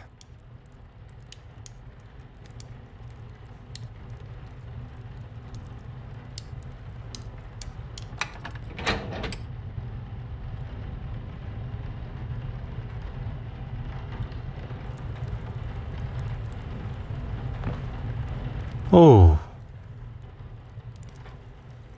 Ah.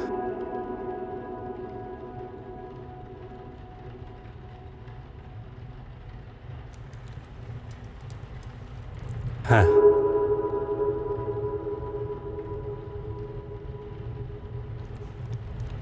Oh.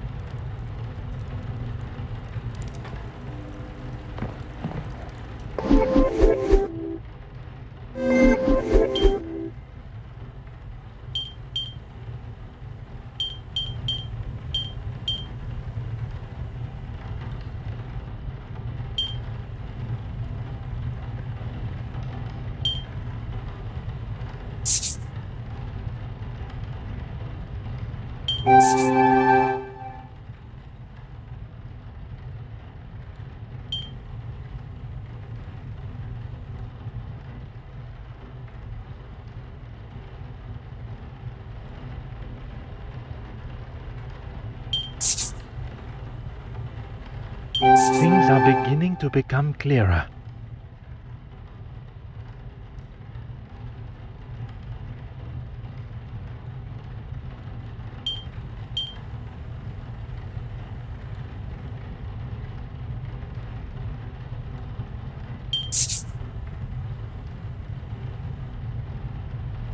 The answer was staring me in the face.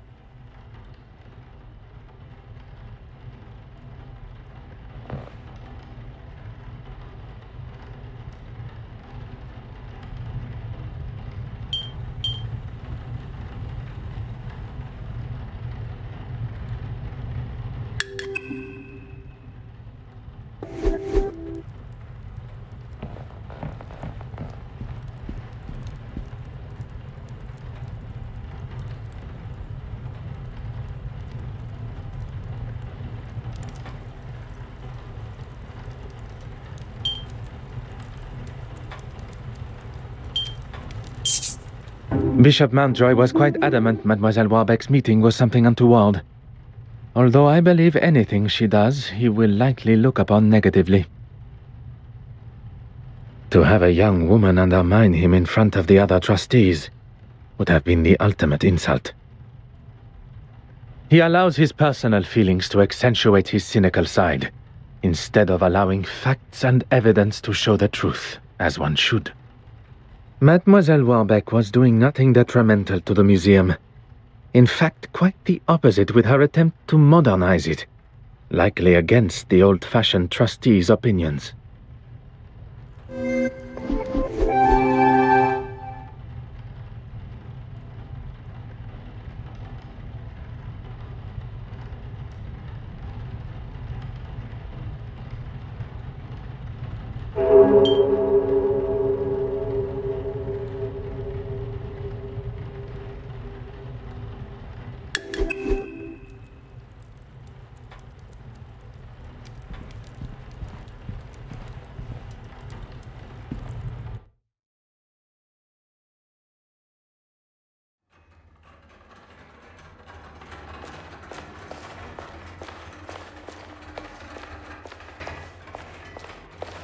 Go right ahead, Detective. I wonder who you've been talking to. What did he tell you? That I've been up to no good? Not in so many words. I was meeting with artists for a new exhibition. He has no idea what he is talking about when it comes to art. Or really anything for that fact. He can't see the future. The new wave that will change the art world forever. As well as the uncouth gentleman you met, he also mentioned the financial books. Uncouth? Anyone not wearing full priest robes is uncouth to him. I wouldn't show Horace the finances because it has nothing to do with him. And he's simply looking for any excuse to have me fired. Nothing more. Well, considering he didn't want her work anywhere near the museum, I wouldn't have said they had one at all. Then the next thing I heard was that he had commissioned her to do some pieces for his church.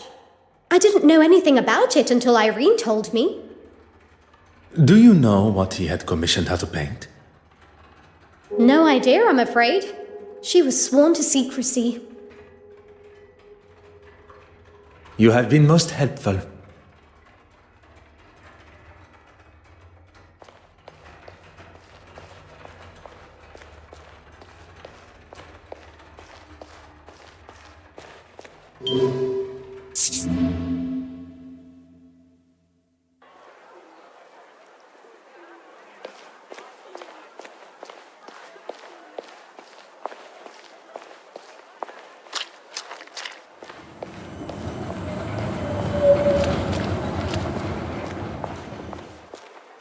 Go on, then. You'll have to be more specific than that, Detective. The paintings produced by Mademoiselle Courtsmith's brush. Oh, yes. Well, I thought it was necessary if she was to feature in the museum. You couldn't just use her other pieces as reference? I suppose I could have, but I don't actually see why it is any concern of yours. It is not as though I kept it anyway. I wasn't happy with it clogging up my bin, let alone my museum. Merci, Your Grace.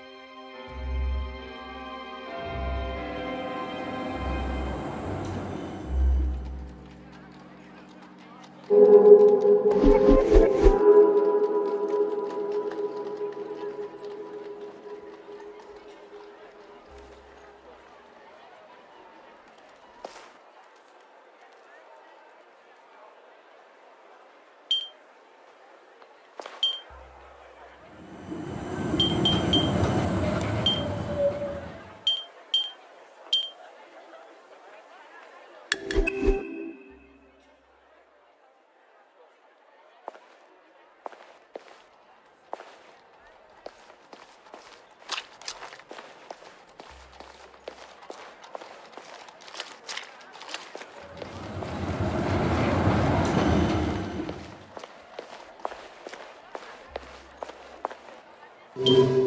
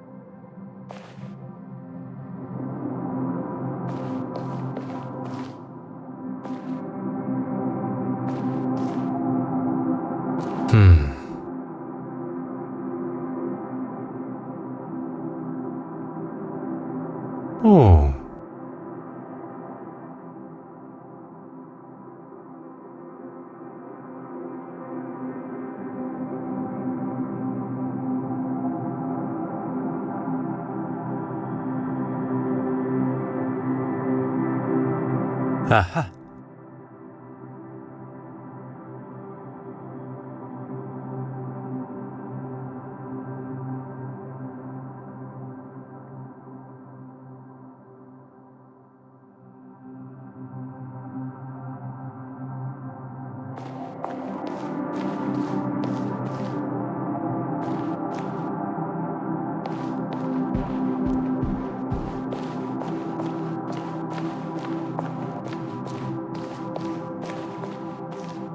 Ah. Oh.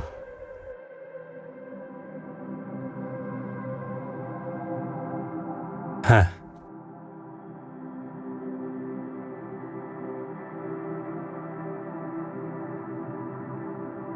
Oh.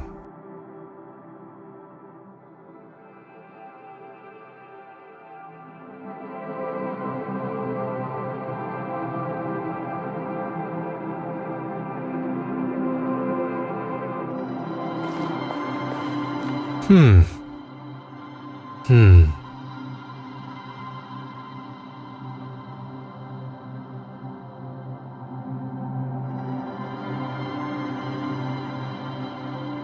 Hmm.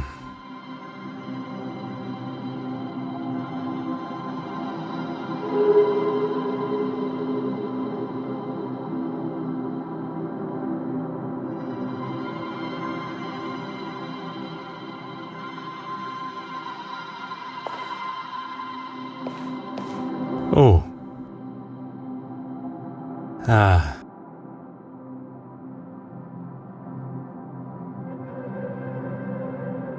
Huh.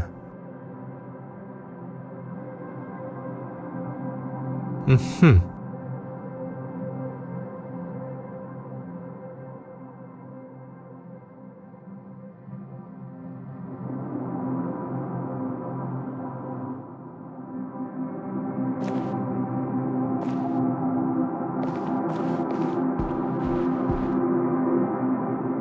Aha.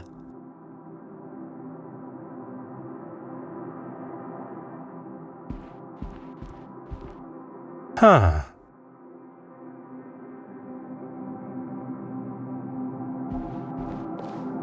Aha.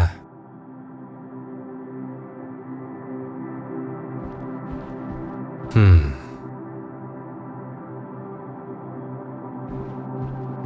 Oh.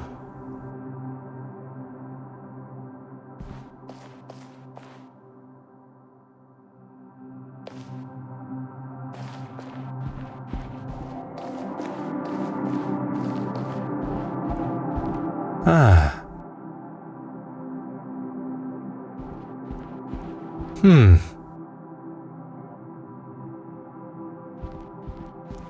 Oh.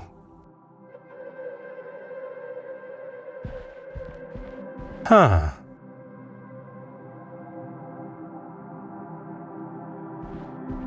Oh.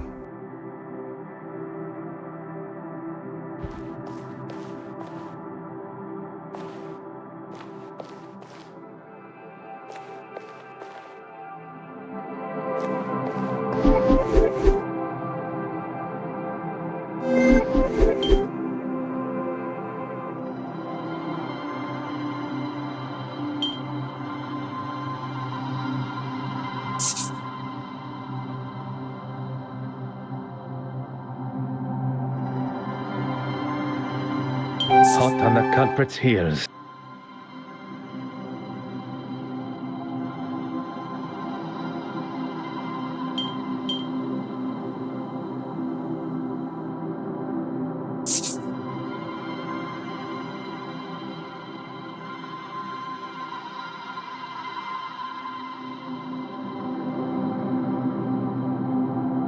The answer was staring me in the face.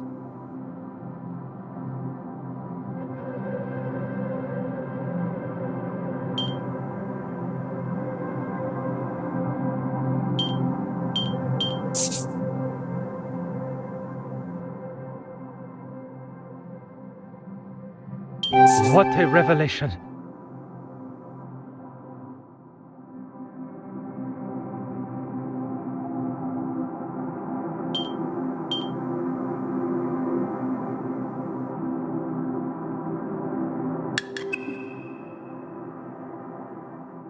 It appears that the good bishop has been replacing the church's original artworks with fakes painted by Mademoiselle Court Smythe. He commissioned her to make these forgeries so that no one would notice when the originals disappeared. Disappearing where, though? You don't think he's selling them, do you? Why else? Mademoiselle Babagnan appears to have been right about the bishop's connection to the black market. Now, Hastings, we must ask ourselves, where might Bishop Mountjoy be hiding the original paintings from the church before he sells them on?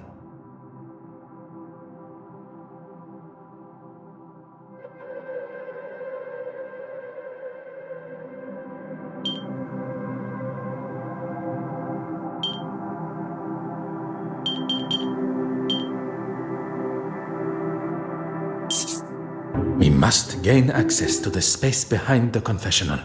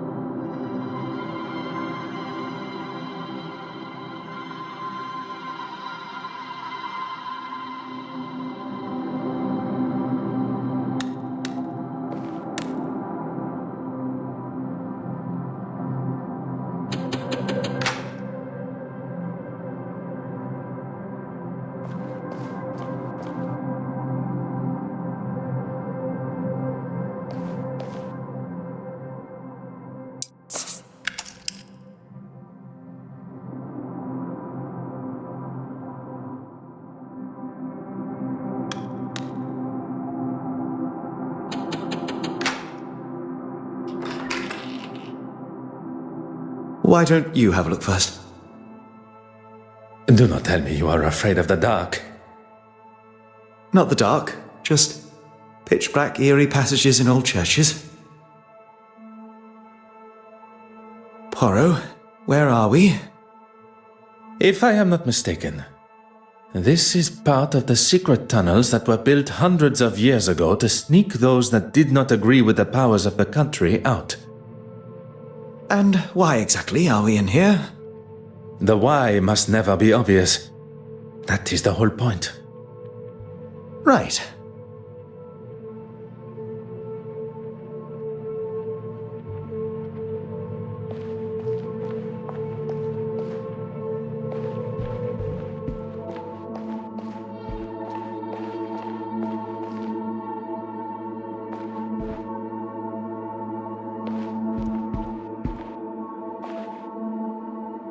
Ah. Hmm.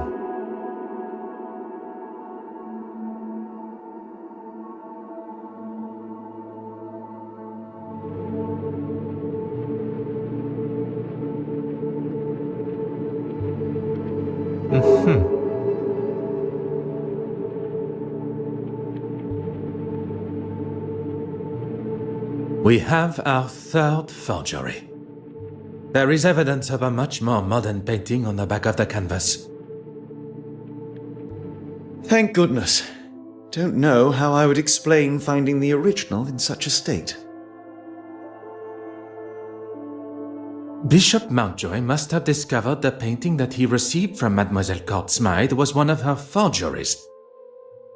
And lashed out. Now it makes sense. He's been using this room to store his own private art collection. I can picture him sitting here smug as anything, surrounded by stolen paintings. What I find most unfortunate is that not only does he deprive the world of beauty and joy from seeing these works, but he also keeps them in such dark and dank conditions, the old fool. He's even having to light his candle clock to keep from drifting off down here. Such a waste, don't you think, Poirot? One's opinions are now worth listening to. I was only voicing my thoughts. You have thoughts beside those of Mademoiselle Farquhar? Really, Poirot? You still think so little of me? When one exclaims such regard for a suspect in a murder investigation, it is hard not to think any other way and comment so. You may not be so accustomed to the idea of showing, or at least having, some form of empathy for our fellow man. There is a difference between empathy and lust. And there is a difference between commenting and being rude and obnoxious. I was not expecting Monsieur Hastings to be so sensitive on the matter. Perhaps this conversation is best saved for when we are not trapped together. What was that? Oh, just the bishop's candle clock. I don't know about you, but I've had enough of this place. Let's get out of here. What are you doing, Poirot? S'il vous plaît, un moment. The bishop's candle clock has forced me to question everything of the murder scene that I previously thought I knew. We must return to Mademoiselle Courtsmythe's apartment. Perhaps that is a job best left for you, by yourself.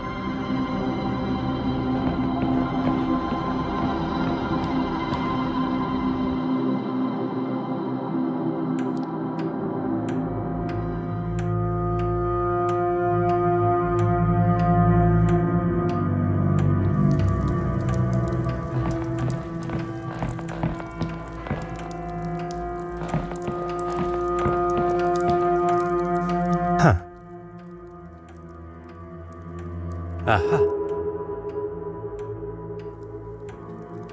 Huh.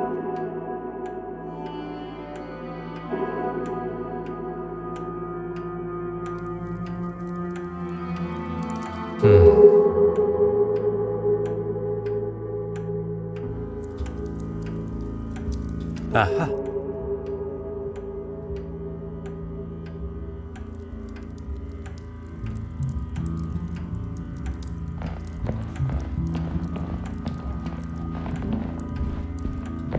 Huh. Ah.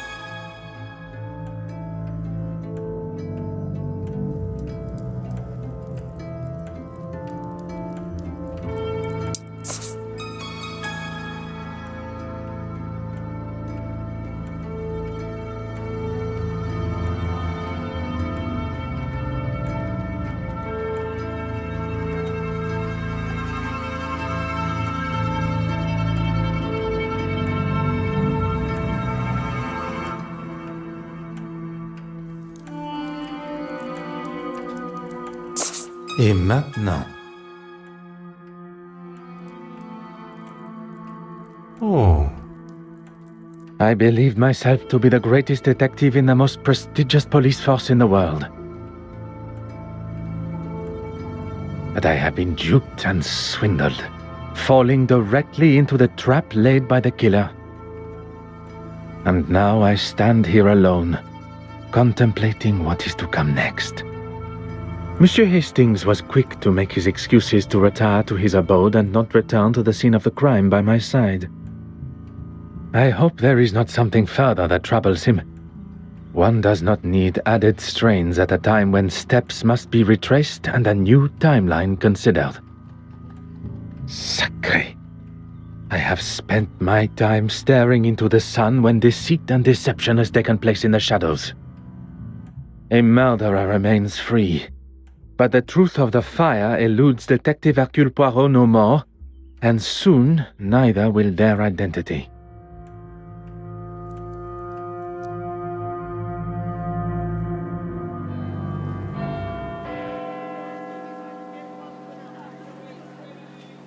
I cannot believe I allowed myself to fall for such a deceptive move.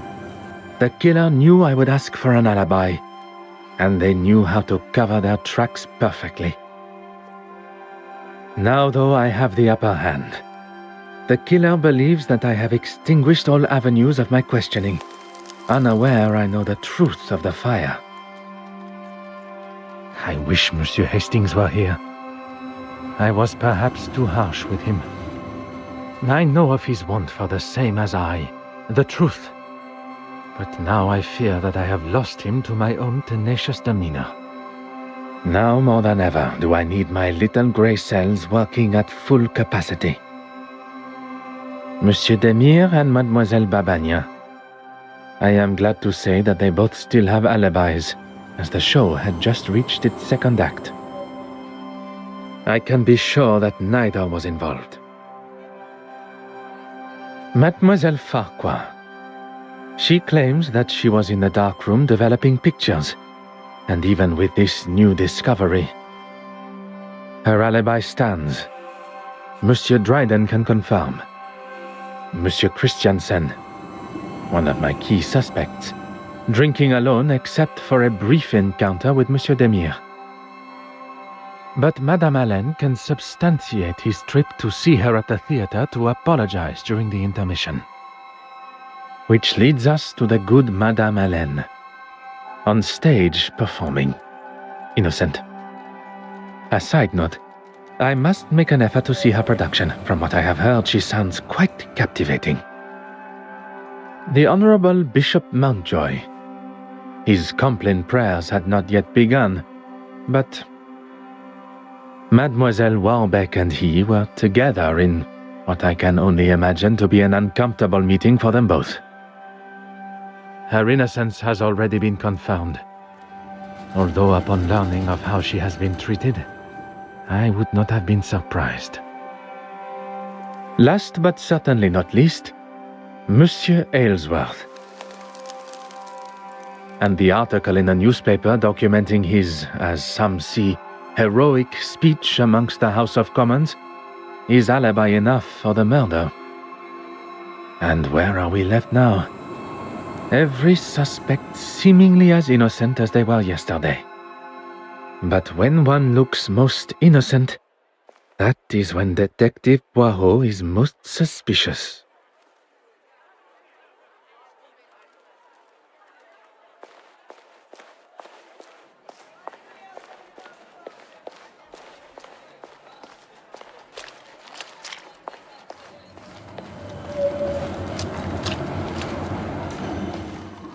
Finally, a face I can trust.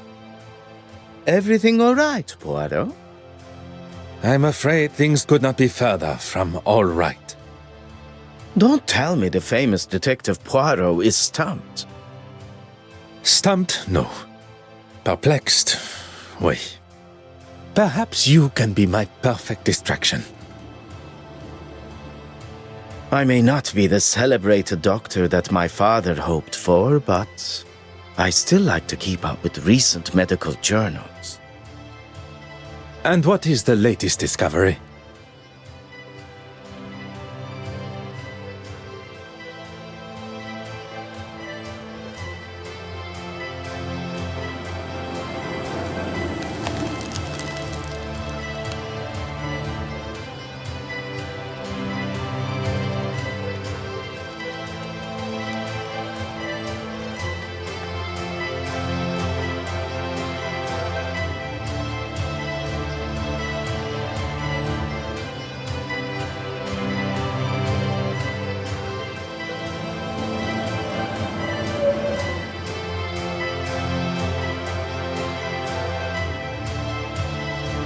This particular article is about the effect of cocaine on the user's body.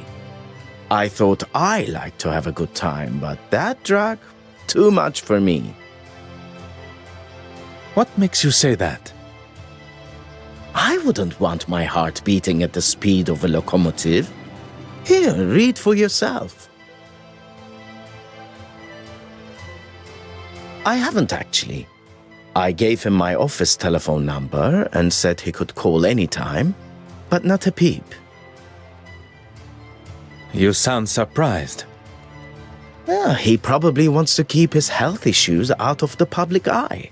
Hence me offering to help, but he seems to be just fine, surprisingly. Do you think there is a chance he could have faked it all? How those little gray cells of yours work sometimes. Amazing! Please, my friend. You're serious? Don't know why, but I suppose he could have. At this point, anything is a possibility.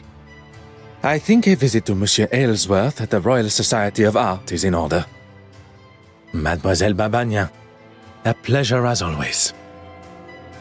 Good morning, gentlemen. I'm afraid my pleasantries are to be cut short this morning. I have a most pressing matter.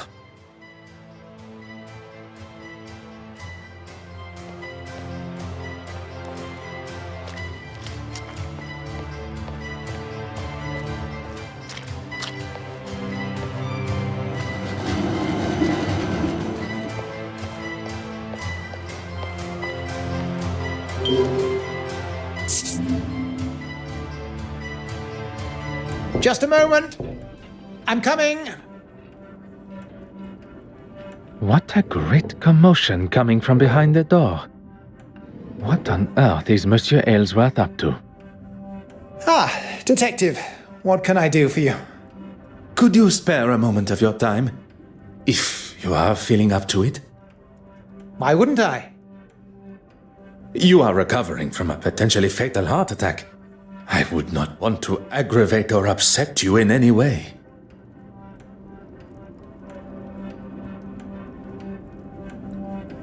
Are we really going over this again? It would help me clear up some discrepancies. Very well.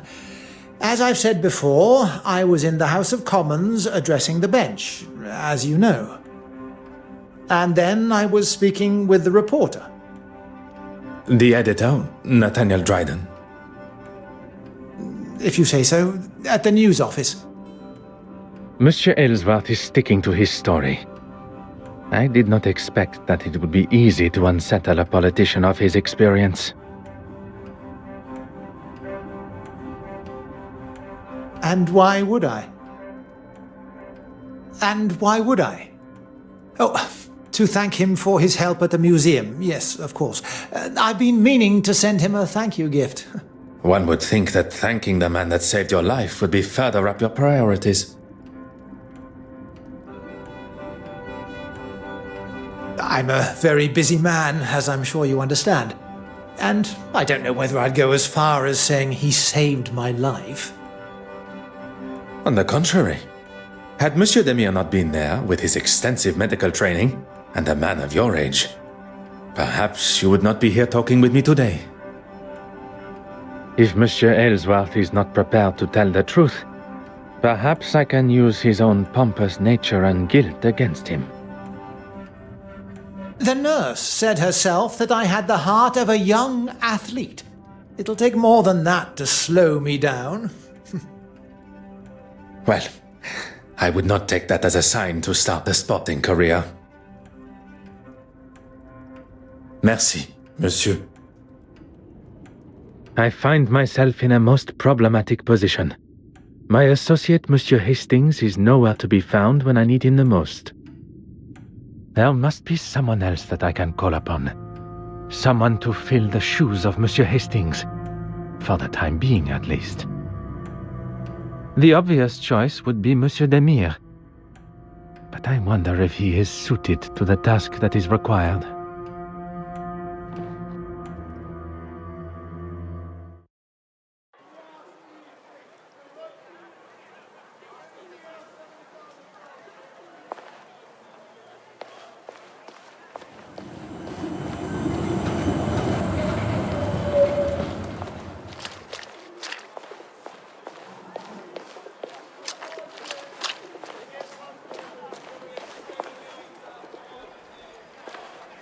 Good morning, mademoiselle. My apologies for my earlier departure.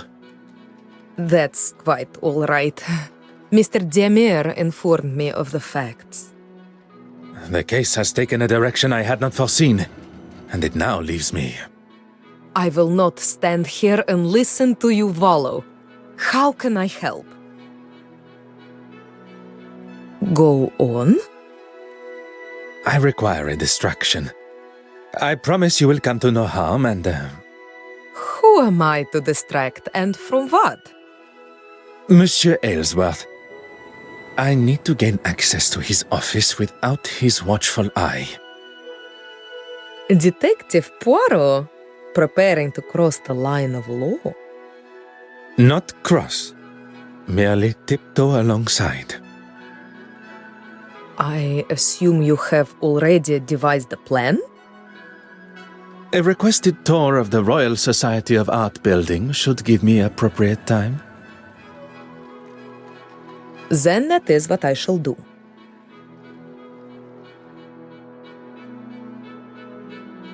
The door has been left ajar, exactly as required. I could hear Monsieur Aylesworth fumbling around behind his door on my last visit, and combined with his hesitation to open his door to me, I can presume he had something he did not want Detective Poirot to see.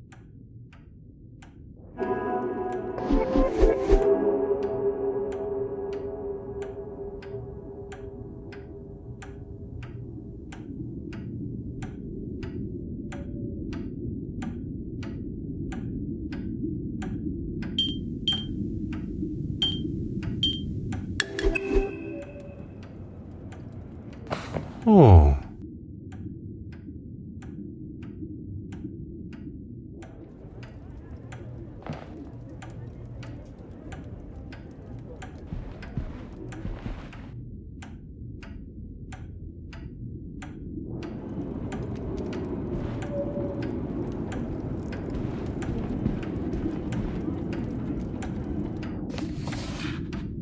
Ah.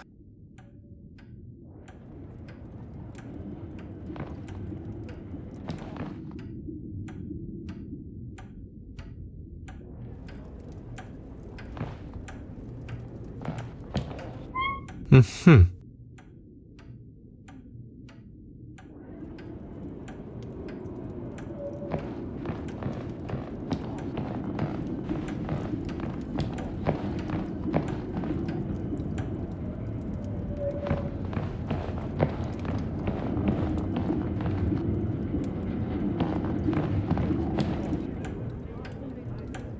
Oh.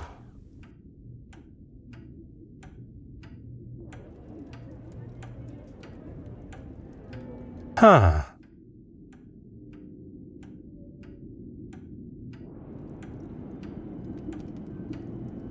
Ha.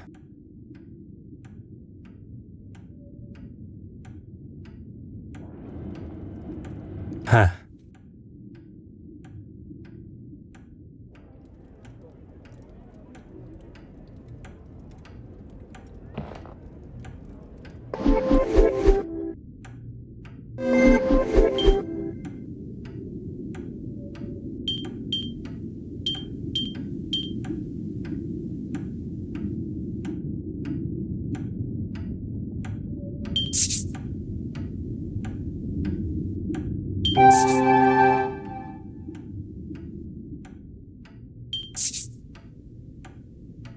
Magnifique.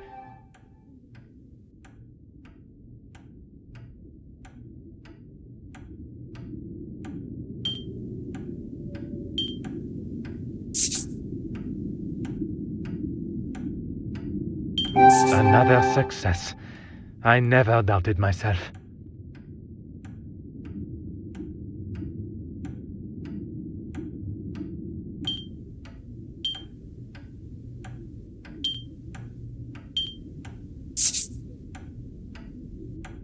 I should not be surprised by my own skills of deduction.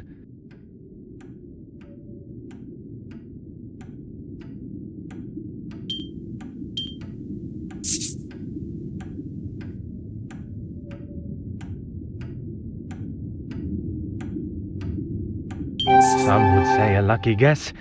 I would say a moment of genius.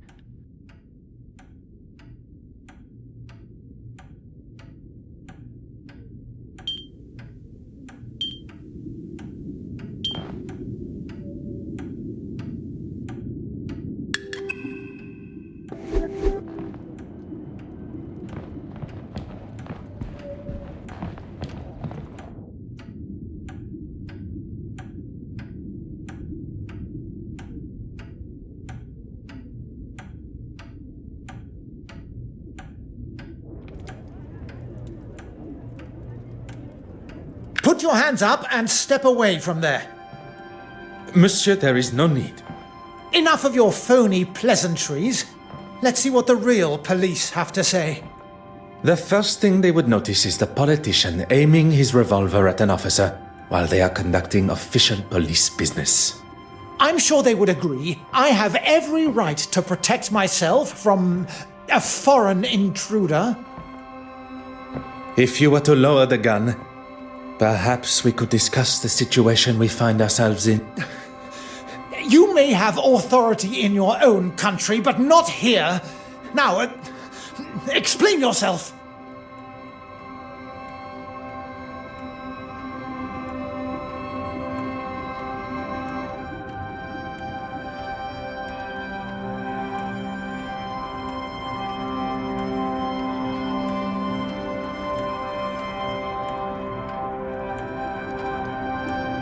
You don't know what you're talking about.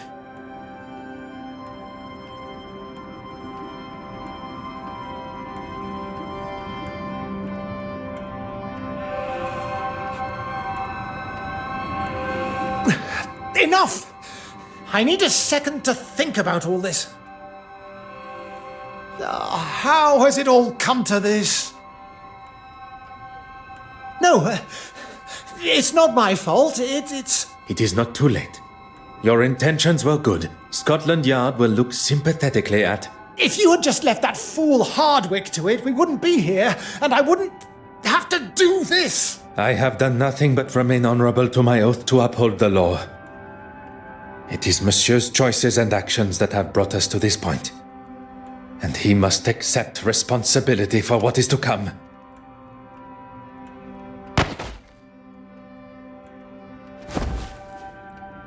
Poirot, are you all right?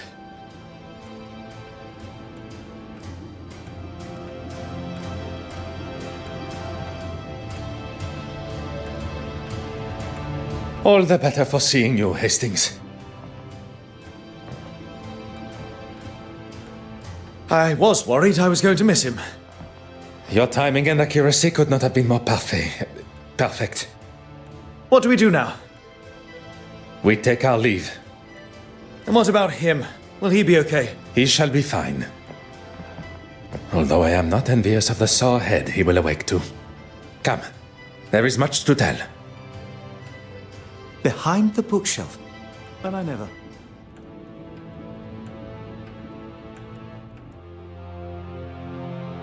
Monsieur Dryden, how are you? Detective... Poirot. Yes, of course. What can I do for you? She is, but not here, I'm afraid. Do you know where she is? She said something about heading back to the museum. For what, exactly? Forgive me. I recently inherited a number of belongings from a deceased relative, including an undeveloped spool of film. I'd like to help, but there isn't anyone here that could develop them for you. I'm more than capable, and I'll leave it tidier than when we arrived. In that case, knock yourselves out. I've got a meeting to run to anyway. I shouldn't be longer than half an hour or so. Pardon? Where has this confident and daring version of Monsieur Hastings been hidden? We all have a hidden side, it's just our own choice of when to show it. So, our first step is... Don't tell me there is something the great Detective Poirot doesn't know. I must concede that photography is something I have little experience in. Lucky I'm here then. We need to start with a tray filled with developing fluid. Next, pour the fixer fluid into another tray and then add the photographic paper. I have a newfound respect for those that make such activities look so simple. Let's just wait until we see the results. It shouldn't take long.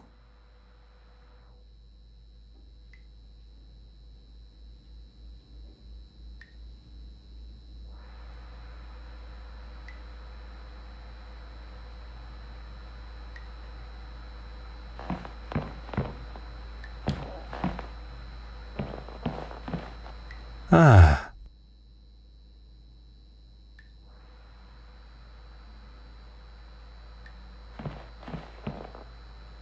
Oh.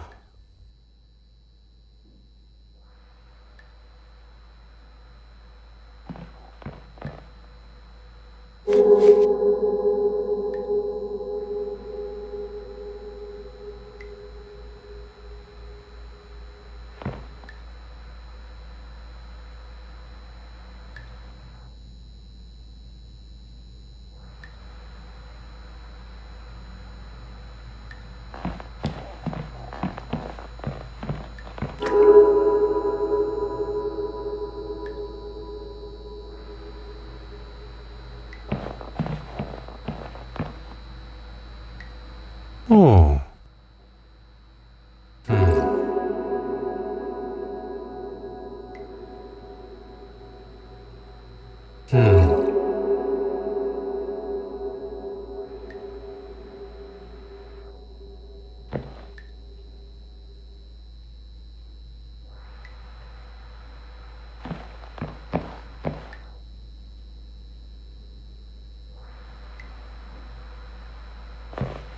Oh.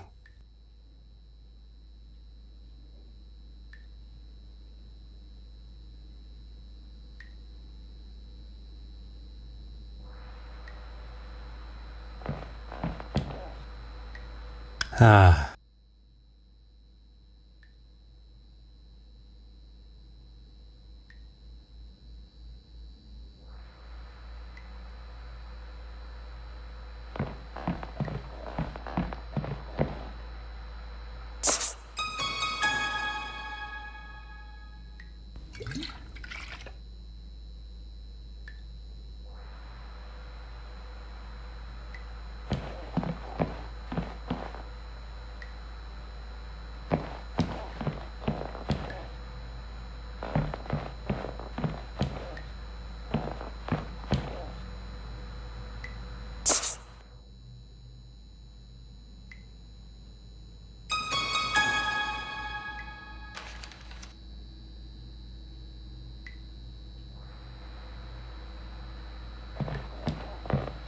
Have you found it yet?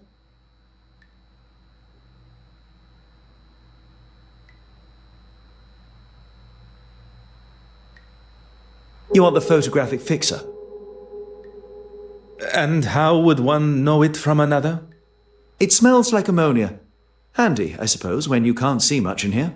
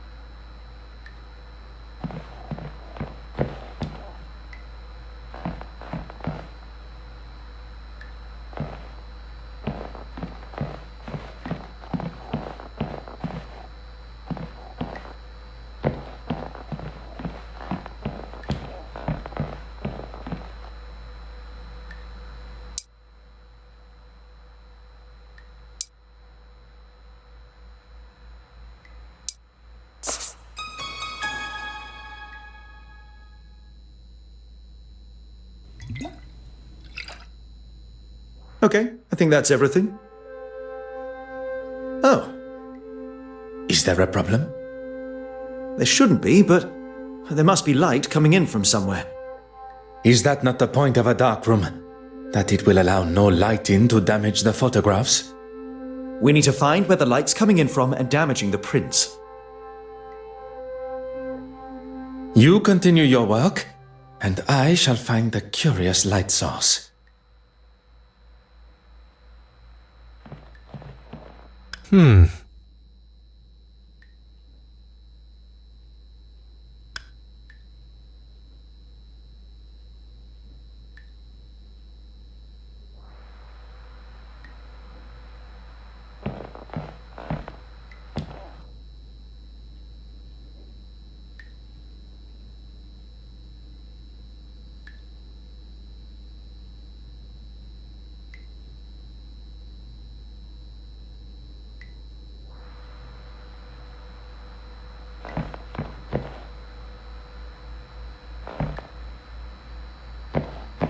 Monsieur Hastings, may we talk a moment? I'm in the middle of developing these. Can it wait? I'm afraid not. We've already been over this, Poirot. I don't want to argue. I have no intentions of continuing our previous conversation. What we must address now is her potential guilt. She didn't steal the painting, though. We know that. Her guilt in Mademoiselle Court-Smythe's murder.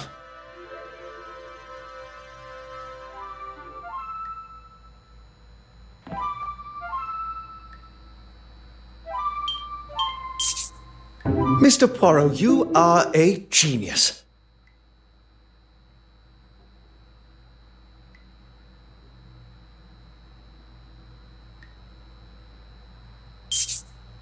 Mr. Poirot, you are a genius.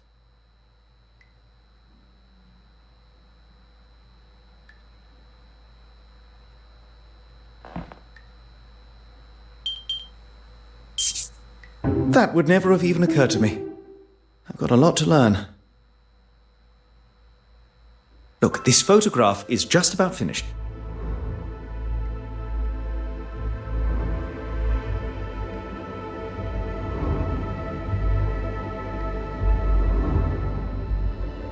Is that? It appears so. And what has she got in her hand? That can't be the same cigarette case. The cigarette case that was taken from Mademoiselle Farquhar's luggage on our voyage here. It appears Mademoiselle Farquhar had a much closer relationship with Mademoiselle Court-Smythe. I would say they... Cousins. Oui, monsieur. Hastings, I must thank you. For what? Allowing myself to be enticed by Miss Farquhar's feminine nature. For saving me from whatever Monsieur Aylesworth and his revolver had planned. If it wasn't for me licking my wounds, you wouldn't have been there alone in the first place. And if you were, and not at the Court-Smythe estate, we would never have made such revelations. You are one of the most honest and authentic fellows I have met. You cannot allow a misguided moment of red-blooded male instinct to taint that. You have never let yourself fall to the wicked ways of the fairer sex. No, and that is a day I cannot even fathom.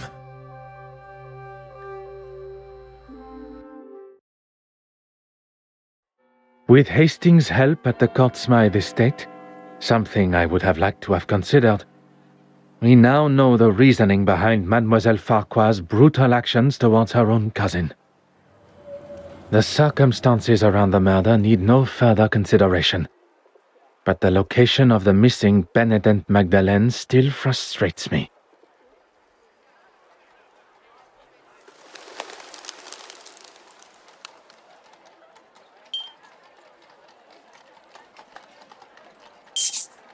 A moment of peace before one's little grey cells must ponder how Mademoiselle Courtsmythe made it from the museum with the painting in tow.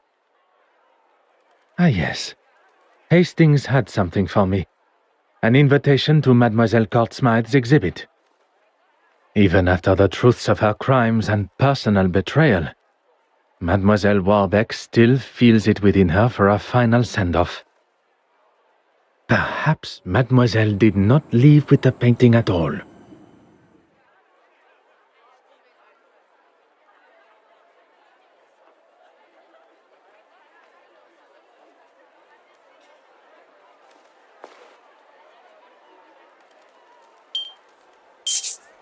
Poirot, there you are. What are you... On this occasion, there is no time for pleasantries. We shall finally bring the mystery of the missing painting to an end. We must return to the scene of the initial crime, the Royal Edward Gallery.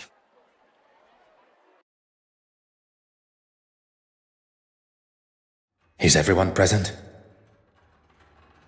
Please ask them to convene in the exhibition room. Is there something you're not telling me? All will be revealed.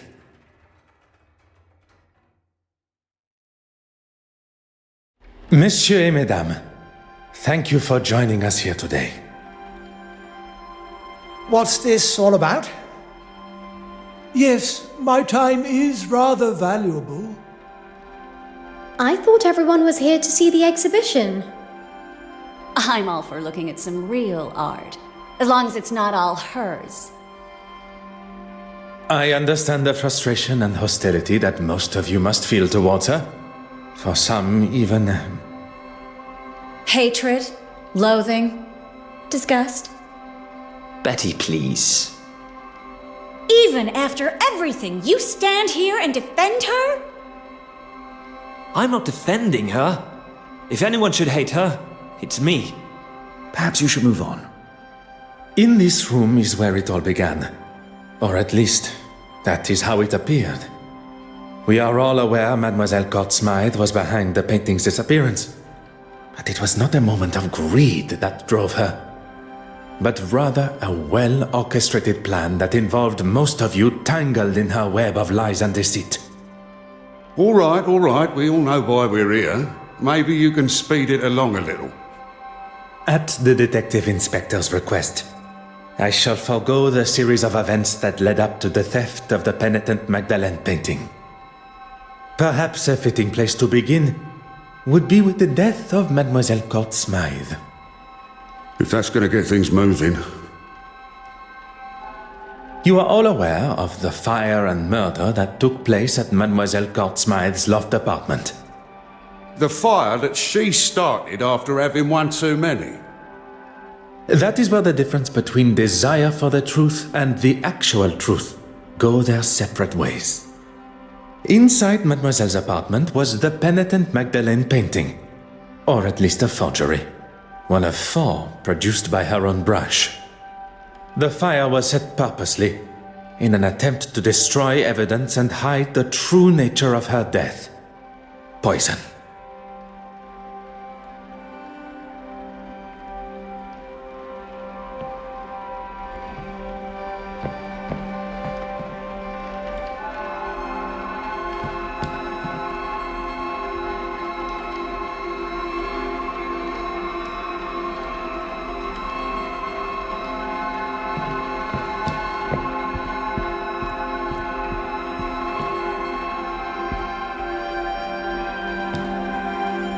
You know where the painting is, and who killed Irene.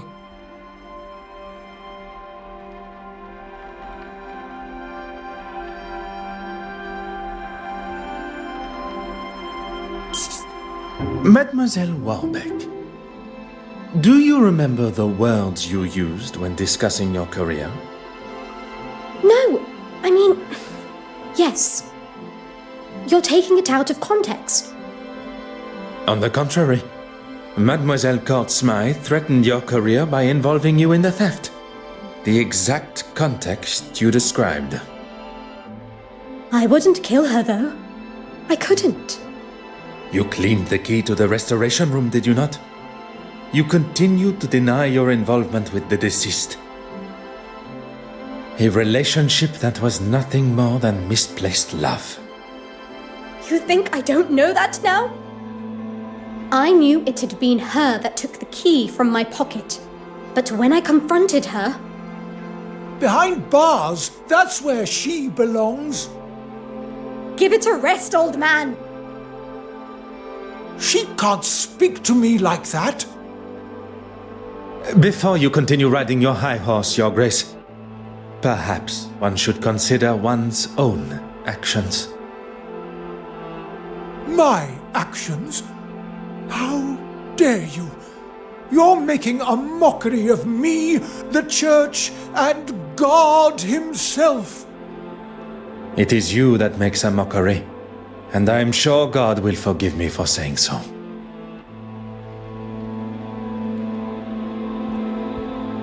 This is all going to make for some story.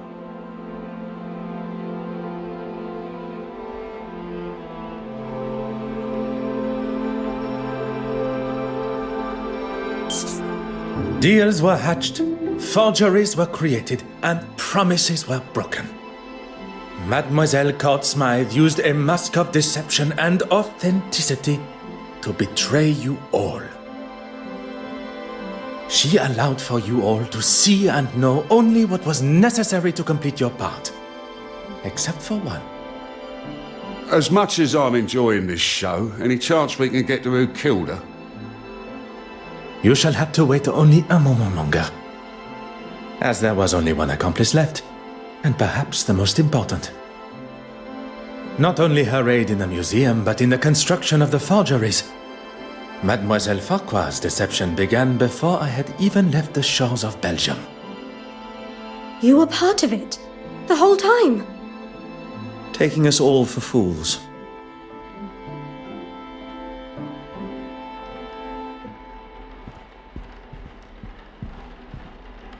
I have dedicated my life to serving God. I have no need to be involved in any of this.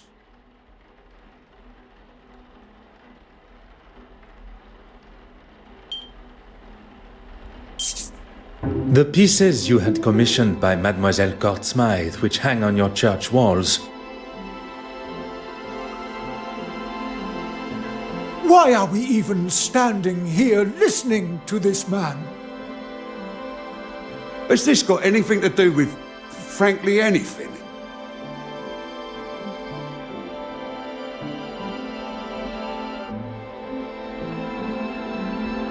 Mademoiselle Court Smythe's forgeries would be hung on the church walls, while the originals were sold on the black market to lace your own pockets.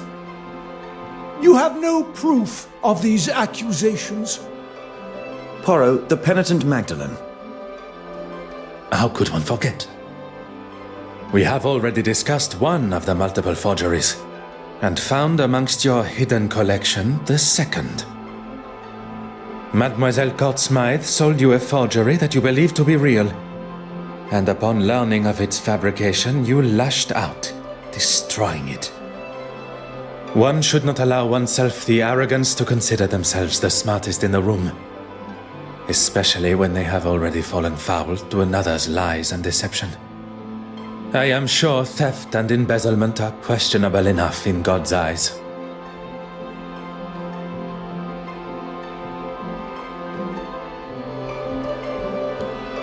I know things got out of hand, but it was you that broke into my office in the first place.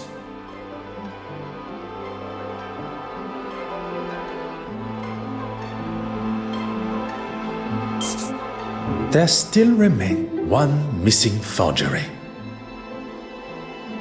The image of the honorable and distinguished gentleman that you present yourself as has gone on long enough. It may seem like an alien concept to you, but we English, we take great pride in how we present ourselves.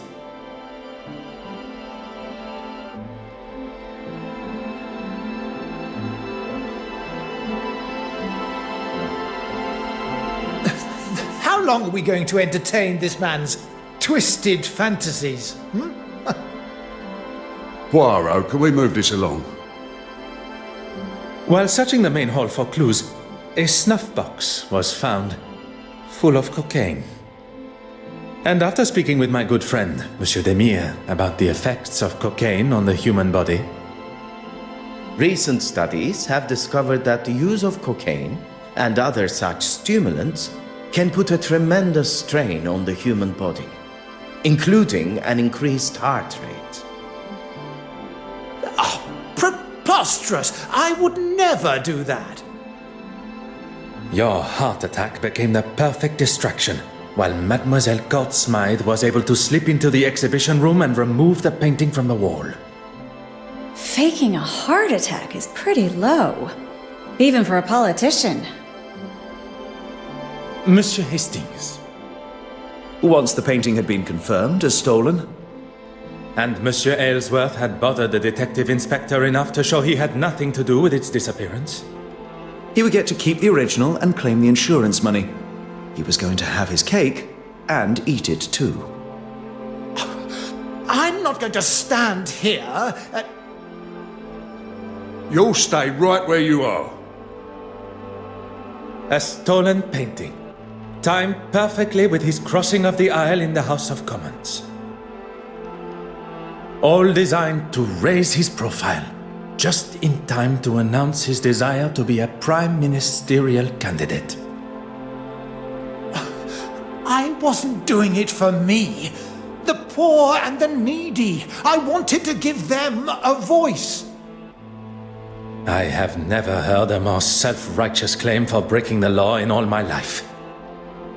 How am I meant to help those that really need it unless I'm in a position that can really bring about change?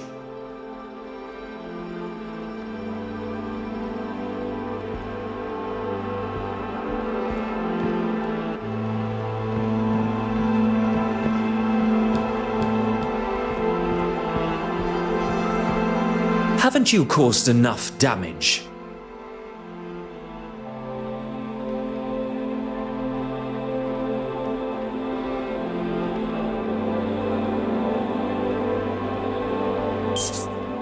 Madame Hélène, the famous actress and performer, your story is one I learned with a heavy heart. Look here! When you overheard the conversation between your husband and Mademoiselle Court-Smythe at the Gala, your suspicions were confirmed.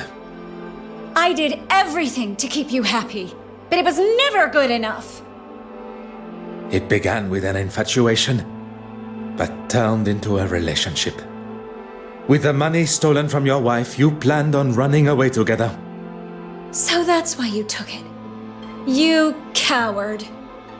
She manipulated me from day one. She used me. She used her. Oh, just keep it shut. Perhaps, for once, you should listen to your wife.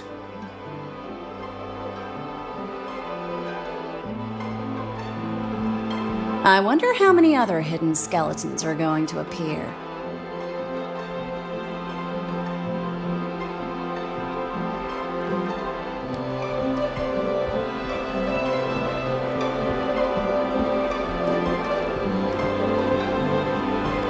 It all ends here, where it began.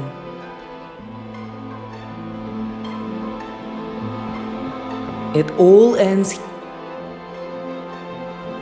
Poirot, the penitent Magdalene.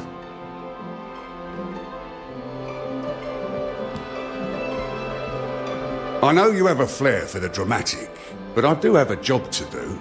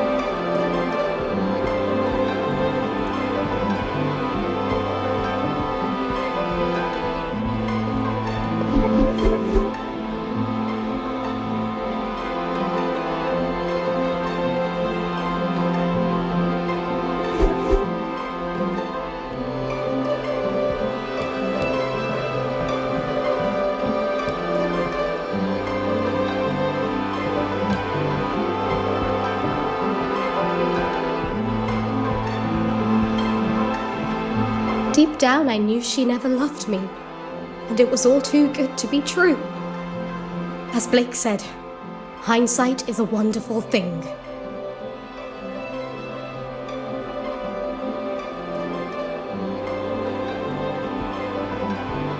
This is all going to make for some story. And now, I have nothing, thanks to you. I wonder how many other hidden skeletons are going to appear.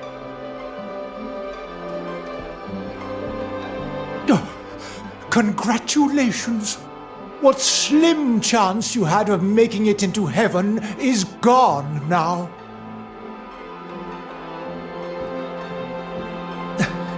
I hope you're happy with yourself. My political career is over. It all ends here, where it began. Poirot, the penitent Magdalene.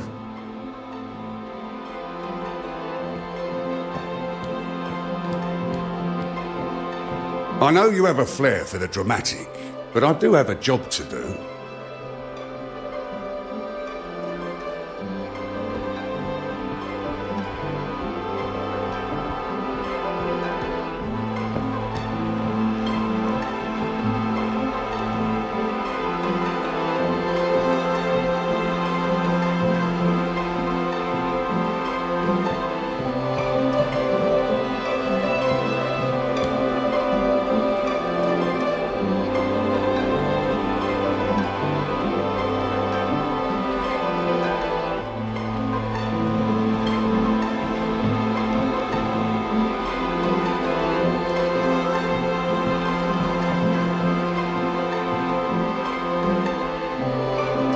Mademoiselle Courtsmite manipulated everyone.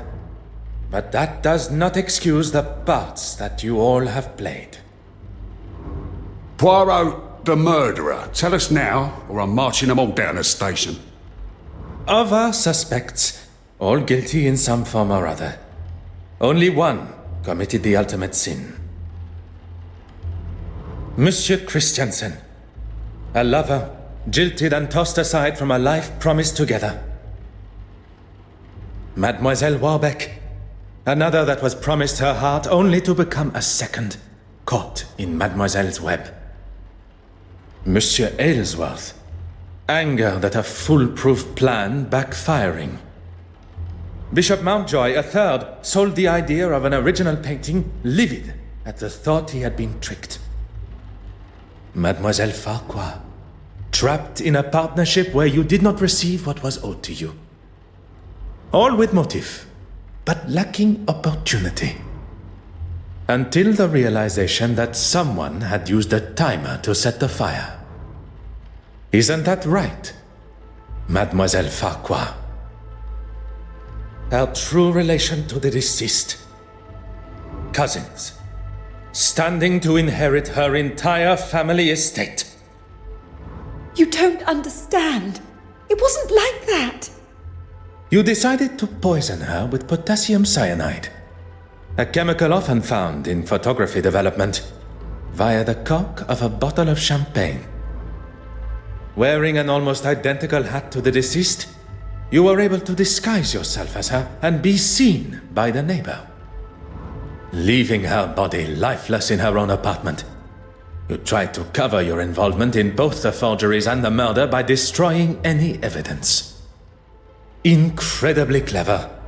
Your nefarious plan setting the fire almost tricked even I. Did you really just praise her for starting a fire? On the contrary, it was the deception behind the fire. A timer was used, allowing for Mademoiselle Farquhar to be seen in her office as she slipped in and out of the darkroom window. I didn't want to kill her, but she gave me no choice. She gave you no choice. You planned and executed a brutal murder. She was your cousin. A cousin that has controlled me for years. I couldn't escape her. She held you captive? I did not see a prison cell in her apartment. No, of course she didn't. Emotionally and financially, I was her captive. I was a struggling critic, but she taught me how to stand up for myself and get what I wanted, what I deserved. You were aware of her scheme all along? Not at first. I didn't know she was selling them on the black market. But even when you did find out, you didn't stop. There was always a reason I couldn't. And what money I did get, she would hold for me. I couldn't remain under her control anymore. There was no other way. Mademoiselle, there is always another way. All I see is the student becoming the master. Detective Inspector, perhaps it is time that Mademoiselle was escorted to the police station. The truth has been revealed, and Mademoiselle Courtsmythe's murderer will pay the price for her crimes. There is something you're forgetting, though. If you think for a moment that the location of the original painting has slipped my mind. Go on then, where is it?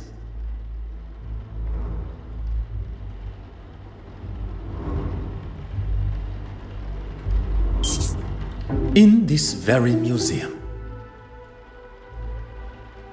If the original painting was to find its way into her portfolio, it would be returned to her after her exhibition has concluded. Meaning, it would be delivered to her on a plate. Exactement. She prepared one of her picture frames and made sure it would be in the restoration room. What on earth is he doing? You've got to be kidding me. It would take too long to remove the nails from the frame and hide it, surely.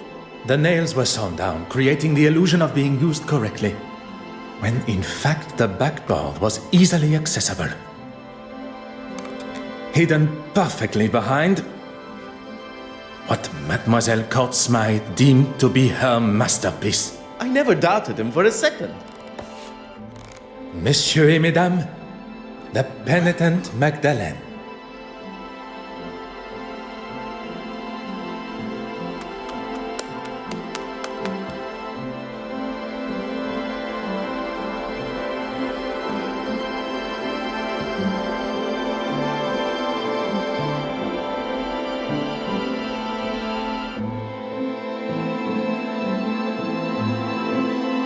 Well, detective, you've solved both the theft and murder. I am rather impressed. Finding the murderer and solving two thefts would have been far more impressive. Two thefts? You already have another case? You have forgotten Mademoiselle Farquhar's missing cigarette case. Oh, of course. Do you think Miss Farquhar lied about it going missing after all? Perhaps it really was worth something. Mademoiselle Farquhar is far from an honest woman. Lies tripping from her tongue at every turn. But if her motive was indeed to fake theft and claim the insurance money, she would surely not have left it lying where Mademoiselle Babagnan claimed to have found it. Mademoiselle Babagnan's motive is now clear. How she pulled off such a cunning theft still eludes me. Something Hastings said has my little grey cells fired up. Nothing is ever quite what it seems. I suppose we are all forgeries or counterfeits in some form or other. Could Mademoiselle Babagnan have pulled the wool over my eyes in a similar way? I must return to the evidence from the ship with this new perspective.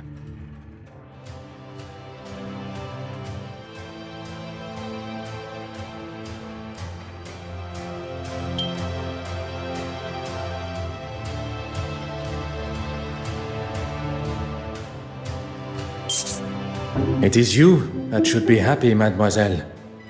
With no effort at all, you are able to save the day with barely a second thought. You turned a stolen heirloom with a thief and a victim into nothing more than a misplaced item. A case of being in the right place at the right time. I do not believe in coincidence. You were where you were meant to be. Had you not boarded when you did, you would likely have not been invited to the gala at all. Or been able to be within touching distance of so many beautiful and historical pieces, including the silver mantle. One thing I have learned during my time here in London is that people portray a version of themselves. One to be seen or be met, and another that remains hidden from the world. What are you trying to say, detective? That there are some that wear a mask of authenticity. That perhaps, under different circumstances, I would have had the pleasure of meeting a different Mademoiselle Babagna. Will you be leaving London now? There are a few small matters to settle before I leave. Mademoiselle Farquhar is now in the hands of the Scotland Yard, where she will stand trial for her crimes. You really do believe in the law, don't you? If you do not believe in the law, madness and lunacy will ensue. And everyone should be punished for their crimes? I believe that we should be held accountable for our actions. No one man is above the law. Or woman. And you, mademoiselle? Are you to leave London? There's nothing more for me here. I hear Paris is quite beautiful. Perchance our paths should cross again. Perhaps, under those different circumstances. I look forward to it, detective.